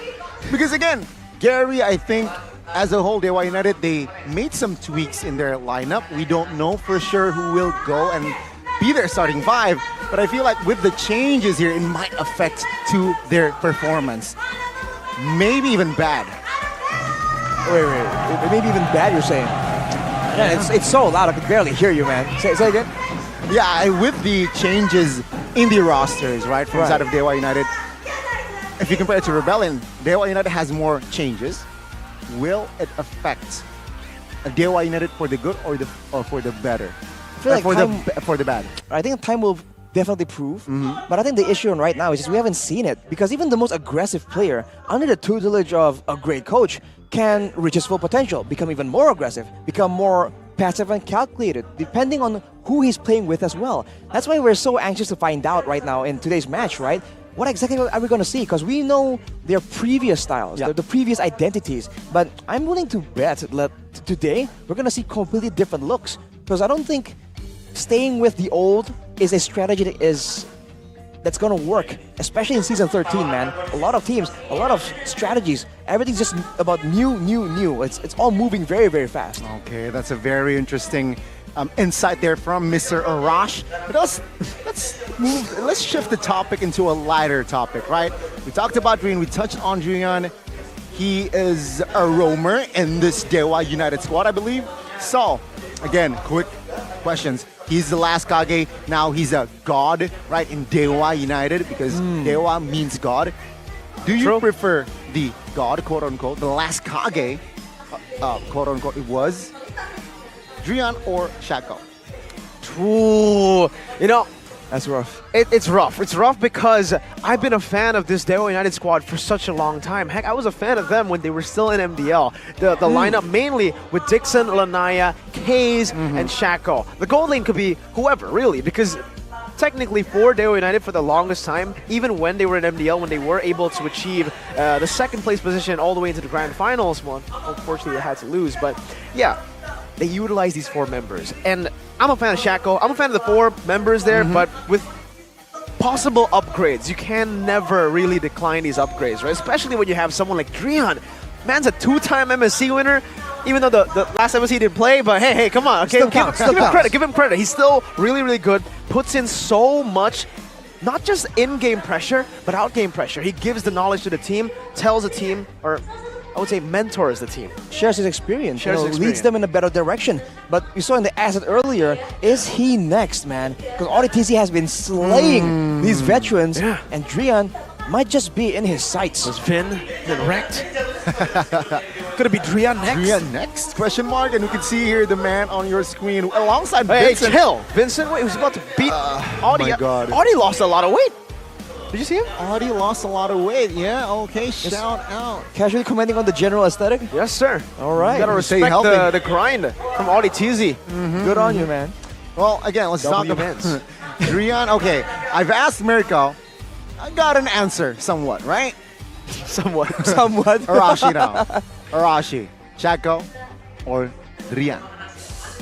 I have to say, again, we were talking about earlier about having knowledge as a roamer, right? So the fact that Drian has been around, right, and he has time to absorb a lot of these games, not from a player perspective, from an outside perspective, sometimes that really lends itself. Because, you know, when you're in the game or when you're involved in it, sometimes you get tunnel vision, sometimes it's hard to really take a step back and see the bigger picture. But Drian has been having a lot of time to really chill on the sidelines and just absorb all that knowledge. And with his experience, right, he's a veteran in his own right. He's been playing for a long, long time. He's been with a team that's, you know, critically acclaimed. Everyone's agreeing that it's a great team.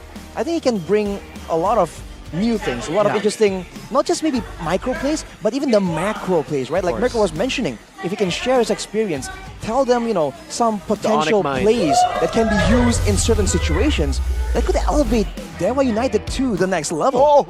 It confirms it. It confirms it. Dewa United, their debut for MPL Season 13. Will have Drian in their lineup. Dixon, Gary, Keys, Drian, and Watt. And on the other side for the Rebellion side, it's going to be Vincent. It's going to be Moai. Confirmed. I really that gold lane. Yeah, I really expected D to come up and play, make his debut in MPL, but we're going to see Moai versus Watt. Oh, the experience versus the unquote-unquote the inexperienced.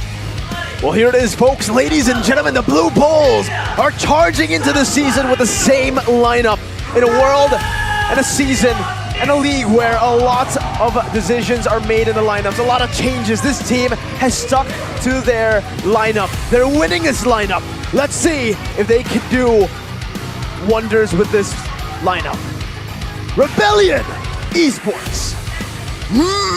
That's the sound of the bull charging. Oh, take a look at the bulls as well. Rebellion Esports. Same theme from Season 12. Season 13, they bring it back. It's an Avatar reference. It's the Last Airbender reference. Oh, ATLA. That is in 2010, Suelo will be called Ong, but now he's Ang. Well, man, you gotta love it, man. The entrances, the poses, this is what we want from the teams, man. Come on. Show us your personality, because Rebellion is leaving all of you behind. Oh, we got a lot of fans in the building with, look, a few words to say. They're ambitious. Ladies and gentlemen, the Apostles of God with a new lineup trying to reforge the success that they had in MDL. This time with Drian, a veteran, and a newcomer in Gary. Dewa United Esports. All should kneel before Dewa United. But yes, Will they be able to find success in their debut in Season 13? That is still up in the air. What? As we all know, very experienced in that gold lane and very versatile as well. I feel like that gold lane should be a clear win for Watt. Now keep in mind, Drian and Watt, I believe, they had a chance to play with each other, if I'm not mistaken. Kind of overheard that from one of our veterans on the Indonesian desk. That kind of synergy can lend itself to a lot of situations. But of course, it all is crafted in the beginning, in the backlines. Backlines, it is. Oh, a little switch up there. But yeah, Chico and Cassius, of course, with their respective analysts, Phoebe and as well as Jack Lee, will be in the helms on both respective teams. Shout out to Jack Lee, man. As a movie star, it's really, really tough to be a head coach. Now he's taking a step down, analyst, but it's all good because even through his busy schedule as a movie star, Mr. Jack Lee, he's still in MPL.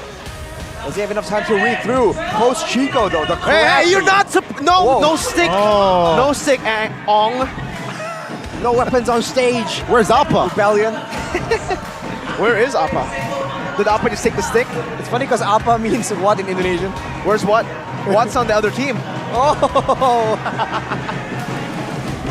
Rashi's entertained, but yeah, now let's talk about enough of the teams, enough of the players, expectations for the drafts, right? We saw the Ruby first pick, we also saw the Nolan first pick.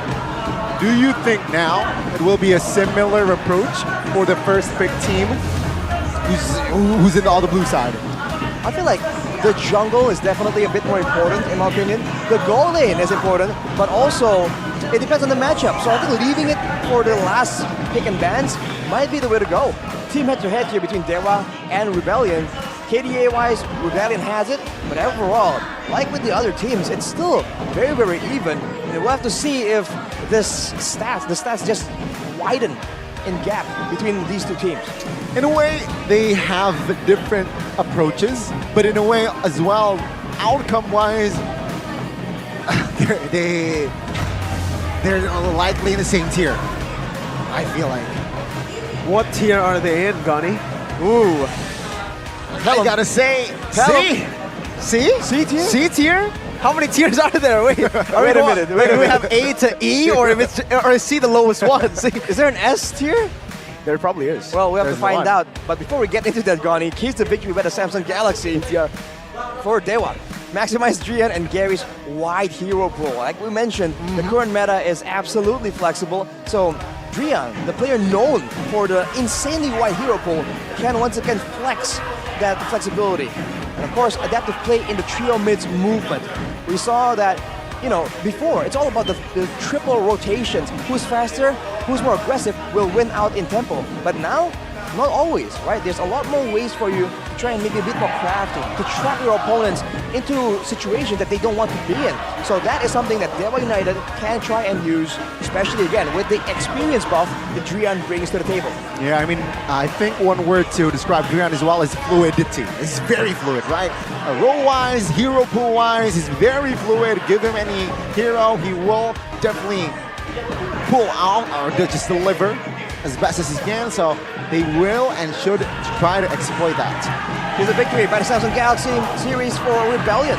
Cars playing with more initiative, evolving from Cars 2 to Cars 3, maybe bringing in some more of that spice in the laning phase that's only gotten more and more important as time has gone on. Utilize Suelo as Rebellion's draft foundation. Now the mid lane is so flexible. Even earlier we saw a Phobius mid. Rebellion is known to do things like that in their drafting phase, especially with Chico, you know, crafting something up, cooking something up. A pretty crafty man in his own right. We'll see if Rebellion can do something of that nature. Yep, TM. TM indeed, TM indeed. And we can see here... Tourism mid. Tourism mid. Suelo. TM. All right. TM angle. But also, I think I need to point out for the side of Rebellion, Vincent needs to be reliable, extra reliable this season on which department? His retribution. I think he needs to step up or also just be consistent with his retry. Then I feel like, of course, Rebellion will have a higher chance to find and secure a playoff spot. I think both these teams still have the opportunity to make it to playoffs. We still have a super long season, despite them not being the favorites. And I think the underdogs, both of them, they still have a lot of potential, right? I mean, just recently, I'm not gonna, you guys can read this, but I want to say something that's very, very interesting. Go. Recently, in a podcast of a person I don't know, but is extremely rich, Coach Ducky was invited. And they did have a conversation, and Coach Ducky did mention that the problem with Indonesian teams is the fact that Indonesian teams do not trust the process. Indonesian teams change their players too often. They expect instant results. We like instant noodles. We do, but this is why there's a bit of respect, more respect towards Rebellion Zion now, because they're a team that has stuck with their lineup. They are a team that entrusts Chico with his decision to keep the same lineup, and we'll see how they'll perform with the lineup that is, that means with this old lineup, it means they're prioritizing synergy. Yep. I think, yeah, Rebellion Esports is one of the, if not the only team that season after season, minor changes, right? So hopefully this season is their breakthrough season, as let's take a look at the drafts. If Rebellion will stay on the blue, Dewa United for game 1 will be on the red side of the map. Just right off the bat, a fanny ban for Chico here. Should limit the aggressive jungler potential. Now for Cassius though, he's going for the Mathilda ban, so I think he's still going for the approach where you want to try and limit the utility as much as possible. Mathilda, in this current meta, where you might want to go all in, but also maybe kite back and forth, depending on how the fight evolves. The Mathilda is definitely a bit too expensive, and to follow that up, has the cheat sheet. It has insane potential, and I think we all remember the nightmare that Flapteasy was able to just bring to the Land of Dawn when he's on it. I think he's one of the XP laners, the CC players, Chi-Chi CC, I don't know, CC? whatever you want to call it, who actually goes for Purifying instead of Vengeance. Nolan, though, going to be banned down, interestingly enough, by Rebellion's side, the blue side. You'd expect, maybe Dewa United would be the ones forced onto that Nolan ban, but now with the Nolan ban on the side of Rebellion, it really does make you think, what are they trying to pick up here? With 3 of the, the big name Guinevere assassin jungles bait out have the Guinevere ban, right? Oh, I think so. They're trying to ban away all the assassins. It must lead towards the utility. But if they ban the Gwyn, there's still a bunch of other options available right here. This is the issue when you're dealing with Chico, man. You don't really know what the man is thinking of, right? He has a lot more potential right now because we haven't seen Rebellion in quite a long time. We'll see here what Coach Cassius decides to go for. It's an Avaria ban, so trying to go for a trade here. Perhaps the Ruby for the Guinevere. One of those traded in over. Dewa United do have red side. That means 2 picks right after that first pick for Rebellion Zion. I think Guinevere is a bit too expensive to let go. Very good flex pick. Does amazing in both lanes, or both roles rather. Jungle and even roam. Especially with the crowd control, the tankiness, there's just so much that hero brings to the table. And we've seen it's been meta, it's still meta, but Chico is taking his time here. He's considering a lot of options. You would think it's a straight up pick, but now with 10 seconds to go, he locks in that Ruby. Wow. He wants that flex, and he wants a bit more crowd control. Yeah, it seems like Chico, he will take the risk here, taking a Ruby first, leaving the Gwyn open, and alongside is Angela Gwyn. Gonna be a thing. I don't think they want to pick the Angela up the this Vexana, early. maybe. They should pick up the Vexana, I agree. I think a mage would be very, very good, especially the Vexana here. With the Arlet, hey, Arlet's up for grabs too, so they'll opt over for the Arlet over to Guinevere, and they pick up the Vexana, which is a good call, but again, Guinevere still up for grabs. Still possible for Rebellion to pick it up, and if they do, it's Ruby plus the Gwyn. Which is dangerous, and it's still very, very flexible. But the Vexana pick, I think it's great, because recently the other 2 big names in the mid lane, Aurora and Nana, did get several nerfs, right? The Nana's passive no longer gives you movement speed, and now Aurora, her second skill doesn't freeze you if you're too close. With that being said, Vexana just rises to the occasion, but the Bruno! Okay. And the Valentina! Wow! Okay, so they... Oh my god, Valentina picked up here, Bruno as well. I was thinking about the Diggy pick. Will that come through though? second phase maybe. Ruby XB. For Dewa? Yeah. Arlet, Vixana. The Digi pick for Dewa? For Rebellion. Oh, okay. I don't know about the Digi pick for Rebellion. I think they're okay with this lineup. They can steal a few of these ultimates as well, because I think it might be a bit too greedy here. They still need a beefy member, a frontliner. They got a good magic damage dealer, physical damage dealer, probably, I'm thinking a utility jungler like a Baxia Fredrin next, and probably a setter XP, or perhaps something like a Paquito for Mr. Cars. Right. Or they want to go with some kind of card control immunity, right? Because again, against a Vexana, I don't know if any of you at home have ever gone against a Vexana. It's very popular right now, but that Terrify is it just takes too long. It's landed way too easily, and you don't really dodge from it. So I think if they want to contest neutral objectives or move into the jungle of Dewa United, they definitely require someone that can take some punishment or just cancel out that card control. Okay, let's see here. First phase done here for both of the teams, right? It seems like Dewa United will prio that jungler position now, giving a slight edge entering the second phase, which they might be able to eliminate more jungler options here for Rebellion. So, what are we thinking here? Perhaps Barats comes to mind. Sure, Martis. Is Martis a threat in this composition? Martis is definitely a threat, but because they already have a Baxia, I think they might be able to just... I think they need to ban out the Gwyn still. The Gwyn is still up for grabs. If they leave it open all the way till the second phase, Rebellion Zion, or Rebellion Esports, it's too difficult for them to leave it up for grabs, right? The Gwyn is just such a good pick for the first phase. If you pick it in the second phase, I think Deo might have been a bit too greedy with their bans. If they want to face off against the Sustain, still, I think Guinevere is still the better pick over Fredrin, but they could also ban the Fredrin now. Good Claude ban, by the way. I think that's a good read on what Deo was already trying to do. The Claude ban, as we all know, Bruno Claude doesn't really do well for the Claude, for the Bruno rather, and they ban it out, especially in the hands of See value in me. Who is in the hands of Watts, potentially, right? So it's a very good spots there from the side of Rebellion. So what are they looking for here? Oh, it's just all jungler bans here, right? They will commit onto its jungler position here. Where will they open for their first pick in that second phase is the question. Rebellion, though, will they bank on another gold laner? I think they might. Because as you can see, the fact that there's a jungler secured for one side and the golden for the other, it just makes sense to try and narrow down your options. You know, pick the lesser of the two evils if those exist. You know, we saw a lot of Natans recently as well. I don't know if that's going to make an appearance. I think it's possible. But for Rebellion, again, I wonder if, you know, they're concerned about having a frontline themselves, because for Dewa United, they're setting up for a huge pick-off composition here. There is a lot of damage there. And if you do have card control removal, it's going to be very useful against their team as well, with the Terrify, with the Shield Unity, and of course with that final slash. That's definitely a lot of card control potential from the side of Dewa. Very much so. And seeing their first pick here, you don't like the carry.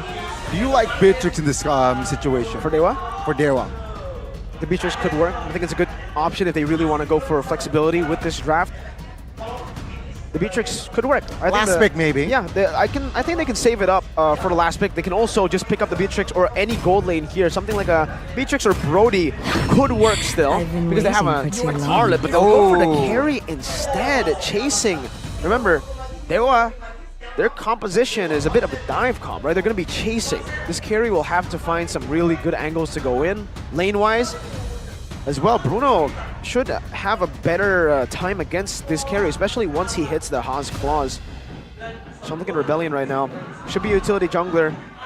Martis? Gwyn? I'm thinking Gwyn. Yeah, forced to carry on the Purify, of course, and with that, well, overwhelmed with the Ruby combined with the Guinevere. So a Gwyn... Terizla, maybe. I don't mind the Terizla. They could flex the Ruby to XP and go Gwyn minutes or two. That'll be a pretty solid. Oh, what? Oh my goodness! What? No way, huh? Assassin Dave will be proud. That is unreal. That is not what we were expecting at all, ladies and gentlemen. Now there's a lot of crowd control and there's an insane dive potential and a very vulnerable backline. Later on, as you mentioned, Mirko, the carry is going to be vulnerable, but there is front line, there is crowd control to keep her safe. But against a Hanzo, it's going to be so costly for them to be able to take down the clone, right? They're going to waste a lot of time and skills to save the carry. That might just lose them the fight because they're up against two massive crowd control tools. Shades of match number 1, like Alter Ego did. Okay. That's a risky pick as well here. Chow for Drian, right? I think that Hanzo pick got me. I think that Hanzo pick might be the key for the side of Rebellion. Vexana and as well as Carry, very vulnerable on the backside, and of course Hanzo will just decimate these two backliners. I think this is literally a team fight versus pick-off composition. If Dewa can really get those one-man bursts with the carry, with the Vexana, right? Lock him down with the Eternal Guard, with the Terrify as well, then they can do something here. But in a big team fight, when they fight around objectives, I don't see how they can get a reliable way to fight through Rebellion. Let's see, ladies and gentlemen, Hanzo debuting in Season 13. Let's see how Vincent will play this out as, of course, we take a look at the skies. MPL Indonesia, Land of Dawn, here we go for the first game of Rebellion Esports taking on Dewa United. The Kage in the mid lane with the Cho. Showing he still got it. Lethal Ignition as well on the Cho. I don't know if this is a mistake by Drian or if it's a new meta. Lethal Ignition on the Cho. Arashi, what? It's damage if they want to go for pickoffs and early game skirmish dominance. That makes sense, kind of. Drian can proc it quite reliably as well with Cho's kit. But again, it's very risky. It's very all-in. Although, again, if Rebellion, if they can't really protect the Hanzo, Vincent might be struggling. Yeah, I mean, this is why, right? You want to poke Hanzo, you want to be able to poke the Bruno. Take a look at Audi though, chunked here. Still able to escape without the flicker. For now, at least. Well, Audi will be pushed away, and you can see Dewa, they are the aggressors right here. They want to make sure that this Hanzo doesn't get any resources, because that is just a ticking time bomb, man. Yep. The longer the game goes, without the Hanzo shut down, that's more time for Vincent to just be an absolute menace, and Goni already pointed it out. The backline is absolutely vulnerable. Man, let's see here. It's still a first-less game here. 1 minute and 30 seconds in. Seems like both teams are just feeling each other, and looking at the emblems, apart from that Lethal Ignition, anything stand out? Watt is going for a full tankiness, sustain kind of emblem setup, even with the Brave Smite as well. I mean, he's just trying to sustain and survive in lane as long as possible. And Dixon, going with the common emblem, he's definitely trying to go for a bit more trades to be relevant throughout the game without having to be forced to go back to base. It's a very chill. You can see here, Hanzo top side here, opting to go and invade the jungles. Meanwhile, Gary taking their time here. Oh, good reset. That's a massive reset. Seems like Vincent isn't really concerned with the turtle anyways, though. He's actually pathing, taking alongside over. Drian zoning him out away.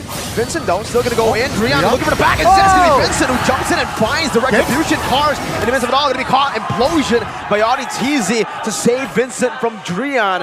Drian wasn't able to fully flank Vincent there. That's a win for RBL. That's a dub. That is a dub here. Vincent unexpected with the timing here, but of course, ladies and gentlemen, we have to wait.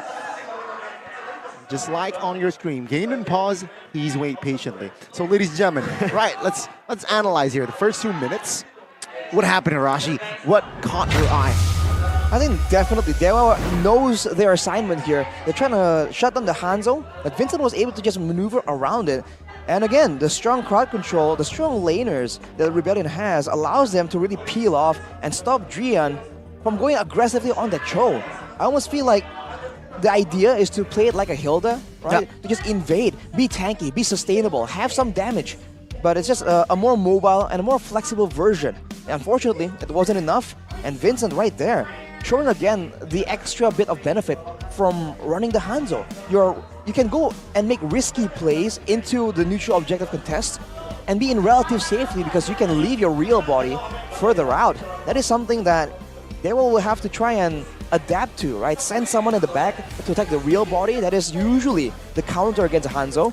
But again, so much crowd control, right? The Tigreal and the Ruby, can they do that? Because Drian went for the punish, but he was punished himself under the turret. Let's be hypothetical, right? If Drian got Vincent under the turret and Vincent did not time the retribution well, is it worth it? I think it's impossible for Drian to solo kill the Hanzo anyways, right? Sure, he could cancel it it. canceled. Let's say Turtle secured for the side of Dewa. Drian died though. I think it would still been like, it wouldn't have been optimal still. I mean, it will be better for sure. You don't get the turtle. Yep. But still, it's still pretty bad. For the Hanzo, he's still going to be scaling. He got a kill as well with the help of Audi. Now it's just really bad for Dewa, right? Because they lost the turtle. They lost the kill as well. Drian wasn't really able to flank him from behind. And they got cars though, the machine. Cars died, no?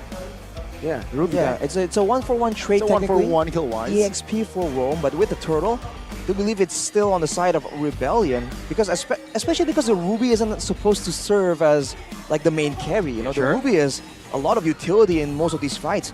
So I think it's for Dewa, this is just not ideal, like Mirko mentioned, because they have great pickoff, and yet before the neutral objective, where everyone's gonna clump up together, they were unable to actually use it to try and get anything. So I think now it's a race against the clock to try and get some pickoffs, some 2v2, 3v3 skirmishes before the next turtle spawns.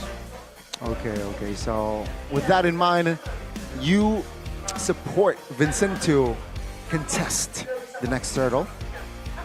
If his team is in position, absolutely. I mean, there's no reason not to. Again, usually you try and go for the contest, you might get taken out. You know, it's a 50-50 whether or not you get the turtle, and there's a chance that you get taken out. But for Vincent right now, he was contesting it technically from the mid lane, right? So I think there's no reason at all, there's no downside for him to not contest. Unless he wants to use the time to counter jungle maybe, to try and get a farm advantage. Because Hanzo's farming is also deceptively quick due to the kit, right? You can just consume one of the minions and you passively just take it out. Yeah, the consume definitely helps him when it comes to clear pathing as well. The Elder Duo though, for Dewa United, they're in the way of that Hanzo. Drian and Watt reunite as the same team after last being together in Season 2 of MPL Indonesia. They fought together on Team Onyx and succeeded in winning the regular season, but finishing in 3rd place in the playoffs. We call this Sepuh. In Bahasa Indonesia, they're Sepuh, right? What does it translate to? Yeah, how do you translate that? Elder. The elder. Elders. Like a sage. Exactly. Yeah. Okay, yeah. Watts and Drian. Ooh. They are Kage. They're Kage. Well, I mean, one of them is a Kage. The other one is just old MVP. I see. Season 1. Of Season 1. Oh, here we go though. Yep, we can see here. Donnie. The Marshals with the bow and arrow means Land of Dawn. Here we go. Let's see and continue the match of Rebellion Esports and Dewa United. All right, still a slow game for both teams. I think Dewa is just a bit more... it's just more urgent for Dewa to try and make something happen. They have the Vexana pick as well, and they haven't been able to use it to great effect. No big moment has been made yet, and now Vincent. Critical Ninja, Vincent now jumping in. Devastator. Keyes is going to be taken out though. He's going to be able to pop into Eternal Guard. Guard just barely, but he's still going to fall. Swalo picks up the kill with the stolen Eternal Guard. Oh no, I am you. Holy moly, I did not expect that one. We expect the vulnerable backlines that will be targeted by Vincent, but that play particularly, I did not see that one coming. Item-wise though, you can see here Dreadnought armor for the Baksha, and it's just all standard. Thunderbelt though, first item for that carry. Bit more trading potential, bit more crowd control, but Vincent was able to do that without items. Yeah, he hasn't finished a single item completely yet, and he's able to do that, man. As a mage player, one of the worst things to be going up against is a Hanzo, because you have to actually take out the clone. You can't stun it to cancel, you know? You have to really take it out, and especially in the early game, you don't have that kind of damage. Implosion, one man is on Dixon. Able to flicker out right now as Eternal Guard. knocks Vincent up. Pinnacle Ninja used up already. Drian in position to look for a flank here. Maybe possibly a pick off onto Swaylo or Auditizi. With no implosion at hand, final slash. Swaylo brought back to the team just barely. Now Dixon going to be able to stay for a bit, but Swaylo gets kicked into the team by Drian. A good way of the dragon and a good turtle take Dewa back. Oh, the alley-oop was spectacular. The finishing top-notch. Drian with the positioning, he delivers as well. Dewa United starting to answer back. Man, that really, Rebellion just really forced it there, and now the tempo is absolutely in the hands of Dewa. Now they have time to actually sneak into the jungle. Unfortunately for Rebellion, they can still kind of stabilize. They have to know when to let go, man. Right there, they used the critical ninja, and they just didn't have a lot of things to try and fight that out. And they did not respect the presence of Drian just sneaking around the back line, man. They have to try and pay more attention to that. Yeah, burst. What? Zones him away. Moai is zoned away completely from the lane. Critical Ninja, Devastator, Dixon, Vengeance again right now with the CC. No more CC to play with. He uses one last Vengeance before the Ruby consumes him. Meanwhile, Carry in the back right now, just jumping in onto Moai. We're still able to get that cover, that peel from Auditizi, but it does mean that Dewa will be able to take a tier 1 up top. Yep, the first structure will be taken out here for side of Dewa United, and for now, Dewa United are able to stabilize, not losing any structures as of yet. That's a win. Again, early games, first 2 minutes especially, things are looking very shaky for Dewa United, but now, 6 minutes in, they have recovered. I really thought that Dewa United would get an advantage, would be having more to say about how the game goes in the early game. So it's still according to expectations. For Rebellion though, I think the mid game, when there's like 1 or 2 items, that is where Dewa United needs to be extra careful. For now, it seems like they're still trying to just maintain control, be the first one to the objectives. But once there's 1 or 2 items, that damage becomes a bit more difficult, and they have to really wait until the farm comes in for Watt and Keys if they really want to match the damage output. Okay, now FYI, Watt is building on his way towards that endless battle, so he's looking for that true damage. Let's see though, will he be able to deliver or dish out the damage here pre-second turtle? Let's see. Zoning, Audi holding on to that bush. Cars is walking down. Dixon, chunk of damage on the Swaylo, forcing the regen right now for Rebellion Esports. We're still on the turtle. Gary's trying to fight for that aggro onto the turtle. Meanwhile, bottom side, the final slash stolen away earlier. Swaylo pops it in. Watt though, able to pop in that Purify just barely. Meanwhile, Drian with the split push on the roaming Cho with a lethal ignition as Rebellion are in desperate need of a decision. They want to commit right now with Pinnacle Ninja and a Devastator. Gary tried his best to go for it. Auditizi in the midst of it all, going to be able to find 2 members, shoving them back in as that's an Eternal Guard that actually connects on Auditizi. Swaylo stealing away the Eternal Guard in the back. That's Moai kicked down by the way the dragon and slain by the Vengeance. But Cars finds that I'm offended, brings him back under the turret. Dixon so able to survive, pops in regeneration. Another Pinnacle Ninja as Dixon jumps into the Vengeance. Vincent all the way back. Dixon 1 HP. Drian coming back into Vengeance. That's a reset and he finds it. Gary helps him out. Dixon's 1 HP. Swaylo needs 1 more hit, but he's not able to find it. Dewa United come out on top. It's written in the stars. Dewa United now showing hands. But Gary, he's isolated. He is. He's 1v2. He's buying time. Is it going to be worth it if they find the tier 1 in the mid lane? I think it should be. Eternal Guard to stop Audi from an engage. Watt utilizing the space to take the turret. Gary for tier 1. Trade after trades, but Dewa United comes out on top. Rebellion Esports, what happened around here? It's the mobility, man. Drian is just, just pushing a huge pace onto Rebellion.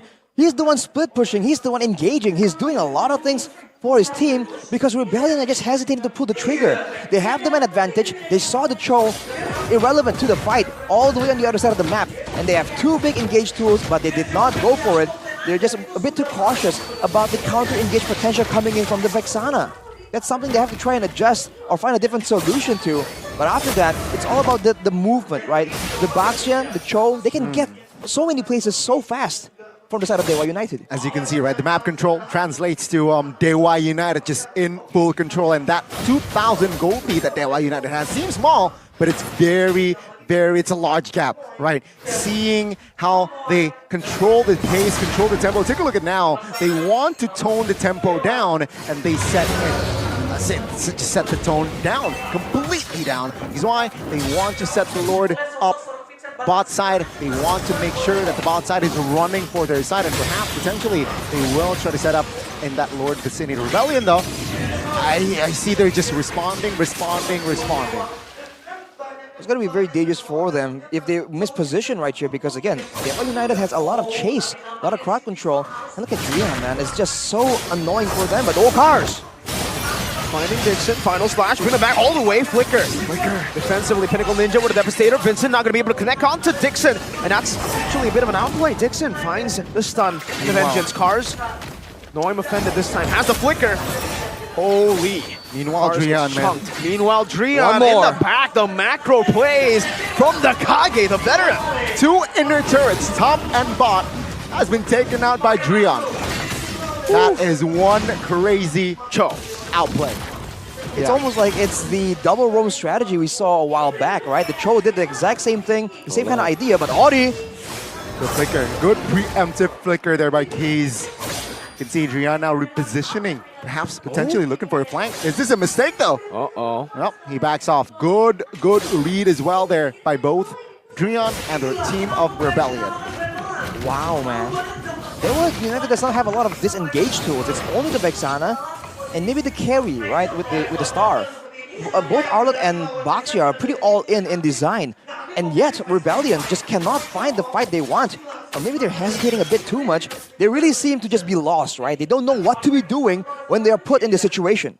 This is a fun fact. This is the first time Rebellion played Hanzo in MPL ID. Last time Hanzo came out or picked was Season 11. 5 times though, with a win rate percentage of 20%. Duskar was one of the players who actually utilized the Hanzo, if you remember, in MPL Indonesia Season 11, back when he was still in Bigatron Alpha. Now you can see here the Lord dance. Right? Whoa. I'm offended. Oh, it connects onto Watt. Tanky build though. Audi teasing with Implosion. Finds the back. It's all Watt dashing out of the lane. Vincent now following him through, but it's going to be Audi teasing. Who finds the Lord. No retribution needed, but he will lose his life. Gary marching forward. Final slash. Gary brought back to the team. Now going to be able to not survive there. Actually, it's Moai who's able to kite him back right now. Still dealing free hits. Drian will fall as well as the last ball connects to secure him a double kill. Dewa on the run, 2 for 2, but Rebellion got the Lord. Oh, they need to recover here, Rebellion, and they will take their momentum. Will this swing of momentum be huge for Rebellion? Massively, man. They were struggling in map control, in mobility, and now with empowered waves, with the Lord, they're gonna equalize on turrets, and Dewa do not have the manpower to deal with it. They don't have the wave clear either. Oh, they have Watts though. Watts is alive, right? And this is the first Lord technically, so yeah. Rebellion, they will be happy that they will just take the inner turret in that mid. Of course, some jungles, including the purple buffs. Take a look at the AI prediction here. 65% favoring Dewa United. For now, but they just lost, what is that, 4 turrets in one fell swoop. That was a costly fight, and that was chaotic. And the more chaotic it is, the more crowd control benefits you. And Rebellion, they kind of really benefited off that fight, man. It's a reset here. Minute 13 with that L that Dewa United took earlier on. Oh my god. Queen's Wings carry. So it's a full tank build for carry with brute force, with Thunderbelt. Just endless battle here for that attack, for that true damage. This is the build that Aldo was talking of backstage, that tank build for carry. He spoke very highly about it. Resurfacing again, man. It's resurfacing again. I think it was nerfed a bit. You know, they made the percentage HP damage scale with attack damage, but it's just so effective right now that, I mean, Aldo was talking very highly about it, but you know, you have to wait and see, right? That's one man's opinion. And now for Dewa, it's back to the same thing, trying to get control over the waves, and then they'll send Drian out to try and replicate the same thing. But will Rebellion catch him in a trap here? Setting up on the other side, away from the neutral objective. This is usually what Drian has been doing. And speaking of Drian, right, he just equipped himself the BOD.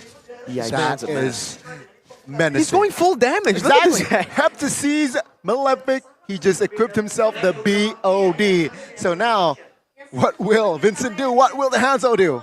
He's not safe. Not at all. Yeah. We were talking about how the Cho can't solo Holy kill the moly. Hanzo, but wait a minute, Now man. he might be. Oh. Swaylo's in the bush. You know what's a fun fact? Drian is the same level as Swaylo. Did he sell his roam boots?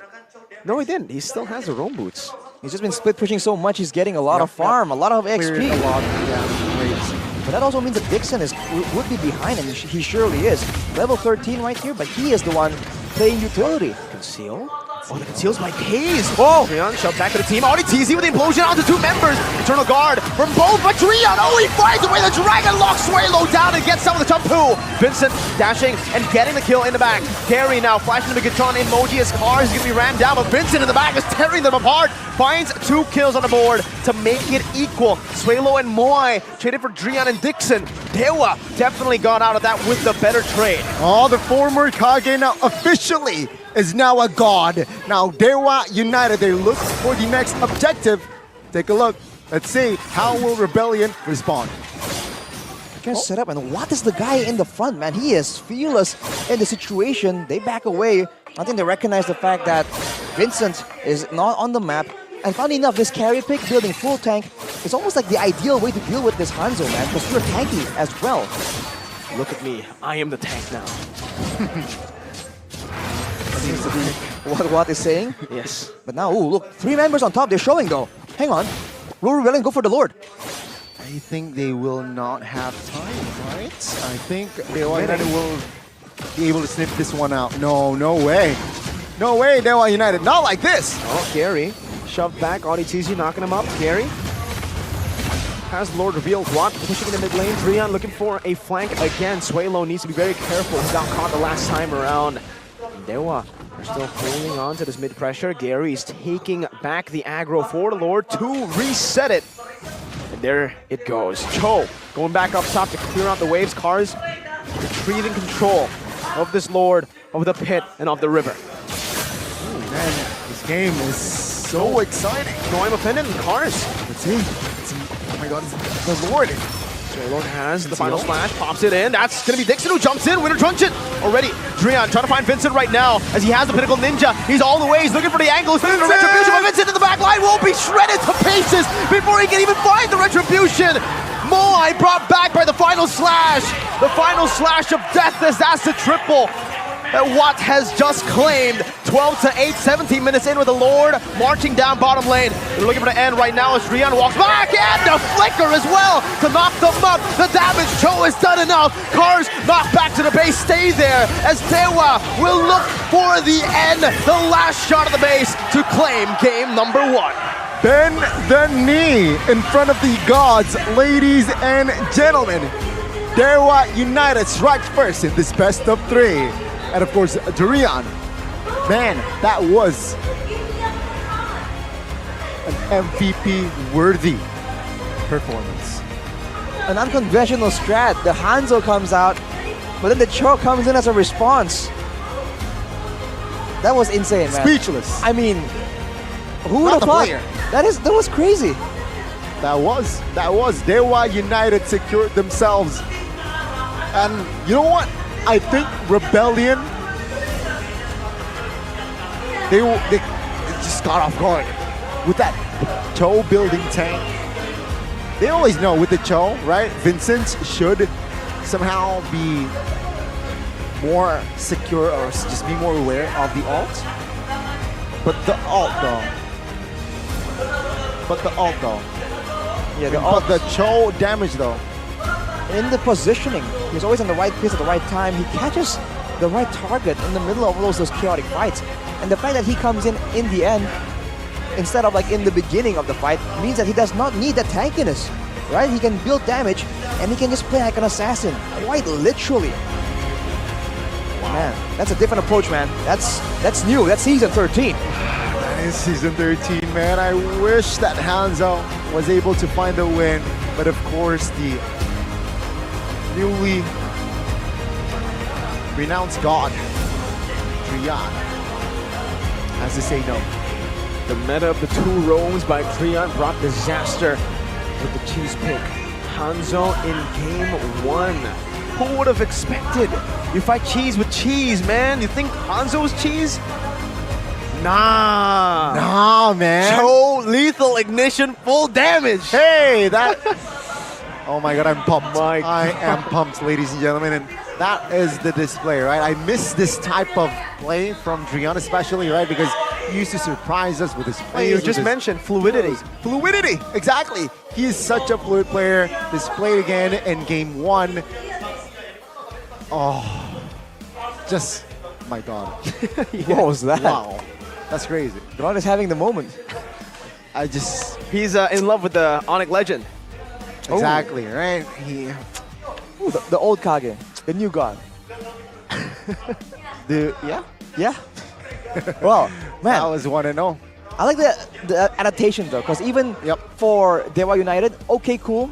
You've countered once, right, with the Cho, and afterwards it was Rebellion that countered with the chaotic fight where Drian just couldn't get the same kind of impact in that fight because he was the one that's forced to be urgent, that's pressed by time to try and make the plays happen. But afterwards, again, the flank maneuver, the dive all the way towards Vincent's real body by Dewa United. That is peak Mobile Legends in my opinion, man. When there's just winning moments and it's like a rally, you know, you go back and forth.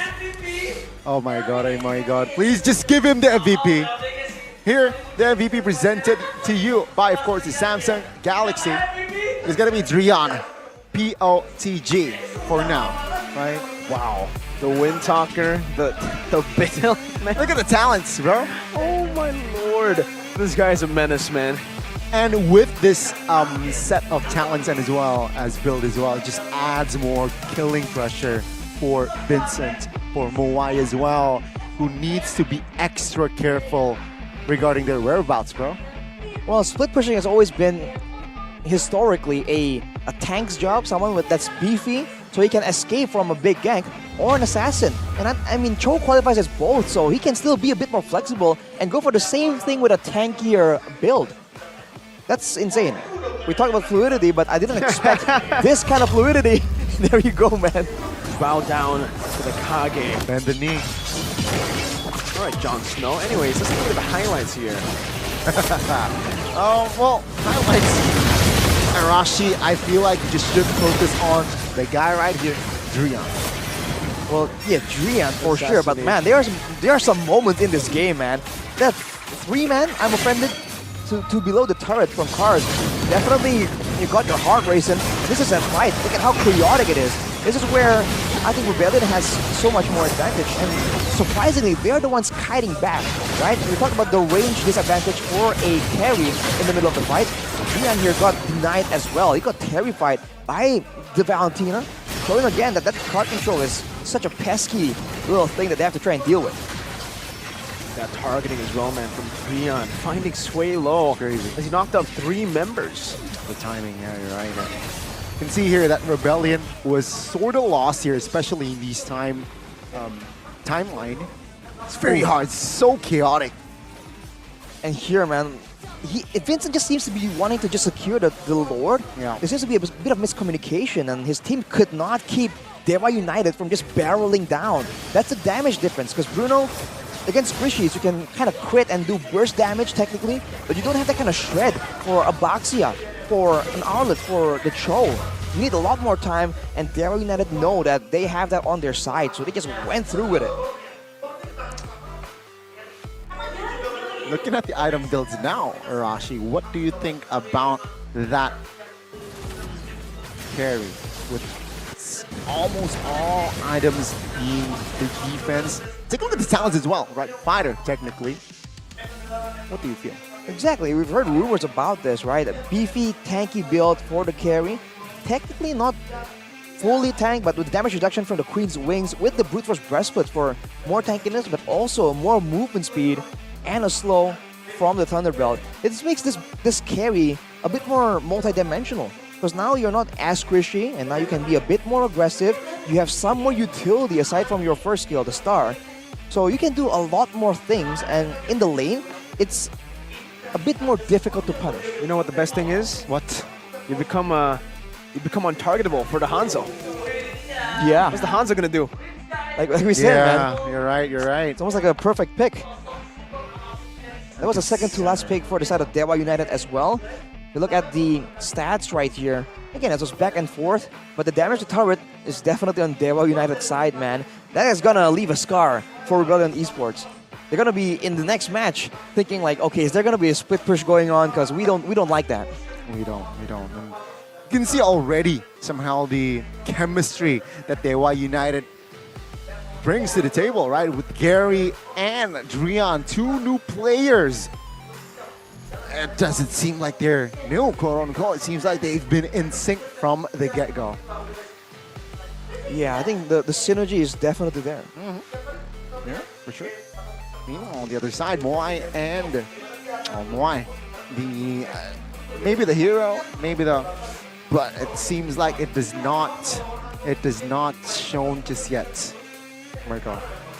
Yeah, I mean, looking at the way that they played it as well, Rebellion, they had such a good early game going for themselves. They were able to scale a bit, but then their targeting was just completely off. I think in the early stages, all the way to the mid game, where the Hanzo could actually still pressure the carry, they weren't able to. It's either because of Dewa's good cover, or because Rebellion completely forgot maybe that the carry has been free farming and will be going full tank or semi-tank there. I think also they just didn't really respond to any of the plays made by Drian at all. They completely ignored Drian. Yeah. I think they underestimated him. I think they thought that Drian was a tank, but they thought wrong. They thought absolutely wrong. And, you know, early on, I think their whole strategy is built around countering the Vexana, right? Because, to be fair, the Vexana wasn't able to do anything too crazy, and he was instantly always pressured by the threat of the Hanzo. But again, it's almost like Dewa United was able to stall the game by split pushing instead of just going for normal trades. So they're dictating the trades even before it happens. And this is the thing about Drian. It's fluid, it's versatile like Indomaret, right? We have a lot of vendors of Indomaret here in Indonesia. So while you guys watch this MPL together or even just play MLBB together, it's even more exciting if there are snacks. Right? So there's no need to be, to overthink, to think twice. Go, shop online in the store. Just click Indomaret. The Indomaret shopping app is here. Should try it. There's a 15,000 rupiah discount with the code Click Indomaret 15. Come on and become a new member and get the discount. All right? It's as easy as that. Check out the VT. It's fun. It's Audi and Watt. Let's go.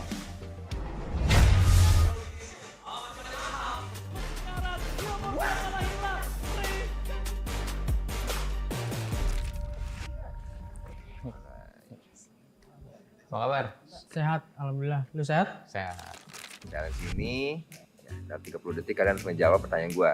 Kalau misalnya kalian nggak bisa ngejawab, berarti kalian kalah. Contohnya nih, berapa Watt bisa ngejawab nama-nama hero Mobile Legends? Watt segini, 5. Nih, Audi, misalnya lu dengan PD-nya lu bilang 6. Karena kan dia lebih tinggi tuh. Watt masih bisa untuk kayak wager atau naikin. Supaya si pertanyaan buat lu gitu. Lu boleh ganggu mereka.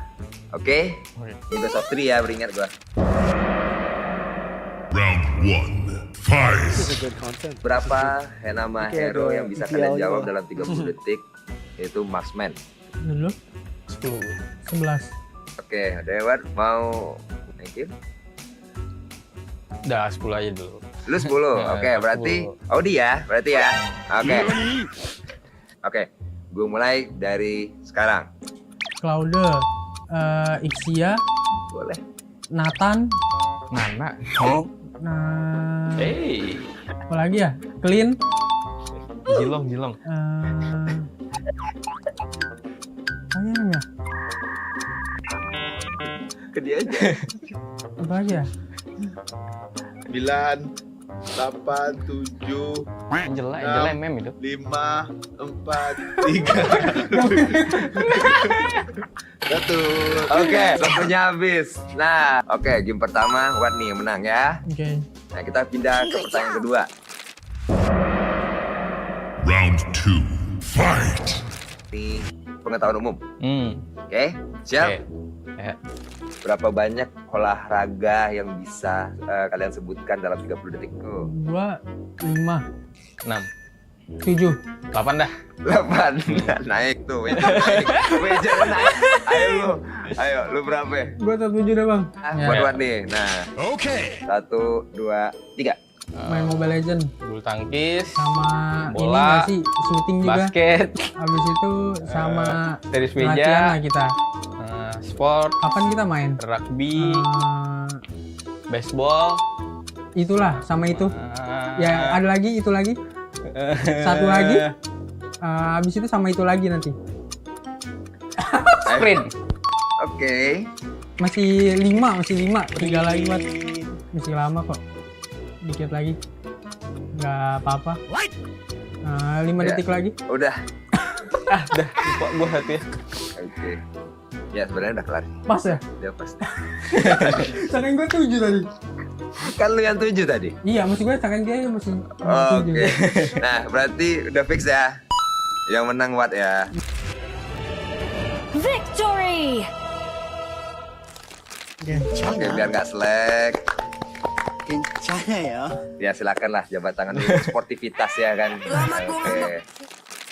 9 dah gue naikin dah. Nah 9 tuh. 10 dia. 11 terakhir. 11 ayo. Lu percaya nggak? Gua enggak dia dulu. Ya.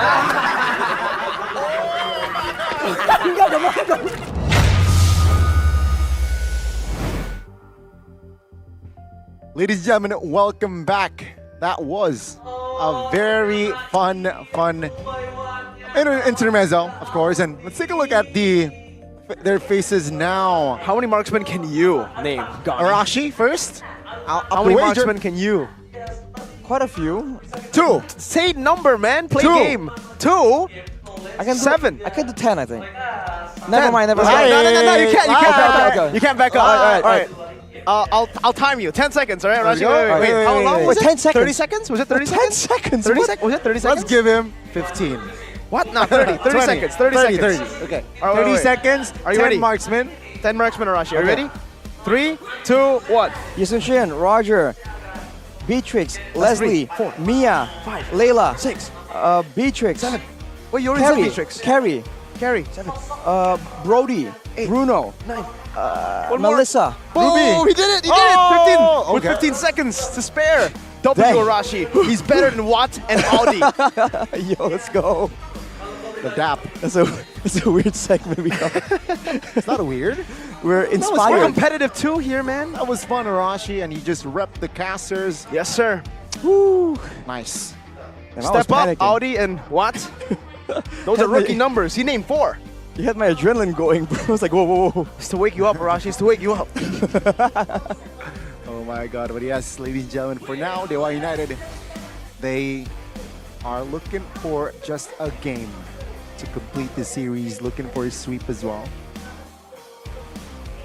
Gold Rebellion bounce back though in second game. I feel like they have chances here, and you can see here, Vincent, if you compare it to Gary, of course, who is on a Baksha, Vincent dealt the more damage. In fact, I think Vincent was the only one on his team that actually dealt more damage than his quote-unquote counterpart.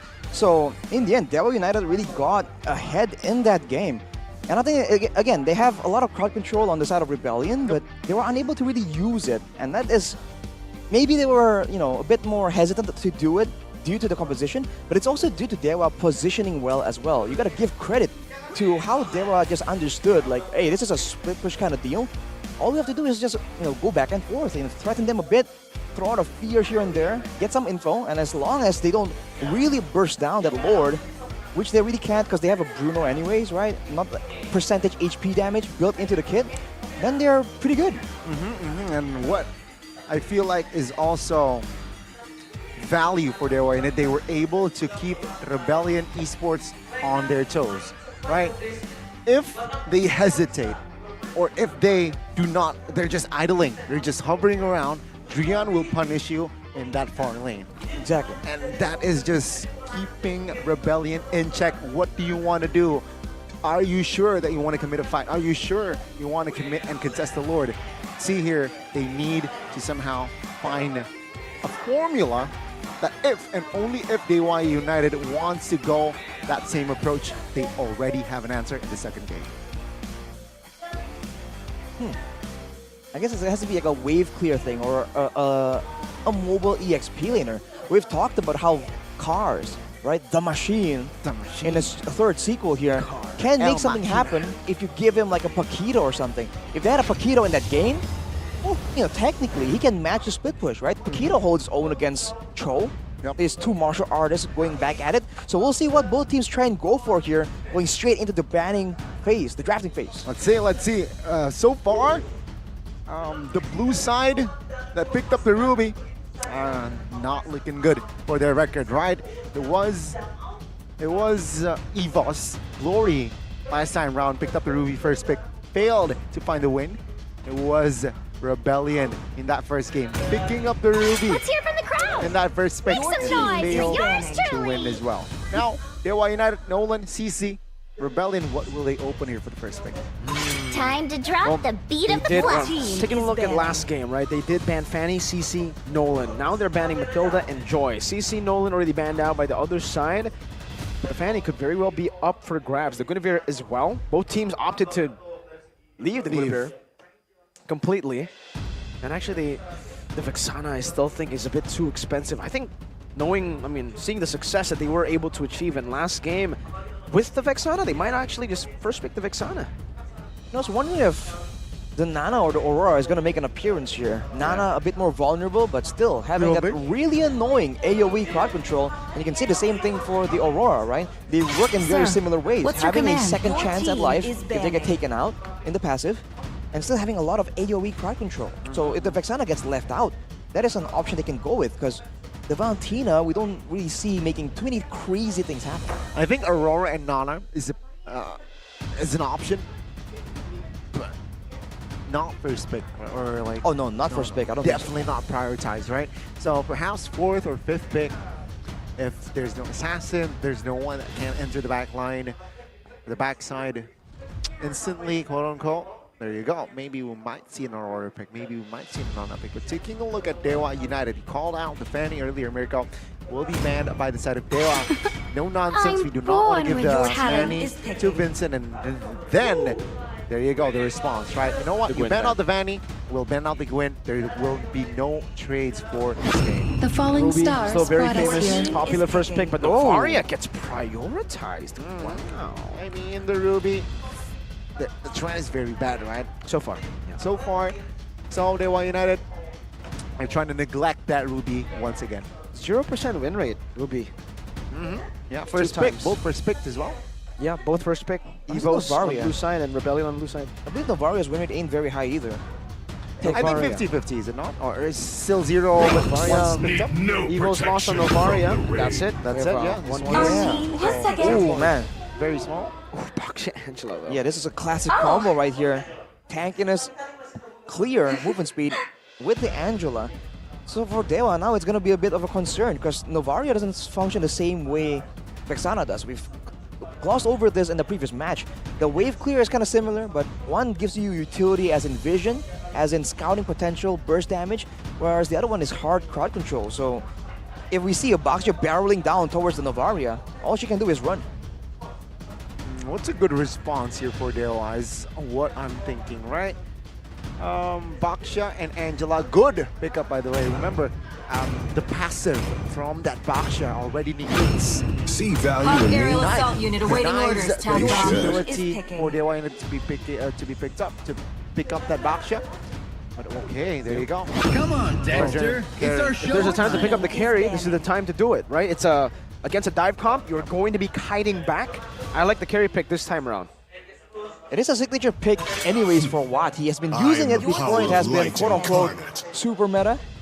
So far, it's just in line with what Dewa wants to do. They got crowd control now, they have scouting, they have a reliable damage output to really shred down the Baxia. They don't want to try and get some kind of reduction for the shielding coming in from the Angela. Especially in the early game, that can definitely be a problem. Or are they going to default back to going for another unorthodox split push, right? It's Drian's quote-unquote specialty. That's what he did back when he was still with Onyx. Let's see. All right. It seems like though, Rebellion or not Rebellion, they will take their time here because If they want to deny another potential dive comp here from the side of Rebellion, what would it be? I think it's going to be Utah or Lapu, perhaps. choose my a good own ban, but no, path. they will opt for an Arlet ban here. Makes sense, right? They need crowd control here for the side of Rebellion. They eliminate that option here for RBL.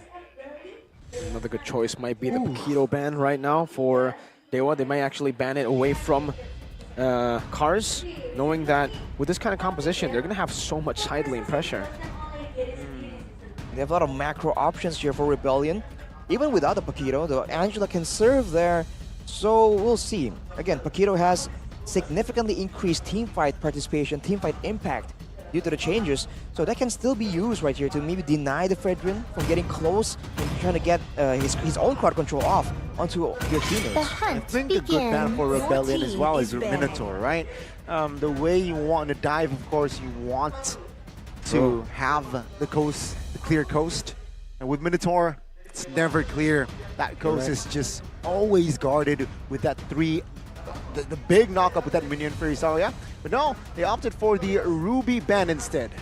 The Minotaur is going to be a big pick here for Dewa, and it's been left open. Rebellion maybe have a counter to it. They have an answer to it. But for Dewa, XP should still be the priority. They still don't know if the Angel is going to be flexed to mid or roam. Yep. I prefer the roam though, still. Well, the Vexana is still open, by the way, so This land is our I think homeland, Rebellion and it can will really soon be significantly our benefit burial from it, but Lapu Lapu is what they want to get out of the way. I think Dewa United is expecting Rebellion to really try and shut down the carry this time, because that was one of the bigger problems. Okay, interesting. Why the Lapu? Potentially to see and to have option that carry does not have to bring the Purifier, right? With Lapu, you most likely have to bring the Purifier in, but now with no crowd control lock secured for the side of Rebellion, perhaps the carry might be using another spell. But Valentina though picked up what ultimate perhaps potentially the Novaria, right? Eyeing that ult for Novaria might be value for the side of Rebellion. Well, for Rebellion, they can have a lot of chase potential right here, right? The Valentina is mobile, the Boxer and Claude, everyone can really follow through together if Vincent just makes connection with someone that they know they can take out. So I think for Dewa United, a frontline, someone that's just tankier or someone that can just avoid standing still there, getting caught out by all the crowd control. Minotaur. Oh, wow. We expected the Minotaur. Yeah, but not the Thamus. I did not expect the Thamus. Whoa. But I mean, imagine Thamus, all Vengeance, Claude, Blazing Duet. Who dies first? The Claude. Right, I think that's the scenario. The export gets chosen, but that's Wait, what? I really thought is going for it. The export is going to be really good here. It's going to melt a lot of the frontline targets that they will have. That's why I thought, they will might. Oh, they're going for double slows with Angela as well. Yeah, this is going to be quite scary for Dewa United if they do lock this in. That's why I really thought the X-Borg would have been a solid pick for Dewa as well, because the Baksha gets melted by the new War Axe plus X-Borg. Especially the X-Borg can also serve as a zoning tool, right? We see it again and again. The X-Borg, knowing that he has multiple chances at life, moves forward and just zones the important people, and even if he gets taken out, he can still kind of get out of a tough situation. So it's a great pickup from Rebellion. It's a solid pick, but I feel like there is still no answer for that Novaria. Novaria can just take space, play with her range, and I don't see anyone in particular that can take his life away. Or her life away. Well, technically the Claw might be able to. I think the idea is not to just try and hunt her down in the middle of a fight, is to just get behind or beside the Novaria. And if you do that, even if you don't get the Novaria, she has to run so far away to get safety that she won't be relevant in the fight at all. And even if she does land some spells, it's going to be on the frontliner. And that is usually how it feels to play Novaria. Okay, so ladies and gentlemen, the 10 heroes has been set. It's 1-0 for Dewa United. They're looking to find another point to clean sweep Rebellion Esports. On the other side, Rebellion Esports, they look to win this to force a Game 3. Land of Dawn, here we go. Let's begin game 2. All right, you gotta pay attention to the clear speed for sure between Vincent and Gary. Right, it's gonna be a bit of a race. And usually Baksha wins it out, but Gary actually is doing pretty okay. I do wonder where is the hot spot here, right? Is it the mid lane? Is it the gold lane, or is it the EXP? If they go for the EXP, then you know that X-Borg Thanos matchup is gonna be critical in the side lane control. If you go for the gold lane, that's critical for the damage output. Minute 1 here with the lethal now favoring Dewa. Dewa United gets the lethal. Will that advantage create problems for the side of Rebellion under 2 minutes? But now seems like here, of course, both gold laners in the bottom side of the map, they're just chilling. They're just last hitting their minions. Looking at the talents emblems here, what stands out to you, Rob? Watt has switched over from the Festival of Blood to the Tenacity, so he expecting a lot of burst damage coming his way. Whereas for the side of Rebellion, not so much. I mean, it's going to be short engagements here. Well, we're going to go for a fight right now. Dixon pulled back now, going to be slain early on. First minute of the game by Audi Teasy. Picks that up, still not level 3 though. He will be able to get level 3 in a bit. The 1-0 to RBL. Yep, no flicker. Of course, he brought the Vengeance there, so, and he did not panic press that Vengeance as well. So he will still have that resource. Meanwhile, top side of the map, of course, Cars will have an advantage level-wise, XP-wise. Take a look at the rotations already here. Cars, after clearing the top minions, will have level 4, and will have the last Insanity Flicker that most likely will secure Rebellion. Whoa. Turtle for Rebellion. Gary's still level 3, not level 4 yet. He needs a little bit more XP, and Rebellion, they actually chose to reset the turtle, and this has given Gary enough time to get level 4 now as the Astral Echo reveals 2 members, Vincent and Cars, who are on the turtle. That's a Minions Fury, all 4. Gonna be knocked up, but it's gonna be Dewa who wins it out. Sway Low who steals the Minions Fury away from Drian, not able to create the same amount of impact though. Dewa United with another massive win in the first turtle pit. Drian, my goodness, again.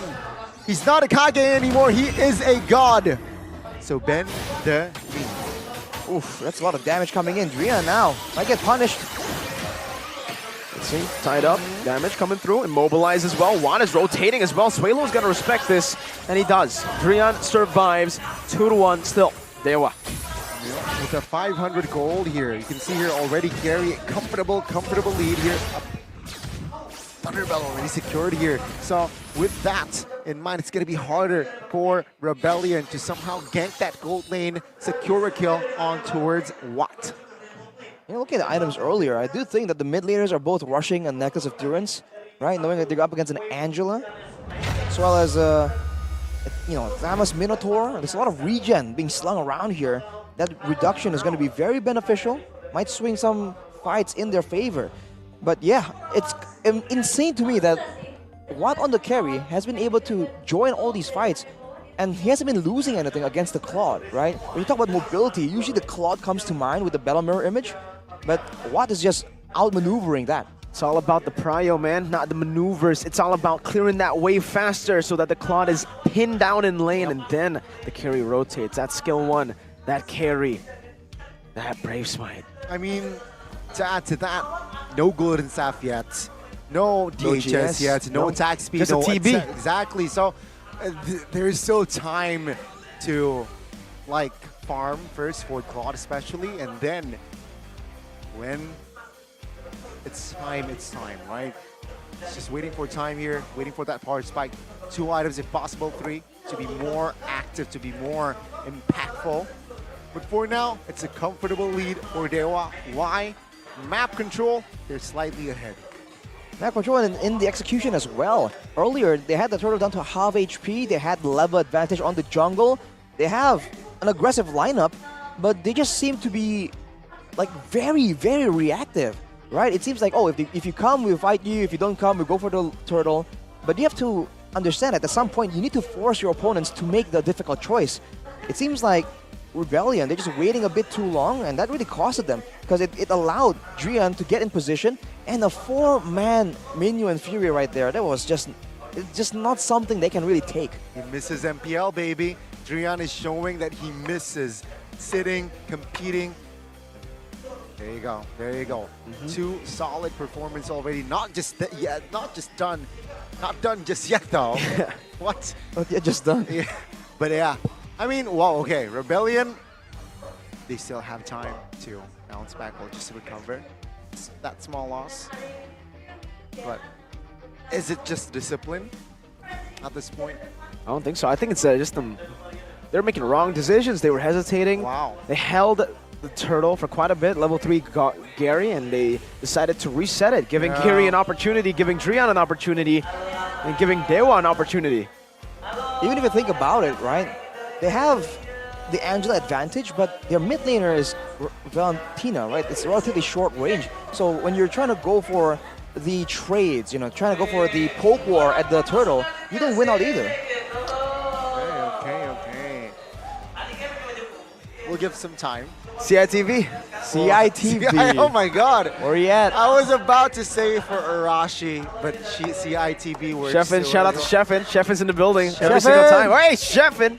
Sheffin again. Oh my god. Sheffin is definitely in the building. Sheffin is in the building, ladies and gentlemen. He's the most buildingest caster. No, that's Naisu. Naisu, the building Rezabek. Well, he's an actual building. Sheffin is the buildingest. Yeah, there you go. Yeah, it's just Arashi logic, man. Arashi logic. AL. What? Arashi logic. AL. AL. BERT.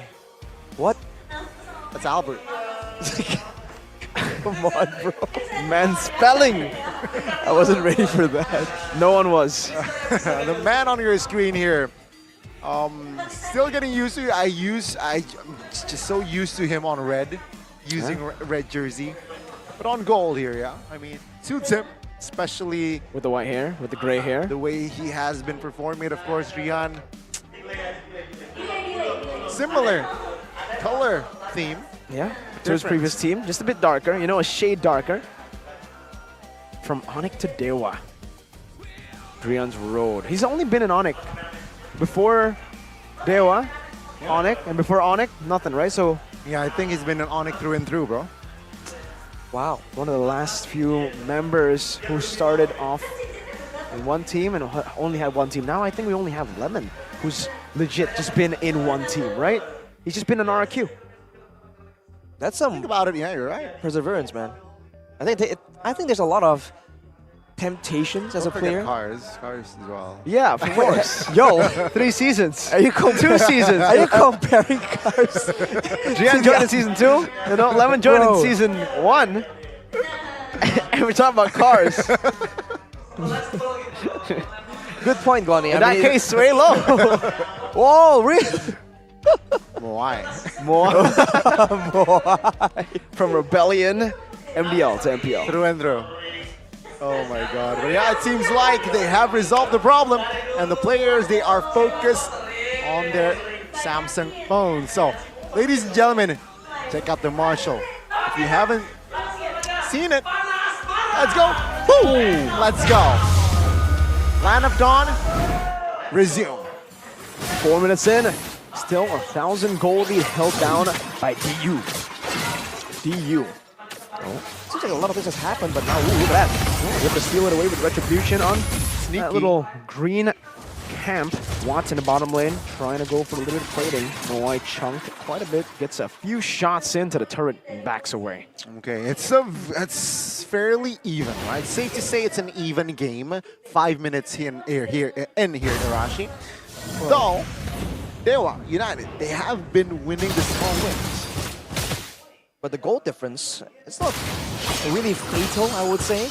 But I would like to draw attention to the goal thing, because, you know, we were talking a bit about this strategy, right? Brace Might on the marksman and just out-sustain. It seems like technically it's kind of making a comeback.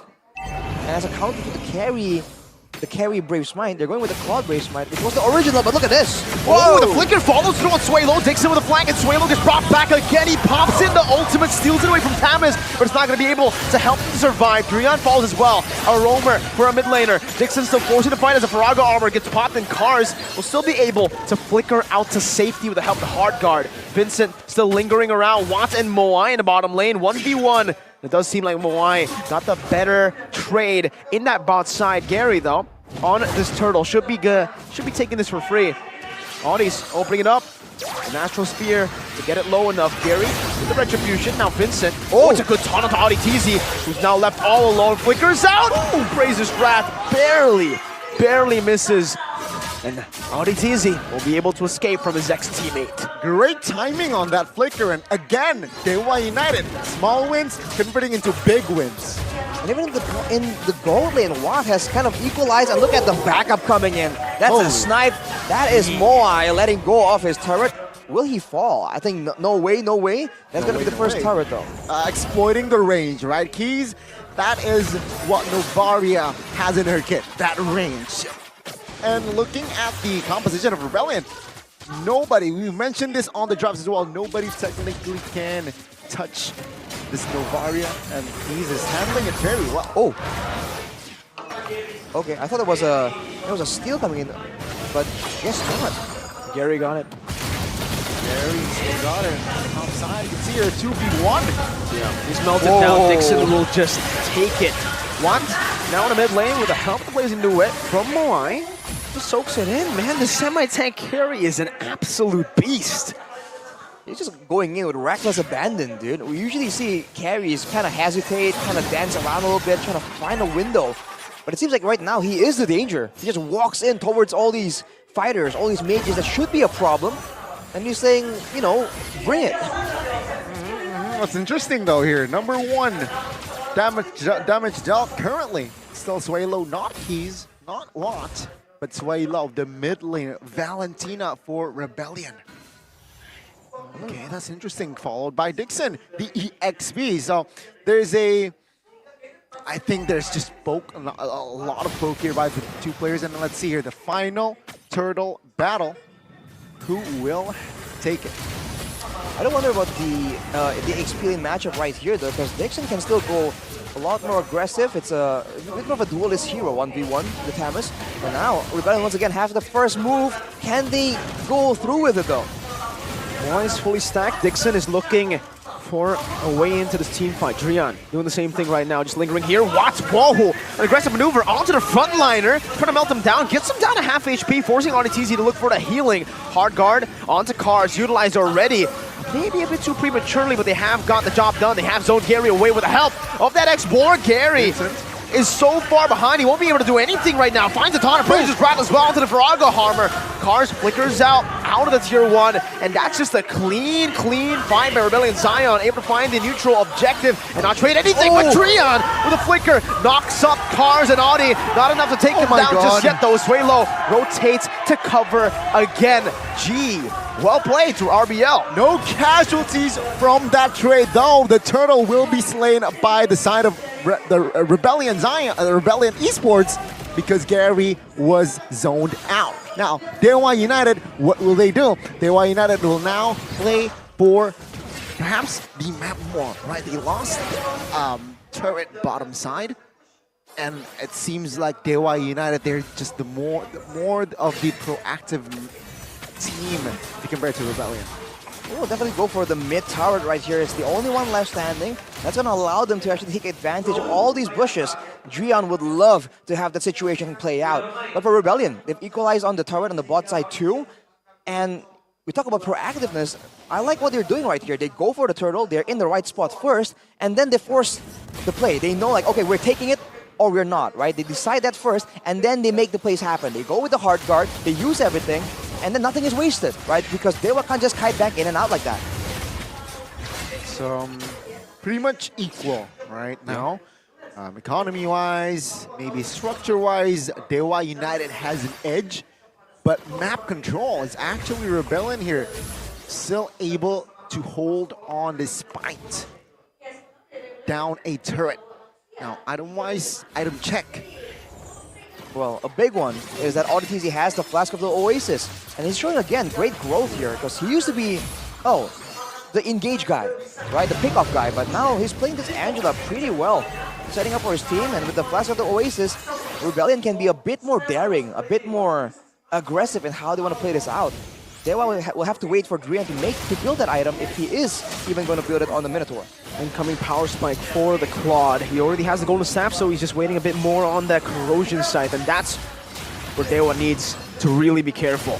The vengeance will still be there, yes, for Dixon, but for the rest of the team, oh, there you go, he finds it. Corrosion scythe goes in the mid lane, stacking up that golden staff and stacking up his passive. Gary getting melted down. Drian knocks him up in his fury. Used up, baited out. Vincent with the shield unity now as the Astral Echo connects onto the back right now. Dixon's going to be able to jump in as well with the vengeance now. Moai running away. Cars finding the meltdown onto the frontliners. That sway low traded in. Moai blazing duet. Dixon, oh my goodness, runs them down. He zoned the backliners away, and Gary finds the retry. Dixon is tearing apart the backline, and he gets out as well. Vincent with the shield unity, but Kaze takes it for him. Now it's Dixon. He gets pulled back, but he's all good. Watts finds the punish, and Rebellion are lost. Oh my god, Watt is just free hitting left and right, and the Lord is secured by Dewa United. We saw that Thamus Vengeance ult will make that blazing duet hard, and there you go. Wow,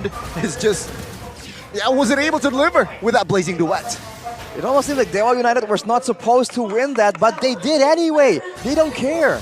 Now with the gold advantage, just getting further and further, the control of the turrets as well. It's looking awful for Rebellion. They made the same exact play twice, but it seems like Dewa learned from the first time and immediately made adjustments, man. The cars dive with the Angela on the top side, flickering out. It's like deja vu moment, and Dewa capitalized as they should. My goodness gracious. Big plays from Dixon. Big man. Take a look at that. 2 minutes ago, the turrets for Rebellion, the inner turrets, still stands, but now gone. Shambles. Shows you again how well Dewa United can translate a lead, a moment, into multiple objectives.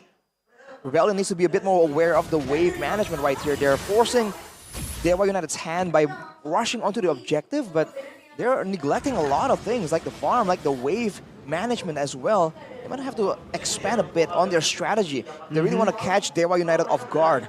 Quick item check right here. Brute Force Breastplate also finished for Watt. That's why he's so much tankier. That's why he's willing to just go under the turret. I've never seen that, man. A marksman just brute forcing a turret dive solo. What things, man, what things. Just what things. Now Malefic, so game 1, only Endless Battle as the attack item. Now he adds more with that Malefic Roar. He wants more penetration. Keep in mind, the Flask of the Oasis competed for Drian on the Minotaur as well. He can apply it to the passive to every single one of his teammates, given the right circumstances. Same can't be said for Audi, who has been a bit more aggressive in his usage. He's not staying in the back, protecting a backline or healing his whole team. He is just trying to go in and facilitate cars and his aggressive maneuvers. Look at Dixon! Just stands there menacingly. He looks at Moai in his eyes and says, no, I'm him. Roar. But yeah, I mean, why? Audi, wait a minute. One key item that Audi has in his in Audi's kit is fleeting time, right? So with that, the hard guard should and technically be quote-unquote spammable. I don't want to say spammable, but the cooldown reduction time there is definitely there, especially when you assist or even grab a kill. I think for right now, Rebellion could be okay just going for the poke war here. They lose out in the range, but they do have an Angela, but look at cars! Fraga armor. Still the healing, RDTZ is able to provide enough sustainability for cars to get back his Fraga armor, but Watt's not letting that happen. He also has a little bit of sustainability with Drian. Pokes from the Astral Spear in the mid lane, not connecting, but they are going to be able to clear out the mid lane first. A lot of tempo prio played in. Watts dashing forward, taking the Faraga armor out. Drian with a flicker forward and finding two on the board with the Astral Echo. And the Appraiser's Rata give him a big smack in the head. Cars taken down. And now it's Dixon again in the back line, just wreaking havoc. Meanwhile, Vincent gets taken out. That's another Minions Fury stolen away, this time by Suede Low. Moai able to find a trade. It's only Dixon for Cars and Vincent. Man, what a crowd control reaction there from Drian. It was a party for that CC, and now it's a free Lord for Dewa United. Rebellion losing 2 players, that's not a good sign. Not at all. And Dewa United, despite losing Dixon, they are in a bit of an overextension, we would say. They're still able to just keep calm and know that they have more than enough to really stand on toe-to-toe against Rebellion. And the pressure for the Lord, they get it now. And with the base turrets being the only turrets available for Rebellion, can Dewa go for the end with this push? Because it doesn't seem like Rebellion have any real solutions in a big team fight. Okay. 15 minutes in, Dewa United now with the Lord. Is this endable, Arashi, right? Is the question. And if they really want to end, who do they need to pick off? I think it definitely has to be Sway Low. Moai, I think there's some items available on the frontliners for Dewa United to deal with Moai. Sway Low can actually provide a lot of the clearing, but look at him. Oh my lord. That's the poke that Navaria provides. Enhanced Lord just charging into that base turret. Easy take for Dewa United. Now they're looking for the bottom side as well with the minion wave still there. Empowered as well. Lord buffed minions. Not going to be dealt with by Rebellion. They decide to move up top to defend it, and now it might just be 3 base turrets with the Enhanced Lord. Rebellion has no range to play around with here, so if Dewa can push right onto the crystal, the base, Watt can just sit there and shred everyone down slowly but surely and then go for the decisive end. That might be what happens. That wave clear is definitely suspect here, Drian. Now, Minions Fury, no flicker this time. Sway Low, though, doing the same thing. 3-man Minions Fury into the Blazing Duet, but decided to get up right now. Dixon just takes it up, and no one can shred him down. Appraiser's Rad, Moai knocked up. Now it's the last Insanity, but it's cut short by Watt, who has them in the nature and is able to shred the Faraga armor before last Insanity pops. Now Vincent caught and stunned up, stun locked. Watt finds the damage. Gary, Immortality still within his clutches. Watt with a dash forward again. The battle mirror image from Moai to get to a better angle to clear the waves. Again, it's Gary with the taunt. Moai with the damage, now melting Dixon down. The last Insanity to the back again, and the win nature buy from Moai. Hard guard, Watt dashing out, chased down by Cars. 1 HP, just barely still able to disengage. 3 base turrets taken down, and RBL are still able to defend. Rebellion, massive defense. That might be the... Oh my god, that might be it. That's, oh my god, that might be it for them. But they are able to hold on. Now, though, Dewa United, still massive lead that they have, but slightly delayed. More opportunities, more possibilities for Rebellion to perhaps recover.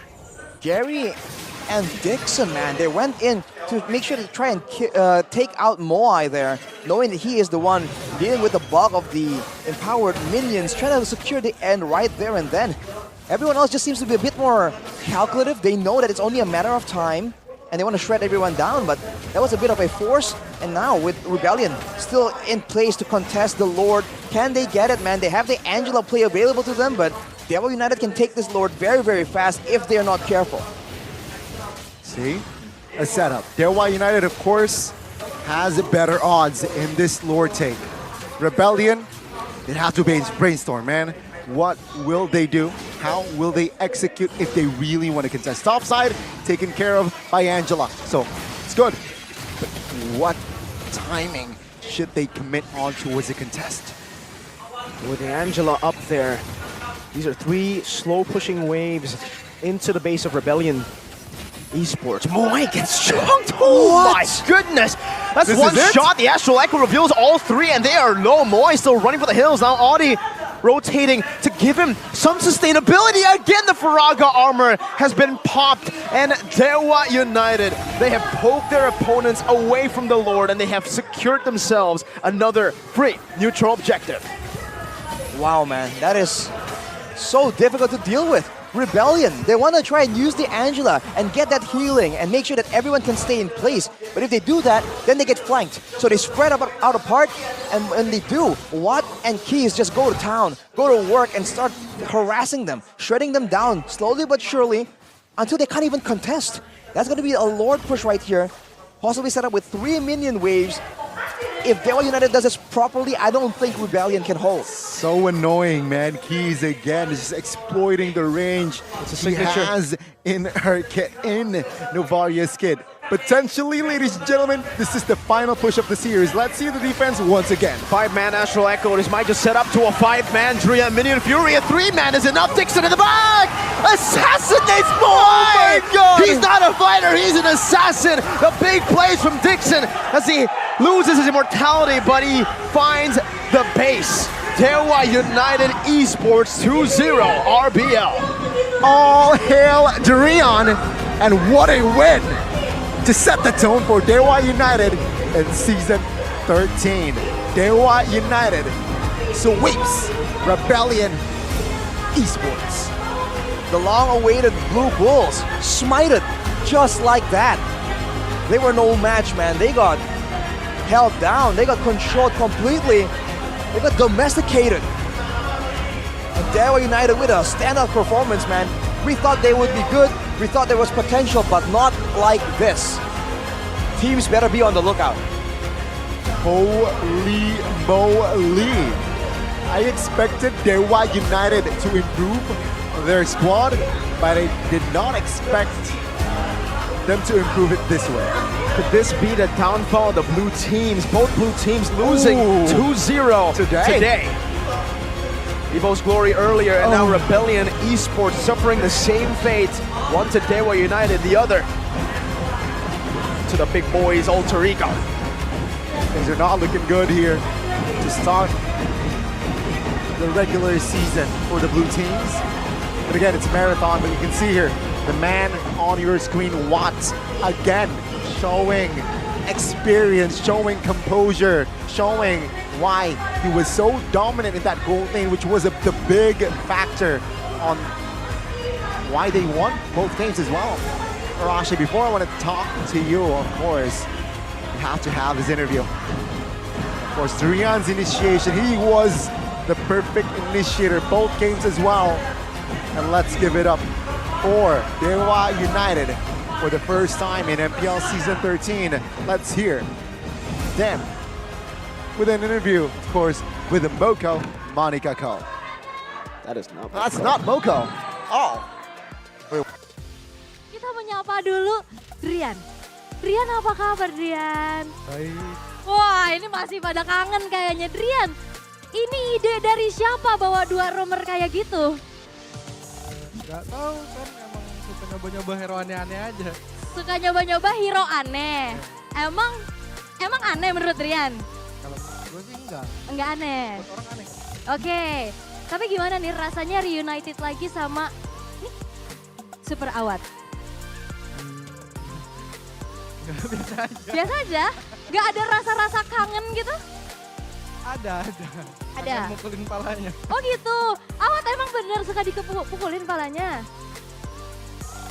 Bohong doang. Tapi sayang ya sebenarnya. Dikit. Tapi Drian, aku mau spesial nih nanya nih buat Drian nih ya. Drian ini membuka match Dewa United dengan begitu baik.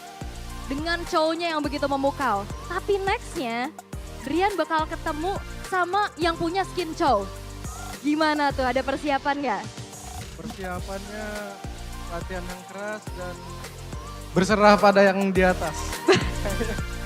Berserah pada yang di atas, gitu aja. Oke, buat Awat nih. Awat kan main juga udah dari awal debutnya Dewa ya di MPL. Tapi aku mau bertanya, kira-kira apa sih yang ngebuat dari Rebellion ini gak pernah menang loh lawan kalian di turnamen yang lain juga? Nggak tahu ya, mungkin teman-teman gue yang jago kali. Ya anak-anak kita jago sih daripada dia, udah itu intinya ya anak-anak kita lebih jago dari dia aja udah. Lebih jago, baik. Tapi memang akhirnya hasil yang berbicara juga ya. Benar. Tapi next aku mau nanya sama Gary alias Jusgar bertemu dengan ex-team yang bahkan kan Jusgar kan, Gary kan pernah juara kan waktu itu bareng sama Audi CS yang sekarang udah jadi Audi TZ nih. Gimana nih akhirnya pertemuan kalian? Ngerasa terganggu kah atau biasa aja atau justru jadi bakaran motivasi nih? Ayo bisa nih. Nggak ada sih, biasa aja udah lama nggak ini juga kontek-kontekan. Oh gak kontek-kontekan? Udah musuhan. Udah musuhan? Tengil soalnya orangnya. Oh gitu. Emang tengil. Jadi malah semangat buat ngalahin gitu ya? Baik, oke. Tapi kita tanya nih sama Dixon dan juga Case deh, boleh deh ya. Sama deh pertanyaannya, sebenarnya menurut kalian faktor apa sih yang membuat Rebellion tuh gak pernah menang lawan kalian? Kurang tahu sih. Kira-kira kalian kan ngerasain nih di gamenya gimana? Kalau sekarang efek KG sih. Efek KG. Baik, boleh. Kalau dari Case? Hoki. Oke, tapi Case kan sekarang di cover bahkan ya sama Drian, nge-cover juga sama player baru nih ada Gary. Perbedaannya yang dari Case rasain apa? Ngerti game-nya kalau Dian. Mungkin ini kalau perbedaan sama sebelumnya, kalau yang sekarang lebih ngerti gamenya lah. Lebih ngerti gamenya. Oh oke. Jadi lebih build chemistry-nya lebih gampang harusnya ya. Harusnya. Jadi udah saling mengerti gitu ya pengertian. Baik. Oke. Selamat sekali lagi untuk debut kalian juga untuk di MPL ID season yang ke-13. Semoga di next match kalian bisa memberikan yang terbaik dan tetap konsisten. Sekali lagi big applause untuk Dewa United. Terima kasih. Oke, dan sepertinya para caster juga udah siap untuk breakdown apa yang terjadi di game yang cukup cepat untuk para casters. Take it away.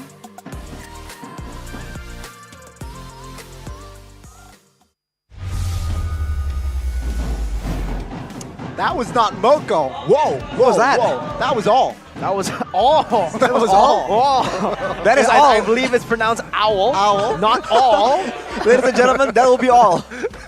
Yeah, that was all. Thank you so much for the interview. Of course, Dewa United. First time seeing Drian not on an Onyx shirt, Onyx jersey. There you go. All right. If this was 2017 or 2021, that's Photoshop, man. That's Photoshop. So, yeah. If what as well, 2021 is Photoshop. He wasn't in there. Why'd you choose 2021? You could have chosen 2023. You know what? You're right. 2023.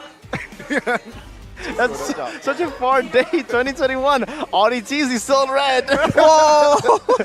But yeah, ladies and gentlemen, that was Dewa United for the first time in Season 13. What a way to set the tone, right? Mirko mentioned earlier about the blue teams not having it today. Sucks. 2-0 to start the season. Oh, tough luck. But again, it's a marathon. It's not a sprint. Exactly. They will have time to bounce back and recover. But all smiles on the quote-unquote last Kage. The Podum. POTM presented by official tournament smartphone Samsung Galaxy. He is him, man. He just makes it work.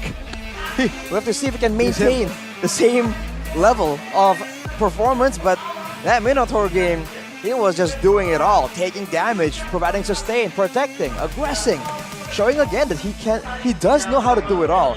The real question is, can he do it against every single team in the league? You know, right? I mean, watching that Game 1 performance just made me realize, how dare you pick a Hanzo against the man who played Hanzo mid back when he was in Onyx, the man who played Lampu mid, the man who played Cho mid, the man who played all the mid lanes. The audacity, the auditizi. Well, looking at the team price right here, it was chaotic all the way from the beginning, man. But there are two factors that just seem to really make the game for Dewa United. It's always a big play from Drian, or it's just Dixon stepping up and showing everyone why he is the man on the top side. It's the combos, man, right? The Astral Echo, hitbox, that too. Plus Drian with a bang, bang, bang. But Moai, man, every time against Dixon, this is so sad. The gold laner life in 2024 ran down by someone with 1 damage item, man. I wanna highlight though, look at Watt's HP bars in the middle of all these fights. I saw him go in the middle of a fight, by the way, go from a quarter HP back to full. The sustain on this build is just ridiculous, man. And here, that's the moment from Dixon. But look at that, even though they're low, it doesn't matter, man. They just keep going at it. Look at the sustain from Watt. This is why he just is fearless, standing in the front. I mean, in conclusion, right? KY United, what's their theme? In sync. Game 1 and 2, I feel like they're just so in sync that, of course, RERUN was the glue that holds it all. Richel, damage, mind you, Minotaur, healer, crowd control. Dixon again so in the back line. This dude, man. That can't be legal, man. I mean, Gold Lane in 2024, Marksman in 2024, look at that. If you're not semi-tank, if you're a Claude, especially on... Yo! Oh my goodness. There it is. Sapu, which means... Elder. Elder. The Elder. And of course, Keisha, shout out as well on the backside. Yeah, I love Zaya. Me too, man. Me too. Well, let's take a look at some of the items right here. Audi, again, just going with the more passive approach, going with the fleeting time with the Flash of the Oasis, but just it wasn't enough, especially against the damage output coming in from Watt. And we want to highlight yet again, against a Claude, he went for the win of nature here, for the output potential, but all in all, it's still unreal how much damage the carry can output when you have that much tanky items built into your kit. I think I think we can take all those words with a grain of salt here, man. Yeah, good. Shout out to the game duration as well, right? Perfect timing, 2020. Not like my vision. But yeah, Rebellion Esports here, they need a lot to, I think, evaluate themselves. Right. But I mean, Dewa United has also, if you look at their composition, they're really abusing this idea that you're tanky but you can do something else. Because Watt is doing it on the carry, Dixon is doing it on the Terizla. It's on the Thamus, wrong guy.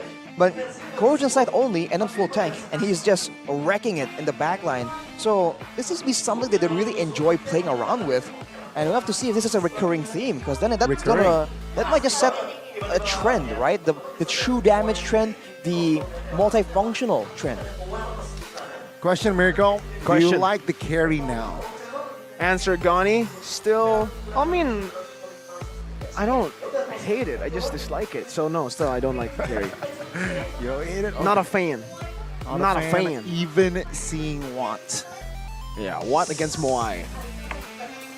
To be fair, there is quite a big gap between their experiences, right, and their time on the line of dawn. So for sure, hey, we're only fair, right? It hasn't been tested to the limit where we would accept it as a quote-unquote new meta. That will have to wait for maybe a couple more days. But looking at what? I mean, not Watt as in the player, Dixon, but like what the hell, Dixon, 100,000 on the Thamus, bro. 1 damage item. I gotta be honest, I'm surprised. I expect keys. I expect what? Dwats.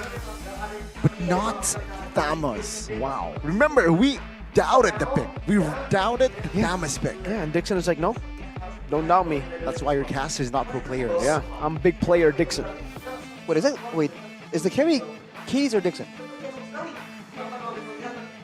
What? Oh my God, it's Keys. It's Keys. Yeah, that was, guys. They have the same haircut. That was confusing for a second there, right? The same haircut. Exactly. I was like, there's no way. So that makes sense. I Apologies. expected the Novaria. I expected the Novaria. There's more sense, but let's take a look at the golden moment by UBS. Trust and go. Gue dijauhin, cari. Aman. Lihat gue ya. Boxnya masih ada tuh. Boxnya masih ada ya. Fighting ya. Anjot. Bruno gua. Ayo, Bruno. Nice guys. Ini dalam Bruno nih. Bruno. Lagi. Lagi, boy. Lanjut, boy. Oh, so smooth, so calm, so composed. Okay. Wow, in a very chaotic moment there, right? Especially, but no, Dewa United, go. There's a passion, there's spirit there, but still, very controlled environment. There comes. Loving it. You gotta love it, man. I mean, it's kind of like a next level kind of like cool factor. Next level Onic? No. Relax, okay? They're not playing yet. I'm just saying, when you hear someone going hype, yeah, we're doing it, go, go, go, go. Okay, you know, we do that too. But when you see a team perform in the MPL against professional players, and it's just cool, calm silence, that's just cold, man. That's cold. Wait a minute. And right now, both of these teams are cold at the top. They are sitting at 2-0-2-0. Dewa and Alter Ego. Go, go, go. Again, just to recap, right? I think I expected Dewa United to have a better odds against Rebellion, but I did not expect Alter Ego stomping EVO's Glory. So that's the surprise for me for our opening day of MPL Season 13. Thoughts on the opening day? I think the opening day has been, for me at least, quite predictable. Ooh, okay. I predicted both EVOs and Rebellion. You know what that means. You know what that means. I said 2-0-2-0. If you've been following Miracle for a while now, you know what that means. Now, Arashi, what do you mean? Or what do you think? What do I mean? Arashi means storm, but what I think about the day? Yeah, opening Season 13, set the tone. I think day one is great. I mean, the first match goes according to plan, but I really thought that Rebellion, right? Again, we talked about how it's about synergy. It's about maintaining the same roster and making slow but steady progress. I thought this was going to be, you know, a good showing, right? Finally, we are just that solid. And turns out, Dewa United just destroyed everything they've been building up. So they were more in sync with new players coming in than the quote-unquote Rebellion that has made little to none changes. Kind of. So, which is why I predicted Rebellion actually, because I thought the synergy factor was just that much more important. But hey, you know, sometimes things like this happen. C'est la vie. That's life, right? Sometimes you can't get what you want. Arashi. All right. For Dewa and Alter Ego. They're not just. They cannot be satisfied yet. Not yet, because it's a marathon. It's first match. So we will see the standings officially, of course, on screen very, very soon. Yes, ladies and gentlemen, first day, 2 matches, done and dusted. There it is, Alter Ego, number 1, Dewa United, number 2. They're both tied, to be fair, for first place. 1-0, 1-0, 2-0 game rate, 100% win rate. Aura, BTR, GeekFam, Onyx, RQ, and then the 2 teams who lost today. EVO's Glory and Rebellion Esports, both 0-2. For now. Right? Again, we would like to remind everyone that the league isn't over in 1 week, so don't worry, man. There'll be developments. There's going to be 8 more weeks and even 2 more days in this week. Exactly. So calm your horses. It's all right. As of yet. But that is the standings presented to you by the official tournament smartphone, Samsung Galaxy.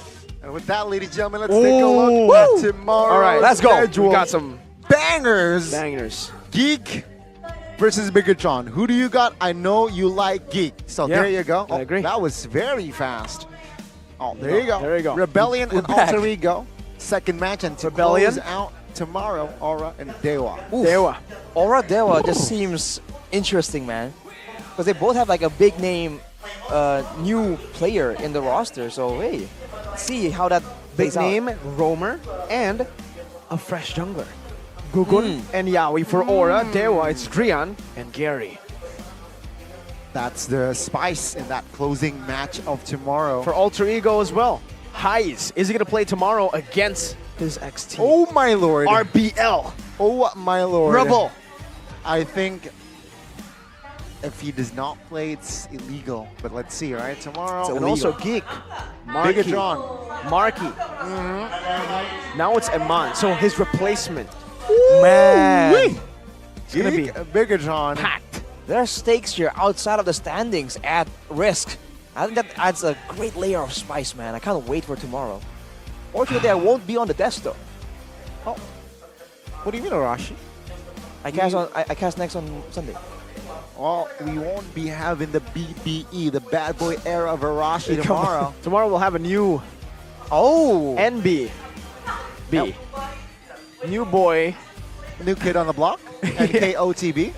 Yeah, that's what I meant. New kid on the block. Who's he? Who is he? I don't know. You have to wait till tomorrow. You just have to wait and use your real eyes. Ooh, okay. You gotta use your real eyes. But is Goni saying to realize real lies, though? Real lies. Are we lying? I don't know. But for sure, something that we can't lie about, something that we always have to tell the truth about is how extremely amazing our coffee is. Point coffee. Yes. Point coffee. It is a freshly made coffee drink served from 100% authentic Rasa Indonesian- legendary. Oh, rasa. Right? It's the coffee beans is the drink.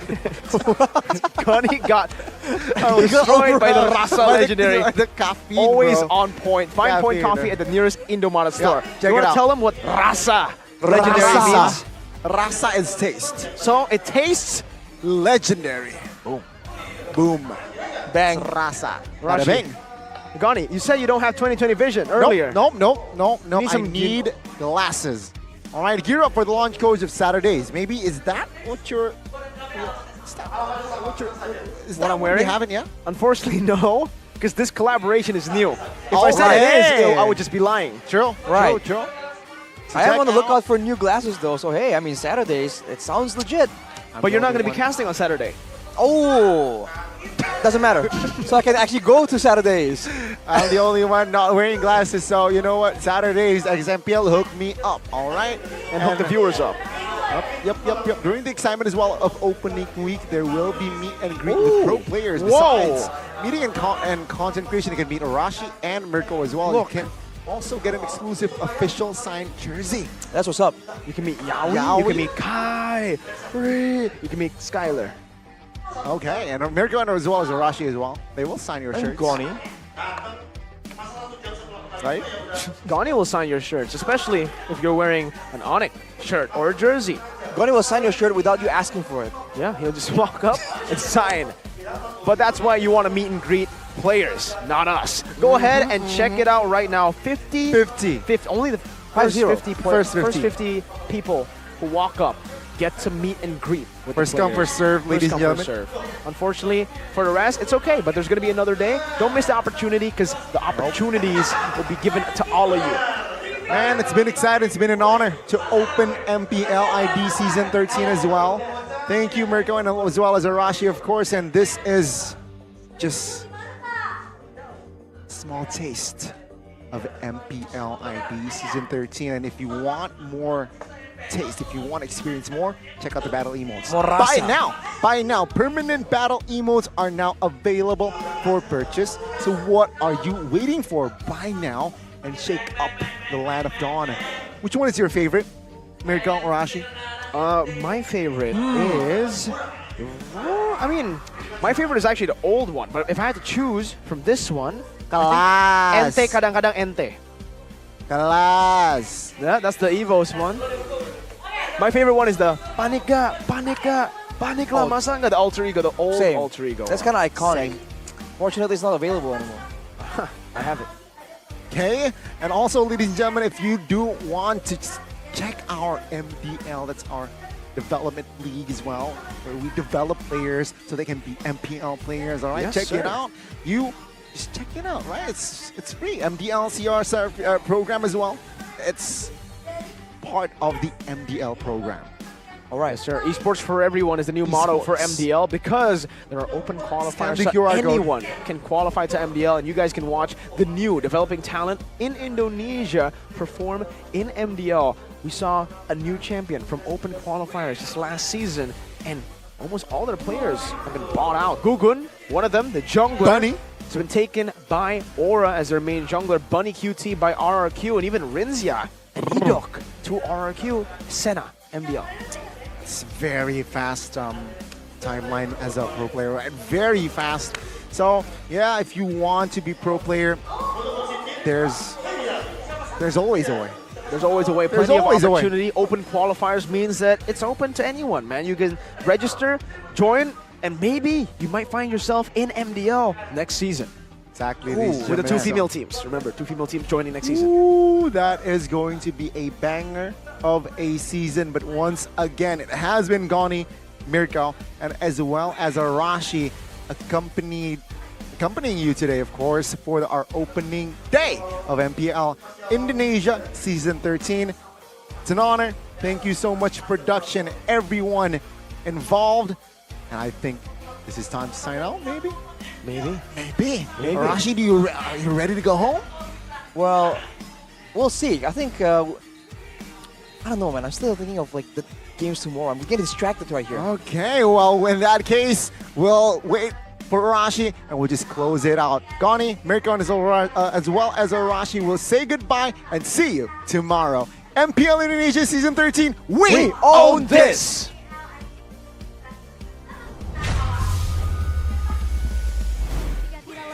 Powered by Moonton, presented by official tournament smartphone ada Samsung Galaxy, official e-wallet kita ada GoPay, dan juga official gold partner by UBS Gold, dan partner di esports ada Dunia Games, Games Max, Oraimo, dan Telkomsel. Ada suppliers kita Indomaret, Point Coffee, Samsung AV, dan Saturdays, dan tentu saja government partner by PBSI. Dan yang pasti MPL ID season yang ke-13 masih akan berlanjut di esok hari. 3 match akan kita saksikan bersama-sama. Ada player yang baru datang kembali dan juga ada yang baru muncul ke permukaan. Dan tentu saja semuanya kalian bisa saksikan di MPL Indonesia season yang ke-13. We own this!